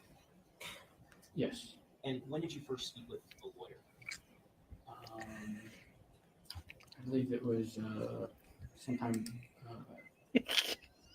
the week after the 22nd. And what was your purpose for, without getting into anything privileged, what was your purpose for seeking out a lawyer at that time? Yeah, a family friend had recommended that I speak with an attorney to help me navigate the situation. And so I reached out to Allison Krieger. I described to her what I had told the police, my involvement, and she said that I objection to whatever she said here. So. Yeah, without getting into, I guess, what she said, in that initial sort of conversation you had, did you engage her services? No. Aww. Eventually, did you engage her services? Yes. That is sweet, which is why I didn't make the joke that was going through my head. You saw from November 2nd. That was after November 2nd. Okay. And if somebody said that your parents hired her for you, would that be accurate? Yes. And so your parents arranged for her to sort of represent you? Yes. At that time, I was in detention, and so they made the arrangements. Yes. Okay. And if somebody said that you confessed killing Samantha Wool to your parents, would that be accurate? I'm sorry, can you repeat that? If somebody said that you confessed to your parents that you killed Samantha Wool, would that be accurate? No. Did you have any discussions with your parents about what happened in Kalamazoo? Only after that was an event that night. Okay, and what was your sort of state of mind by that point when you discussed things with your parents? It was improving, but I was still wasn't in great shape for several days after my panic attack. Thank you, sir. Nothing further.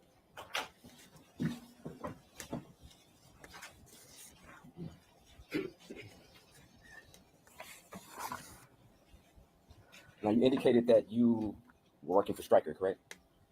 Yes. Okay, as a data scientist? That's correct. Okay.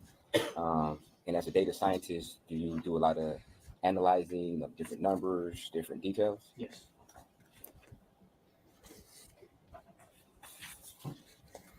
Would you describe yourself as a pragmatist? Sure, yes. Okay. So you deal with things sensibly and realistically, correct? In a practical way, correct? Yes. Okay. Now, while you were in Kalamazoo, you indicated that you had smoked some marijuana, correct? That's correct. Okay. Did you smoke a joint? No. You vape? Yes. Okay. Would you agree that that is more potent than maybe smoking a joint? I couldn't say. Also, could you tell us what strain you used? Because I need to make sure that I never get the I confess to things I did not do allegedly in Minecraft strain. Okay. How often do you smoke marijuana? Twice a week. Twice a week? Okay. And when you smoke marijuana twice a week, you would agree that it increases your heart rate. Correct? I thought it was supposed to mellow you You out. can say? Okay. Do you feel paranoia at times when you smoke marijuana? In the past, I have, yes. Okay. So this wouldn't have been the first time you felt paranoia, correct? This was different. But you felt some type of paranoia, correct? You would agree to that? Yes. Yes. And prior to you calling Kalamazoo Police Department, you started to analyze whether or not you had the right attire to be at work, correct? Yes? Yes, my thoughts. Okay. We're around that, yes. Okay, and you started to think about what you actually brought, correct? Yes. And you thought about what you could have brought, correct? Yes. Okay, and you started to analyze and came to a conclusion in your mind that what you brought wasn't sufficient to what you could have brought, correct? You would agree with that, right? You know, at that point, yes or no? Yes. Okay. And you being the pragmatist that you are, you did it in a very practical way of breaking down the situation about your outfit, correct? No, at that point, I was not being very practical. I was panicking. Okay. But you gave some thought to it. You gave some substantial amount of time to thinking about whether or not you brought the right outfit, correct? Yes, I was thinking about that. And then you moved on to whether or not you would get along with your program director, right? That was not my thought, no. Did you indicate yesterday on direct that you started to worry about whether or not you would have an issue or get along with your program director? Did you say that? Not that I would get along with my program director, that I was concerned about a meeting with that individual. Okay, so you were concerned about a meeting with your program director. Yes. And in your mind, you started to play out what could be some possible outcomes of that particular meeting, right? Yes. Okay, and you thought you did it in a practical way. No, I was panicking at that point. Oh, you were panicking? Yes. But you would agree that you gave some substantial amount of time to thinking about what could happen in your meeting with your program director, correct? Yes. Okay. And you went about various scenarios in your head of what could be the possible I don't outcome like of it. different conversations. Correct? Although I will say for this witness, okay, let's say he is, take everything I've said with a, and throw it away. Say he is in fact the true mastermind of all of this, speculatively. He is appearing and putting forth a very unsure of himself, very nervous, not assertive, submissive, confused, not aggressive, almost beige portrayal of himself. And I think that while it's a dual-edged sword because it makes him much more vulnerable, I think he's actually coming off less capable of being the mastermind. I mean, he could be Kaiser Soseing us right now. I mean, he is playing very nevish, very almost like he would lack the gumption to yell at someone in CVS for giving him, an 84-mile long receipt.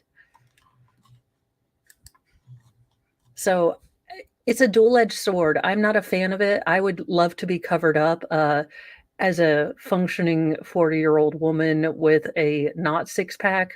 I like my midsection to be covered up if possible, and we don't have a blanket to cover our legs. I feel very, very uncomfy about this whole witness setup. Correct? Yes. Okay. And after that, you started to think about what had happened on October 20th going into October 21st, correct? About what happened to Samantha Wall. Yes. Okay. And you started to play in your head the different scenarios or the scenario of what happened. No.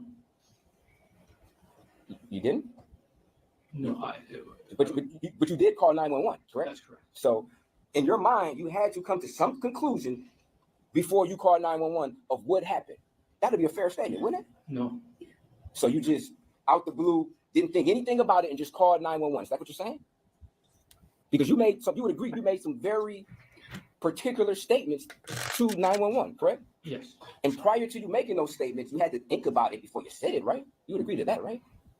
Yes. Okay. So to be clear, you, prior to 911 being called, you replayed in your mind the incident from October 20th to October 21st of the death of Samantha Wall, correct? No. I did not replay anything in my mind. You went over. Again, I couldn't remember the situation, and so Okay. and that was my fear, was that I had nothing to replay. I had nothing to. Okay, thank you.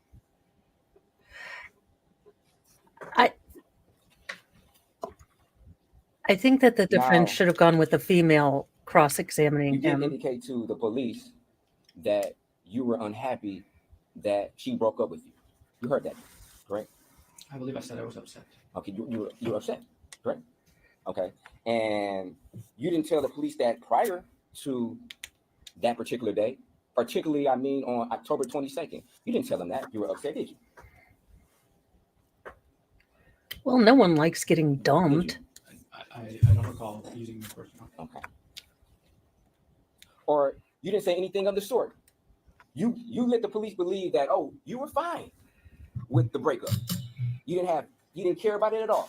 That's how you relayed your feelings to the police on October 22nd, 2023, is it? I believe that's a misrepresentation of what I said. You never said that you were mad, did you? I never said I was mad. You never said you were upset, did you? I don't believe I said I was. You didn't even say you were disappointed, did you? I don't remember the words that I used, but I Okay. So, have you had an opportunity to watch that interview prior to today? Of October 22nd? Yes. No. Okay. But you had an opportunity to watch Same. and listen to your 911 call, right? Yes. And when you listened to that 911 call, you talked to your lawyer too, didn't you? About that. Your lawyer was present when you listened to that call, didn't you? Yes. And y'all went over scenarios on how you should testify, wasn't it? You role played this very situation, didn't you? Yes. And you were suggested to answer certain. No, look at me. You were suggested to answer certain questions a certain way, weren't you? Tell the truth. We did prepare testimony, yes. Okay. And you were given suggestions on how you should answer certain questions, correct? Yes. Okay. So when the prosecutor asked you today what was going through your mind, that's not your feelings. You were told to say those particular answers, weren't you? No. Oh, you weren't told to say that? You weren't suggested to say the answer to those specific questions that he asked? I was told to say the truth. Oh, so that's the only thing you did in role player is say, oh, this might be the question. Tell the truth. That's what you're saying? That's not true, is it? Tell the truth now. You were told to say certain things to certain questions. No. Well, you weren't giving suggestions. You just said you were giving suggestions on what to say. Are you walking that back now? Are you attempting to walk that back? I wasn't told to say certain things. There were suggestions as to how I could respond to various questions. Okay, and you used those very suggestions today, didn't you? Yes. Hmm. And you also watched that body cam footage prior to today, correct? Yes. And you watched it with your lawyer, correct? Yes. And you were given suggestions on how to answer questions relative to that video, weren't you? Yes. Okay, but on the defense, I get where he's going with this, but any lawyer is going to tell you, hey, we're going to game plan this out. You have put yourself in a very precarious legal position. If I knew I had a client, say I was a lawyer, welcome Dan Davis. If I was a lawyer and I knew that I had an extremely maybe nervous and panic sort of prone person, yes, I would desensitize them by having some other lawyer who they're not familiar with do the exact sort of aggressive questioning that this person or that this lawyer is doing, because you need to be prepared for that. If you are an extremely anxious and nervous person and you've said certain things to the police, attorneys are going to tell you how to behave, how to answer questions. This lawyer is kindly also forgetting that he probably talked to his client, the defendant, exactly the same way. Now, ethically, lawyers are not supposed to tell you to lie. You are supposed to tell the truth, but they can give you better wordings. They can have other people come in and explain, hey, this, doesn't sound good, that kind of thing. It's testimony prep. So, yeah, You know, you can shade it however you want to, but this is not something out of the entire realm of normality. And you had extensive preparation prior to the day, didn't you? I'm not sure what you mean by extensive. You had more than one session. I'll say that. We should start there. You had multiple different sessions, didn't you? Yes. There were, and in these sessions, it wasn't just watch the video and tell the truth. There were actually, this is how you should answer, and this is how you should not answer. Isn't that true? Yes.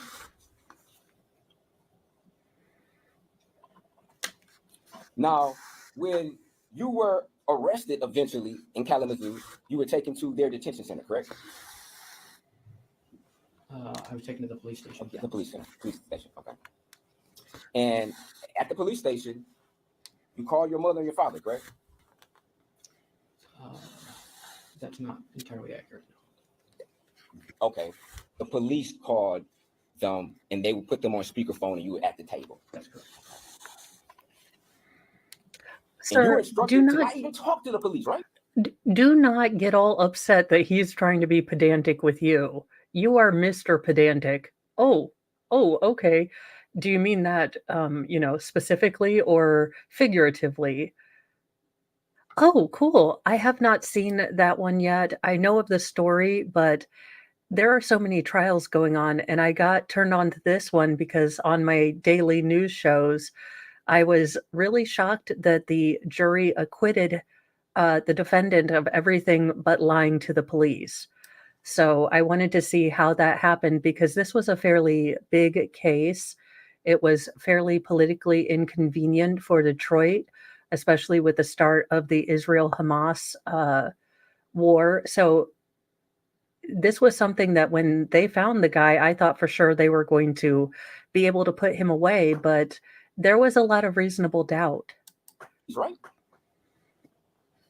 Yes. So when you say that, oh, I was trying to be truthful and I tried to help the police, that's not entirely true, is it? Is it? No, you protect yourself and you get a lawyer and you don't talk to the police without a lawyer. I'm not sure. You're not sure if you were being honest with the police or not? And you were trying to be forthcoming with them? I'm not certain how to answer that question. Truthfully. Truthfully? Yeah. On the 22nd, I was truthful. Okay. After that, after the 22nd, you weren't being truthful with the police or forthcoming, were you? On November 7th. Yes. November 7th, November 8th, you were not being truthful and forthcoming with the police, were you? On November 7th, I was having a panic attack and delusions from medication. Let's be clear. When you were at the police station, I mean, I agree you were being truthful at the 911 call. I would agree to that. What I'm stating is once you were in the police station and after you were instructed to not talk to the police, you were not being forthcoming and truthful after that directive. I think we need to start that question over again because I never said I agreed that I was being truthful on the 911 call. Okay. When you were in the police station, you remember this, correct? Yes. Okay. After you got a directive to not talk to the police, you remember that, right? Yes. Okay. After that time, you were not truthful or forthcoming with the police after that. You would agree to that. Judge, I'm going to check based on the compound nature of the question. I think we should just separate it out. Truthful first, then forthcoming. Okay. After that directive, you were no longer forthcoming with the police. That's correct. Okay. And you were no longer truthful with the police. I don't know that I could say that I was truthful. If I was not forthcoming, I didn't say anything to the police after that point. I mean, you had conversations with them. You continued to talk. So you would agree that you had conversations with the police after that directive. You would agree with that, right? Nothing substantive. You would agree that you had conversations after that directive with the police, right? Nothing substantive on the Yes or no? November 7th. Judge, ask and answer. He said nothing. Just keep asking the same question over and over. He's not asking. He said, did you have any conversations, substantive or otherwise, in your opinion, substantive or otherwise, after that directive was made? Yes, I believe there was an officer that I was sitting with who tried to talk me down after I was having a panic attack, that we discussed video games and music and I believe I was truthful in this conversation. Okay. On the 22nd, when asked if you engage in any other substances or drugs, you stated marijuana, right? On the 22nd of October, correct? Yes, And you stated that you didn't do any other drugs, didn't you? that's correct. Okay. Don't you take mushrooms? I Religiously. mushrooms in the Okay. past. Wasn't a large jar found in your house when the search warrant was executed of mushrooms? I think it wasn't a Um, large jar. Your Honor, if you could send those to me for human testing, only for safety. I mean, sir, really? You forgot about the giant jar of magic mushrooms in your house?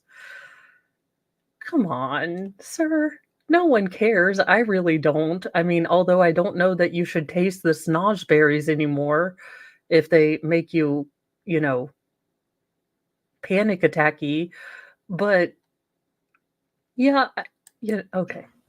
Wasn't. I guess you may not. Okay, it might be a difference of opinion, but a jar. Nonetheless, it was a jar. Yes, Okay, and it had mushrooms inside of it. Correct. that's correct. Okay. You never told the police you take mushrooms, did you? I attempted to take mushrooms to relieve my depression. And Question? no, Question? I did not say that to the police. Okay, thank you. Now you saying a lot of this delusion language. You were told to say that, weren't you? No. You were told to say you were having delusions, wasn't you? No. Oh, you weren't told to say that? No. Oh, are you a doctor? Yes. Are you a psychiatrist? No. Did you diagnose yourself with having delusions? No, I have spoken with psychiatrists about my situation. I'll have you. And they came to the conclusion that you were lying and this is a delusion, huh? That's what you're saying? That's not true, is it? The psychiatrist that I spoke with. The psychiatrist you spoke with never gave you any type of clinical opinion that based upon her expertise, you were lying when you made that 911 call and you were having a delusion. That never happened, did it? Yes or no? Can I explain? It's a simple yes or no. Did you ever get a think clinical that deserves an opinion? explanation. Did you ever get a clinical opinion from your psychiatrist that based upon her opinion, the 911 call was a delusion and it was not based in fact? Did you get that opinion? Yes or no? Yes. Oh, you got that opinion. Okay. And when did you get that opinion? He is very argumentative. Did she submit that to writing? So I would not have picked this particular lawyer.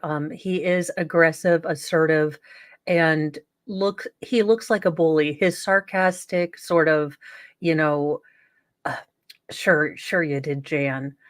I don't think that will read well to a lot of the jury. I think that the woman would have been a better choice if I was going to pick someone. But yeah, I don't like his particular style on this witness.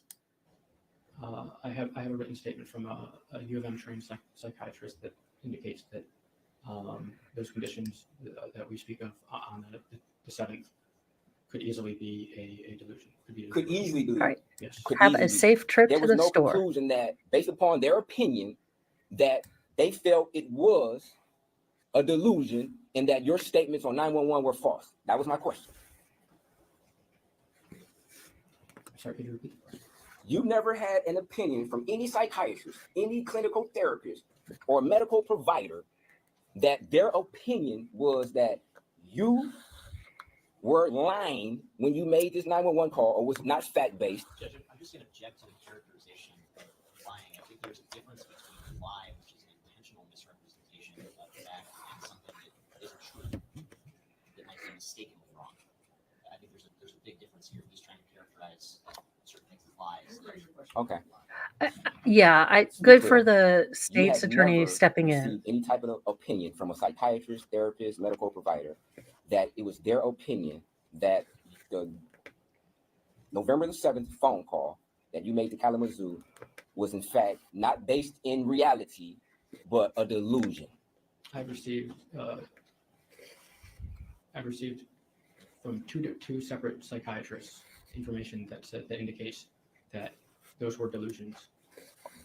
That was their opinion that those were delusions. That's correct. You better have Do you happen to have documentation those of psychiatrist that. information? Yes.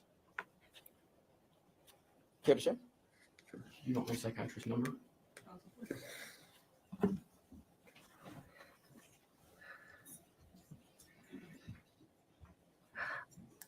No, I was going to no, I hadn't thought of that actually, Mads.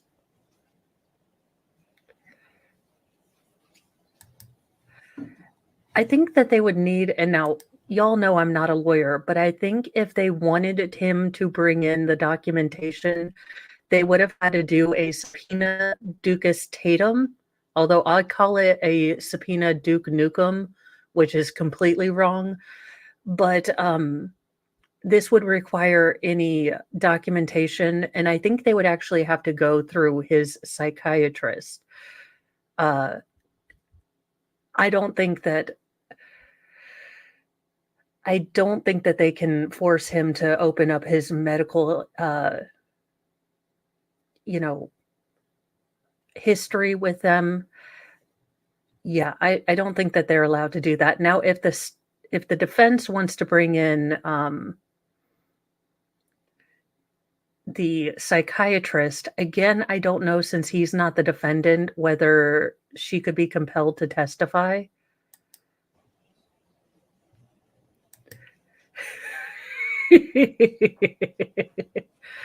JKD Buck, can you believe that Mr. Mo wouldn't let us have that as our couple's Halloween outfit? I was gonna wear a sub on my shirt, and he has, well, one of those other things. So together we would have been a subpoenas. He was not amused. I thought it was hilarious.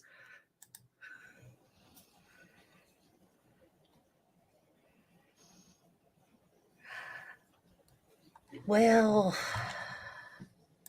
no.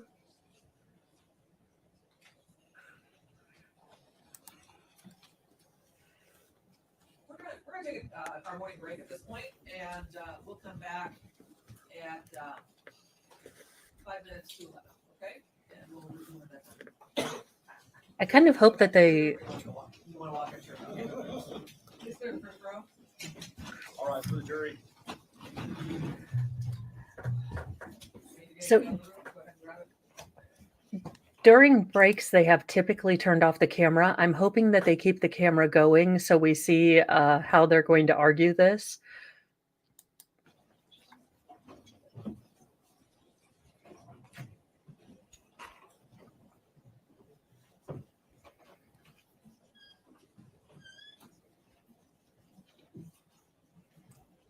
I guess we're not going to see how the sidebar goes. The sidebars are the fun things when they get to argue about this. I want to see this part, but no. And actually, guys, we are going to stop right here because I am getting ready to go get the ferals. And then it will be, did you bring your homework home? Did you have any spelling stuff we need to work over the weekend? Do you have homework for the weekend? So we will be back at this on Monday. Thank you guys for joining me. I will say this has been an interesting case just from, not knowing a whole lot about this, particular crime, and then really being interested in how the jury got to where they got. So I think we should be able to finish this up next week. I'll do a murder board at the end. We'll go over the verdict, and then we'll pick another trial to do court and crossover. I'm hoping to get done with Sailor Moon and be ready to start on Freddie Mercury for Sarah Boone. So, always something to look forward to. Don't forget tomorrow, Legal Shenanigans Theater and Baker's Stabby Day. So I will probably see you there on both places. Thank you guys so much for joining. I am going to go get 2 feral boys and tell them to go bring in the trash cans. Because I'm mean, but I'm a girl and mom does every other chore. Yes, Freddie Mercury. I have I have a Freddie Mercury cross stitch. I know, the things I nerd out about. Anywho, have a great day. I will see you guys in a little bit. And be fun, be safe, have a good, safe weekend. It's fun and games until someone loses an eye, and then we all have to go to the ER. So, what is our number one rule? No one goes to the ER today. Bye, guys.